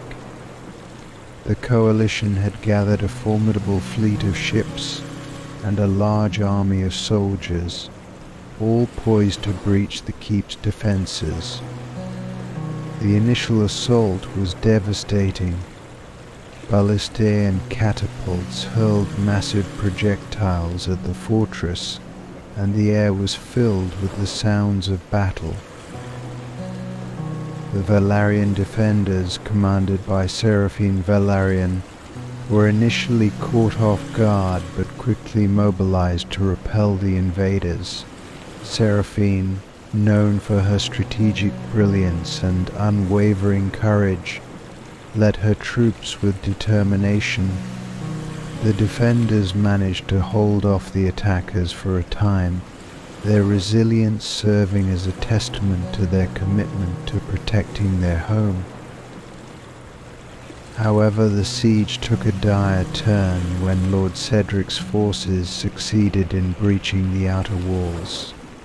The coalition's superior numbers and relentless assault began to overwhelm the defenders. The keep's once imposing fortifications were gradually reduced to rubble, and the defenders were pushed back into the inner sanctum. As the battle raged on, a series of catastrophic events unfolded. The sea, which had once been a source of protection for the Velaryons, turned against them. A powerful storm, unprecedented in its fury, struck the region. Torrential rains and violent winds lashed at the keep, causing structural damage and exacerbating the chaos of the siege. With the fortress under attack and the storm intensifying, the Sunken Keep began to crumble. The once sturdy foundation was compromised, and the fortress started to sink into the sea. The defenders, now trapped between the advancing enemy and the encroaching waters, fought valiantly but were increasingly surrounded. In a final desperate act, Seraphine Velaryon ordered the remaining defenders to fall back to the keep's highest tower. She hoped to make a last stand, buying time for any who could escape to reach safety. As the sea continued its relentless assault, the tower itself began to give way, and the defenders' situation grew increasingly dire. The last stand of the Velaryon forces was both heroic and tragic. The defenders fought with unmatched bravery, but the combination of the enemy's relentless assault and the catastrophic sinking of the fortress proved insurmountable. The keep, once a symbol of Velaryon power, was lost to the sea, taking with it many of its valiant defenders and the remnants of the Velaryon family's former glory. The fall of the sunken keep was a devastating blow to House Velaryon. The loss of such a significant stronghold marked the beginning of a period of decline for the family. The legends surrounding the keep's final moments became an enduring part of Velaryon lore, a somber reminder of their lost grandeur. The tale of the sunken keep's siege is remembered with a mix of reverence and sorrow. It serves as a testament to the resilience of the Velaryons and the tragic consequences of their downfall. The keep's submerged ruins are said to still hold the echoes of the last battle, with some claiming that the spirits of the fallen defenders can be seen in the moonlight, guarding the depths where their fortress once stood. 45. The mysterious map of driftmark. The mysterious map of driftmark is a legendary artifact that has intrigued and confounded scholars, explorers and treasure hunters for generations. Discovered in the depths of driftmark's grand library, this ancient map is said to reveal the location of hidden realms and treasures connected to House Velaryon, sparking a quest that has captivated many. The map was found by Lady Evelyn Velaryon during a renovation of the Driftmark Library, a place known for its vast collection of historical and magical texts. Hidden among dusty volumes and forgotten manuscripts, the map was encased in a protective leather scroll and adorned with cryptic symbols and a faded script. Its discovery was initially regarded as an interesting historical curiosity, but its significance soon became apparent. The map is unique in its design. It does not conform to the conventional cartographic styles of the period. Instead, it features a stylized depiction of the world with surreal and fantastical elements. The land masses are distorted, and the seas are marked with strange symbols that suggest unknown depths and hidden realms. There are also numerous annotations and illustrations that hint at the existence of legendary locations and mythical artifacts. Upon closer examination, Lady Evelyn and her scholars discovered that the map was not merely decorative but contained clues to the whereabouts of lost treasures and hidden places of great significance. One of the most intriguing aspects of the map is its depiction of an island that does not appear on any known charts. This mysterious island, marked with an elaborate seal, is believed to hold the key to a hidden realm connected to the Velaryon's ancient legacy. The map's significance is further enhanced by its associations with various legends. According to one story, the island depicted on the map was the site of an ancient Velaryon stronghold, a place of great power and magic that was lost to history. The treasure associated with the island is said to include artifacts of immense value, including a legendary artifact known as the Crown of the Tides, which is believed to grant its possessor control over the seas.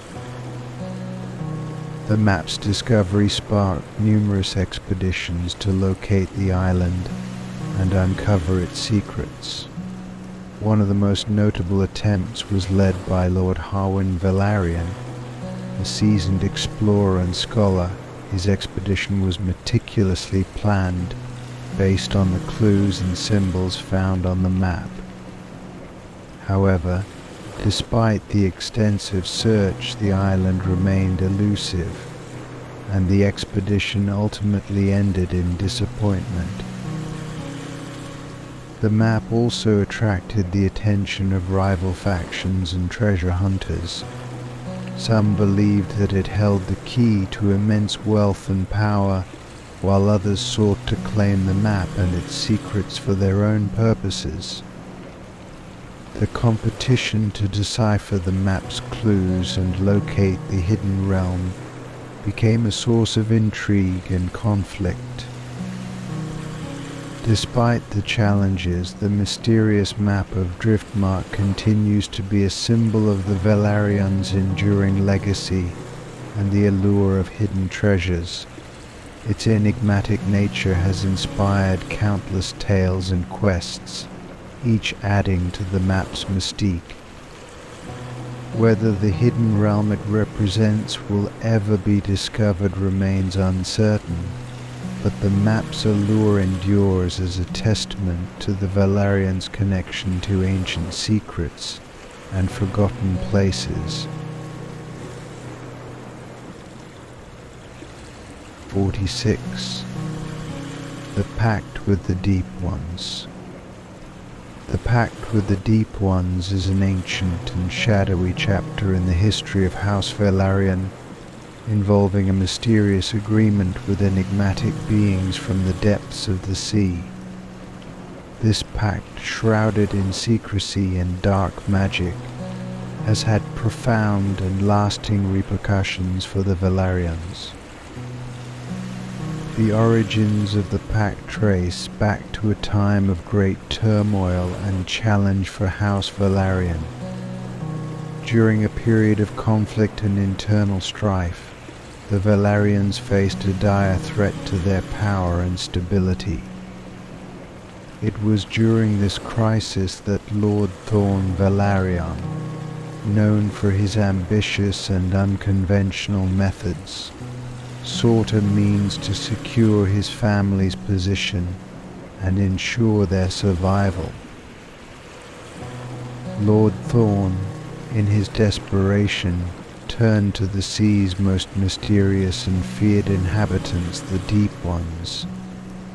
These beings were rumored to be ancient and malevolent sea creatures with immense power and knowledge of arcane magic. Their presence was more myth than reality, with tales of their existence existing in hushed whispers and forbidden lore.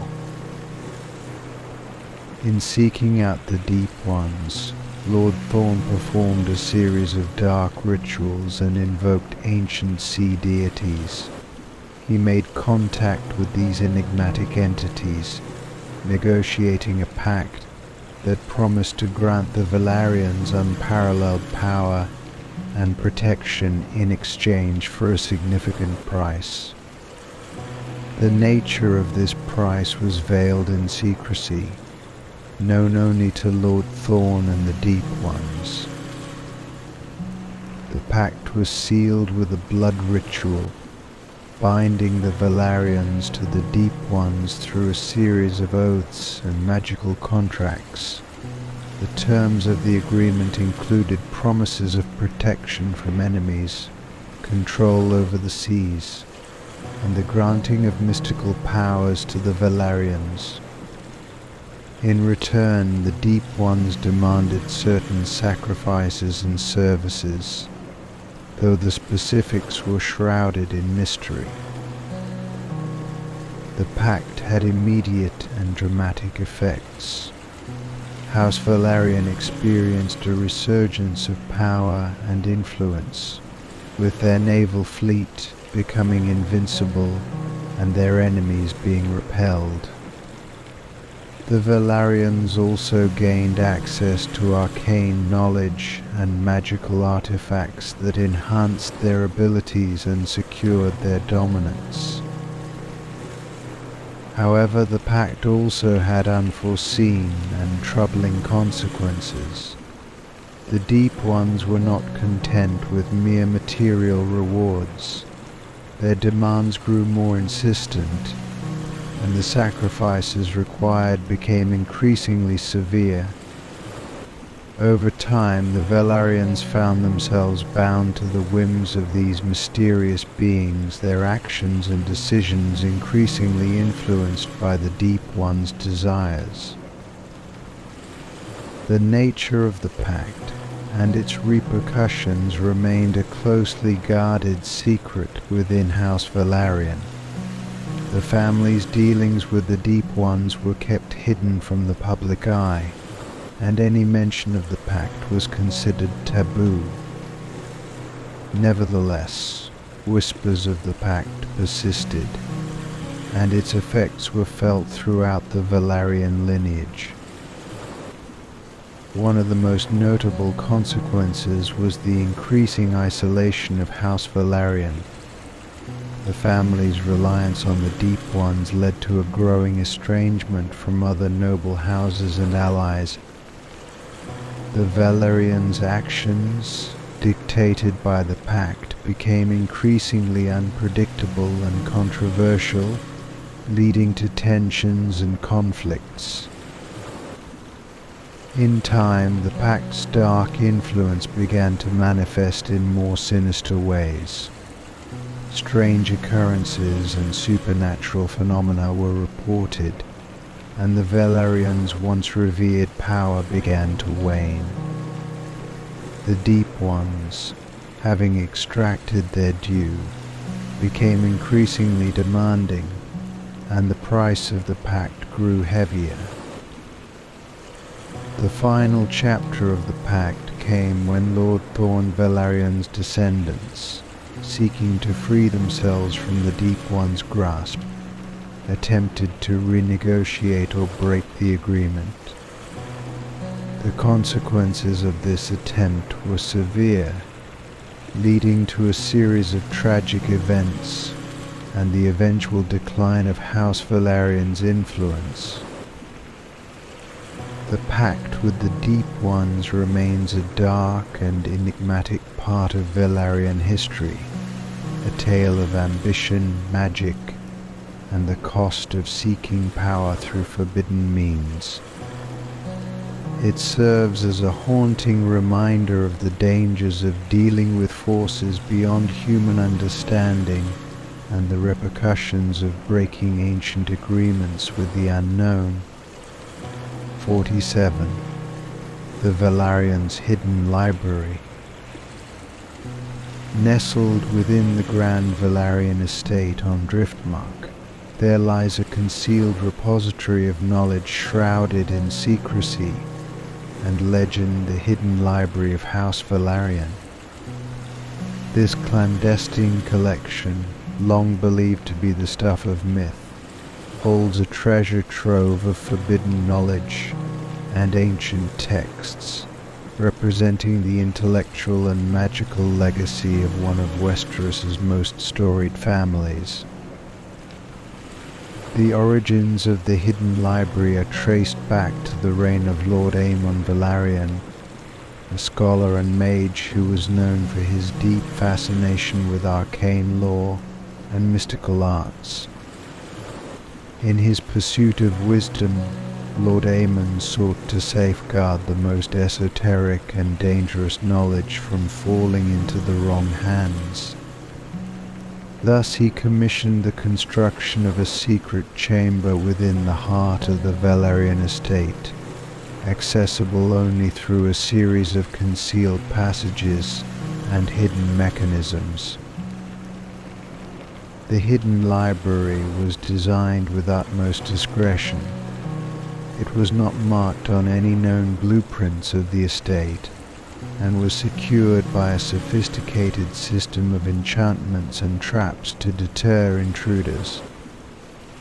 The entrance to the library is concealed behind a wall in a forgotten wing of the estate, revealed only through a secret mechanism known only to the family's most trusted members. The library's existence was kept hidden even from many within the family, known only to a select few who were sworn to secrecy. The collection within the hidden library is a staggering assemblage of ancient manuscripts, magical tomes and forbidden texts. Among its treasures are volumes on lost spells, alchemical formulas, and rituals that predate even the earliest recorded histories of Westeros. Some of the most notable items include 1. The Grimoire of the Depths, a tome said to contain spells and invocations dedicated to sea gods and ancient maritime magic. This book is rumored to have been authored by one of the Deep One's earlier practitioners and holds the secrets of manipulating ocean currents and communicating with sea creatures. 2. The Book of Shadows, a manuscript filled with dark enchantments and necromantic rites. Its pages are reputed to hold the key to summoning and controlling spirits, as well as knowledge of ancient curses and wards. 3. The Chronicles of the Lost Realms, a collection of maps and accounts detailing mythical lands and forgotten civilizations. These chronicles are believed to provide clues to hidden treasures and ancient sites that once belonged to the Velaryons or their allies. 4. The Codex of Celestial Navigation, a guide to the stars and their influence on magical practices. It is said to include methods for predicting celestial events and using them to enhance magical power. The hidden library's existence and contents were largely unknown to the broader world until the estate was raided by rival factions during a turbulent period in Velaryon history. During the raid, some texts were stolen, and the remaining books were scattered or hidden more securely. The identity of the raiders and the full extent of the texts taken remain a mystery, adding to the library's aura of enigma. The aftermath of the raid saw a concerted effort by House Velaryon to recover and protect what remained. Several members of the family dedicated themselves to recataloguing and safeguarding the remaining texts. The secrets contained within the hidden library became a closely guarded legacy, with only a few family members privy to its full extent. In recent times, rumors and tales of the hidden library have resurfaced.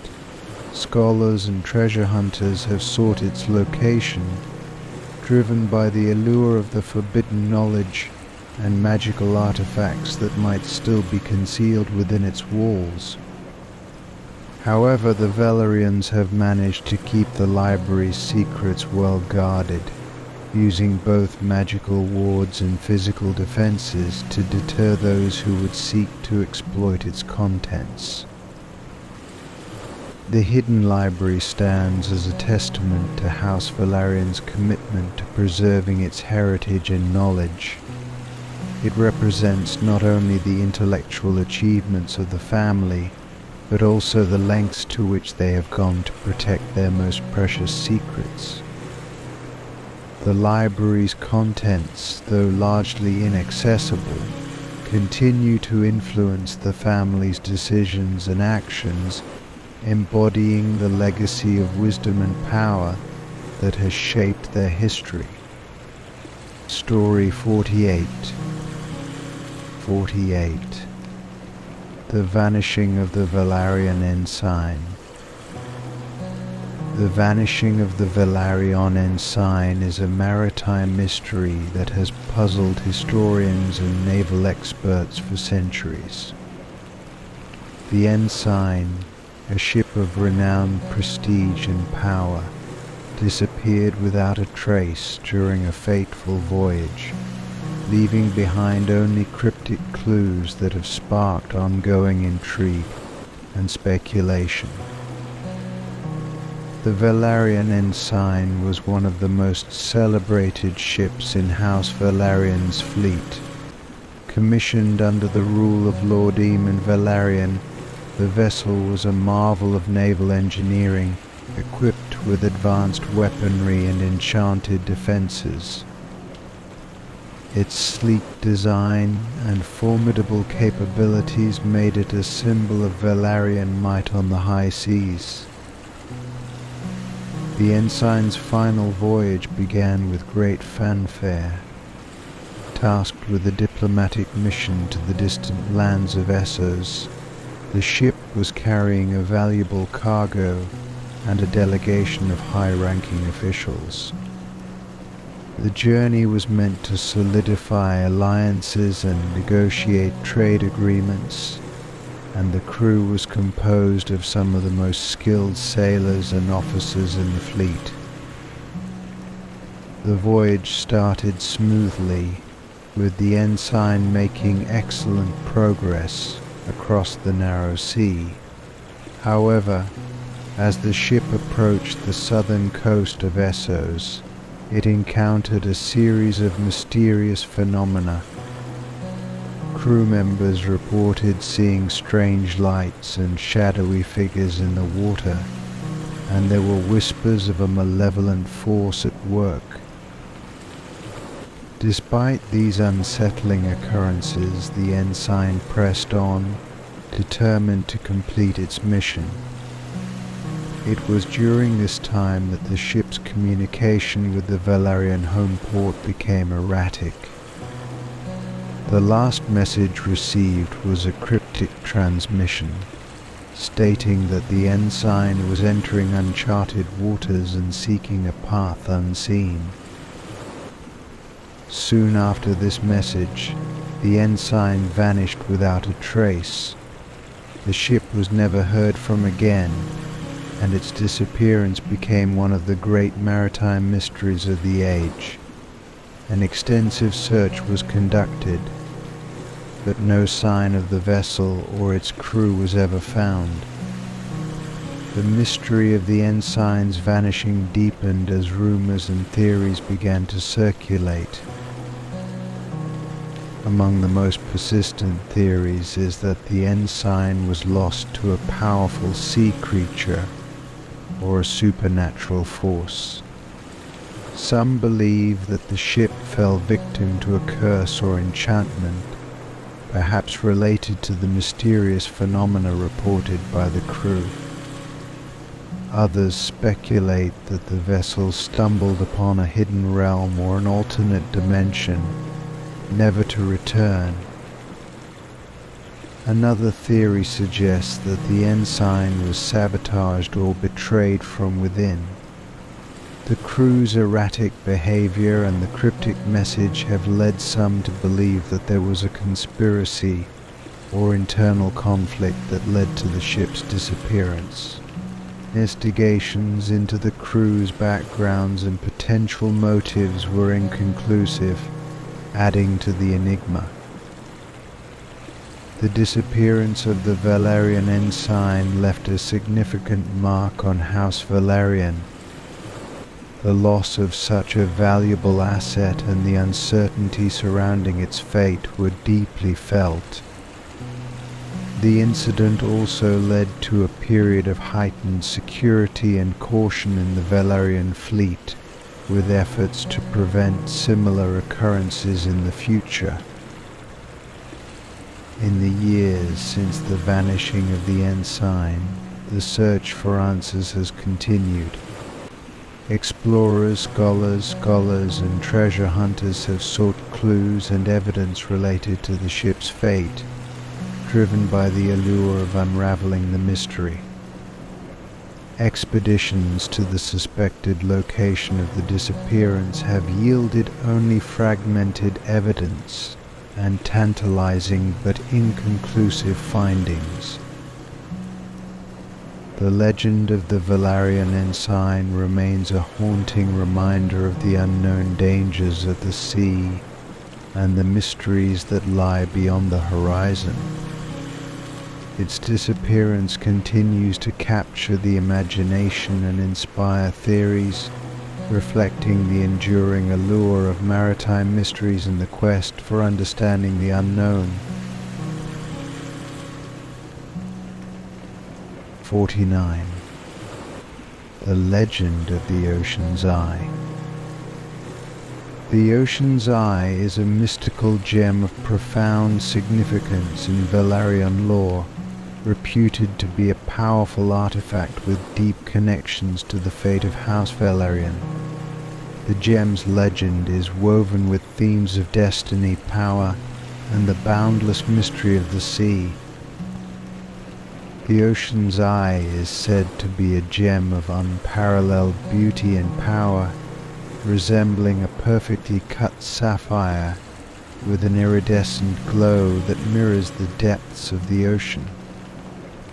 Its origins are shrouded in myth, with various accounts suggesting that it was either crafted by ancient sea gods or discovered in the depths of a long-lost underwater civilization.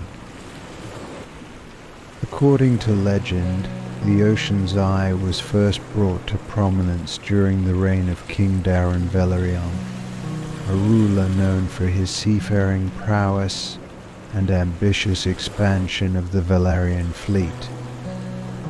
The gem was presented to the king as a gift from a mysterious envoy who claimed that it held the key to the Velaryons' continued prosperity and dominion over the seas. The gem's purported powers were extraordinary. It was said to grant its bearer the ability to control the elements of the sea, influence weather patterns, and communicate with sea creatures. The Ocean's Eye was also believed to possess prophetic qualities, revealing glimpses of the future and guiding its possessor in matters of great importance.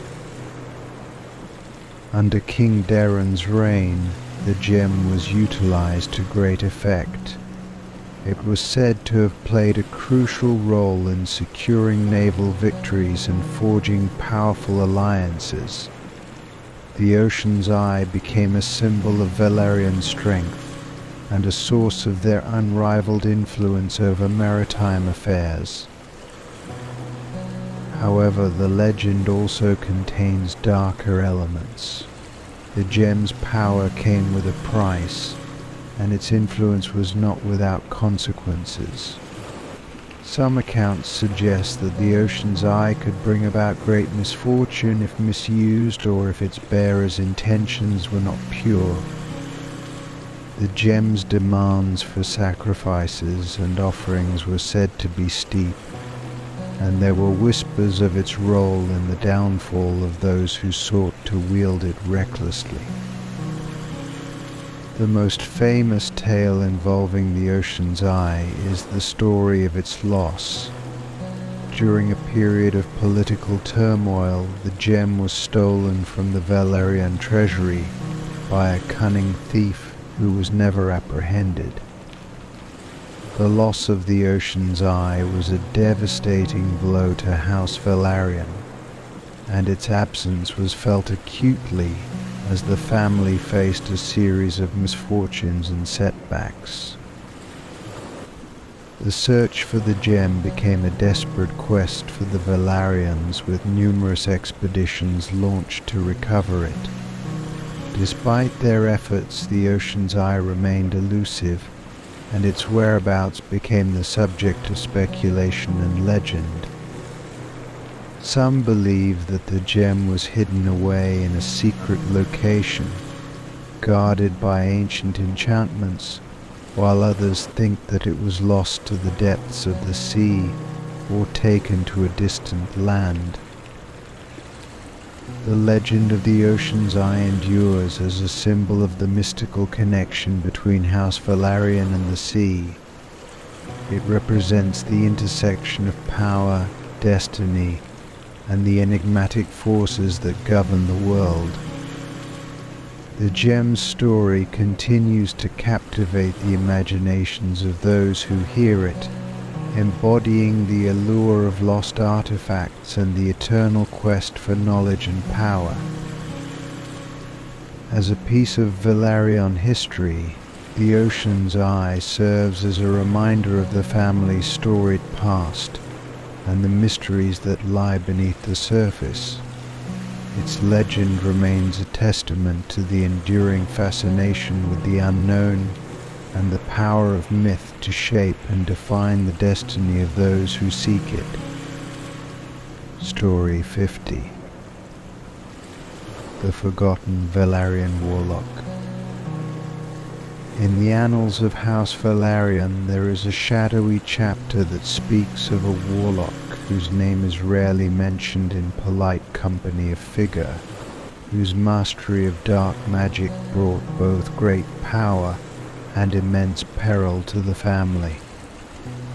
This enigmatic individual, known only in whispers and fragmentary records, is often referred to as the Forgotten Velaryon Warlock.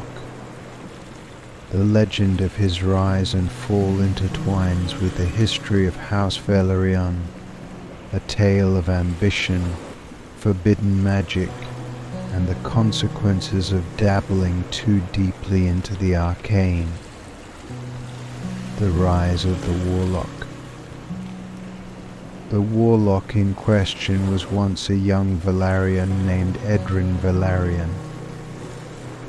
Born into a prestigious branch of the family during a time of great prosperity, Edrin showed an early aptitude for the magical arts. His talents were apparent from a young age, and he quickly garnered the attention of the family's more learned members.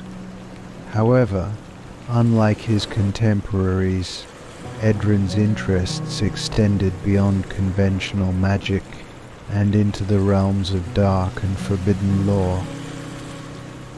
Driven by an insatiable curiosity and a desire to elevate House Velaryon to unprecedented heights, Edrin delved into ancient and obscure texts. These texts, often hidden away in the family's private library, contain secrets of powerful and dangerous magic. Edrin's research led him to uncover rituals and spells that were said to tap into the very essence of the world's most primal forces. As he mastered these dark arts, Edrin began to experiment with his newfound powers. Initially, his magic brought tangible benefits to House Velaryon. He used his abilities to secure advantageous trade deals, manipulate political rivals, and enhance the family's influence across the realm. His successes earned him both awe and envy, and he became a figure of great fascination and fear. Edrin's prowess was not limited to mere political machinations. He also commanded a cadre of loyal followers who believed in his vision of transforming House Velaryon into a preeminent power by harnessing the forces of the supernatural. The warlock's influence grew, and his magical experiments became more ambitious and audacious. The Dark Turn. Despite his initial successes, Edrin's growing power came at a cost. His experiments began to have unforeseen and increasingly disastrous consequences. The very magic that had once elevated House Velaryon now started to unravel the fabric of reality itself. The boundaries between the material world and the supernatural became blurred, and dark entities from other realms began to manifest. One of the most notorious incidents involved a ritual designed to summon a powerful spirit to serve as an advisor to Edrin. The ritual, however, went awry, and instead of a benign spirit, a malevolent entity was unleashed upon the estate. This entity wreaked havoc, causing widespread panic and destruction. The estate's wards, which were meant to protect against such intrusions, were compromised by the power of Edrin's dark magic. The entity's rampage was eventually quelled, but the incident left a deep scar on House Velaryon. The family's reputation suffered, and the once esteemed warlock began to be viewed with suspicion and fear. The disastrous results of his magical pursuits cast a shadow over his accomplishments, and whispers of curses and ill fortune began to circulate. As Edrin's power continued to grow, so did his arrogance. He became increasingly isolated, trusting only his closest followers and dismissing the concerns of the broader family. His actions became more reckless, and the consequences more severe. The estate was plagued by strange occurrences, unexplained phenomena, supernatural disturbances, and an ever-deepening sense of dread. The Fall. The turning point came when Edrin attempted a grand ritual designed to solidify his control over the dark forces he had summoned. This ritual, intended to bind these forces to his will permanently, required a significant sacrifice. Edrin, consumed by his ambition, chose to sacrifice a member of House Velaryon, one of his own kin. The ritual's outcome was catastrophic. Instead of achieving his goal, Edrin's magic backfired. The forces he had sought to control turned against him, unleashing a torrent of chaos upon the estate. The once majestic halls of the Velaryon residence were consumed by shadow and flame, and many of Edrin's followers were lost in the ensuing turmoil. Edrin himself vanished in the chaos, and his fate remains unknown. Some believe he was consumed by the very dark forces he had sought to control, while others speculate that he fled to another realm, seeking refuge from the consequences of his actions. What is certain is that House Velaryon suffered greatly as a result of his dark magic. In the aftermath, the remnants of Edrin's magic were purged from the estate, and efforts were made to restore order and stability. The family, deeply scarred by the experience, sought to distance themselves from the taint of Edrin's legacy. The records of his actions were deliberately obscured, and his name became a subject of secrecy and taboo. The forgotten Velaryon warlock remains a cautionary tale within House Velaryon and beyond. His story serves as a reminder of the perils of seeking power through forbidden means and the dangers inherent in tampering with forces beyond human comprehension. The consequences of Edrin's actions lingered long after his disappearance. House Velaryon's fortunes were deeply affected, and the family's reputation took years to recover. The estate, once a symbol of grandeur and power, bore the scars of Edrin's dark magic, and the shadows of his deeds continued to haunt the family. The legend of the forgotten Velaryon warlock also serves as a reminder of the fine line between ambition and hubris. Edrin's rise to power and subsequent fall from grace illustrate the dangers of unchecked ambition and the cost of pursuing forbidden knowledge. In the present day, the story of Edrin Velaryon is remembered as a dark chapter in the family's history. While the details of his life and deeds are often glossed over or avoided, the lessons of his tale continue to resonate. The legend of the forgotten Velaryon warlock endures as a symbol of the price of power and the dark allure of the arcane, serving as a reminder of the limits of human ambition and the dangers of delving too deeply into the unknown.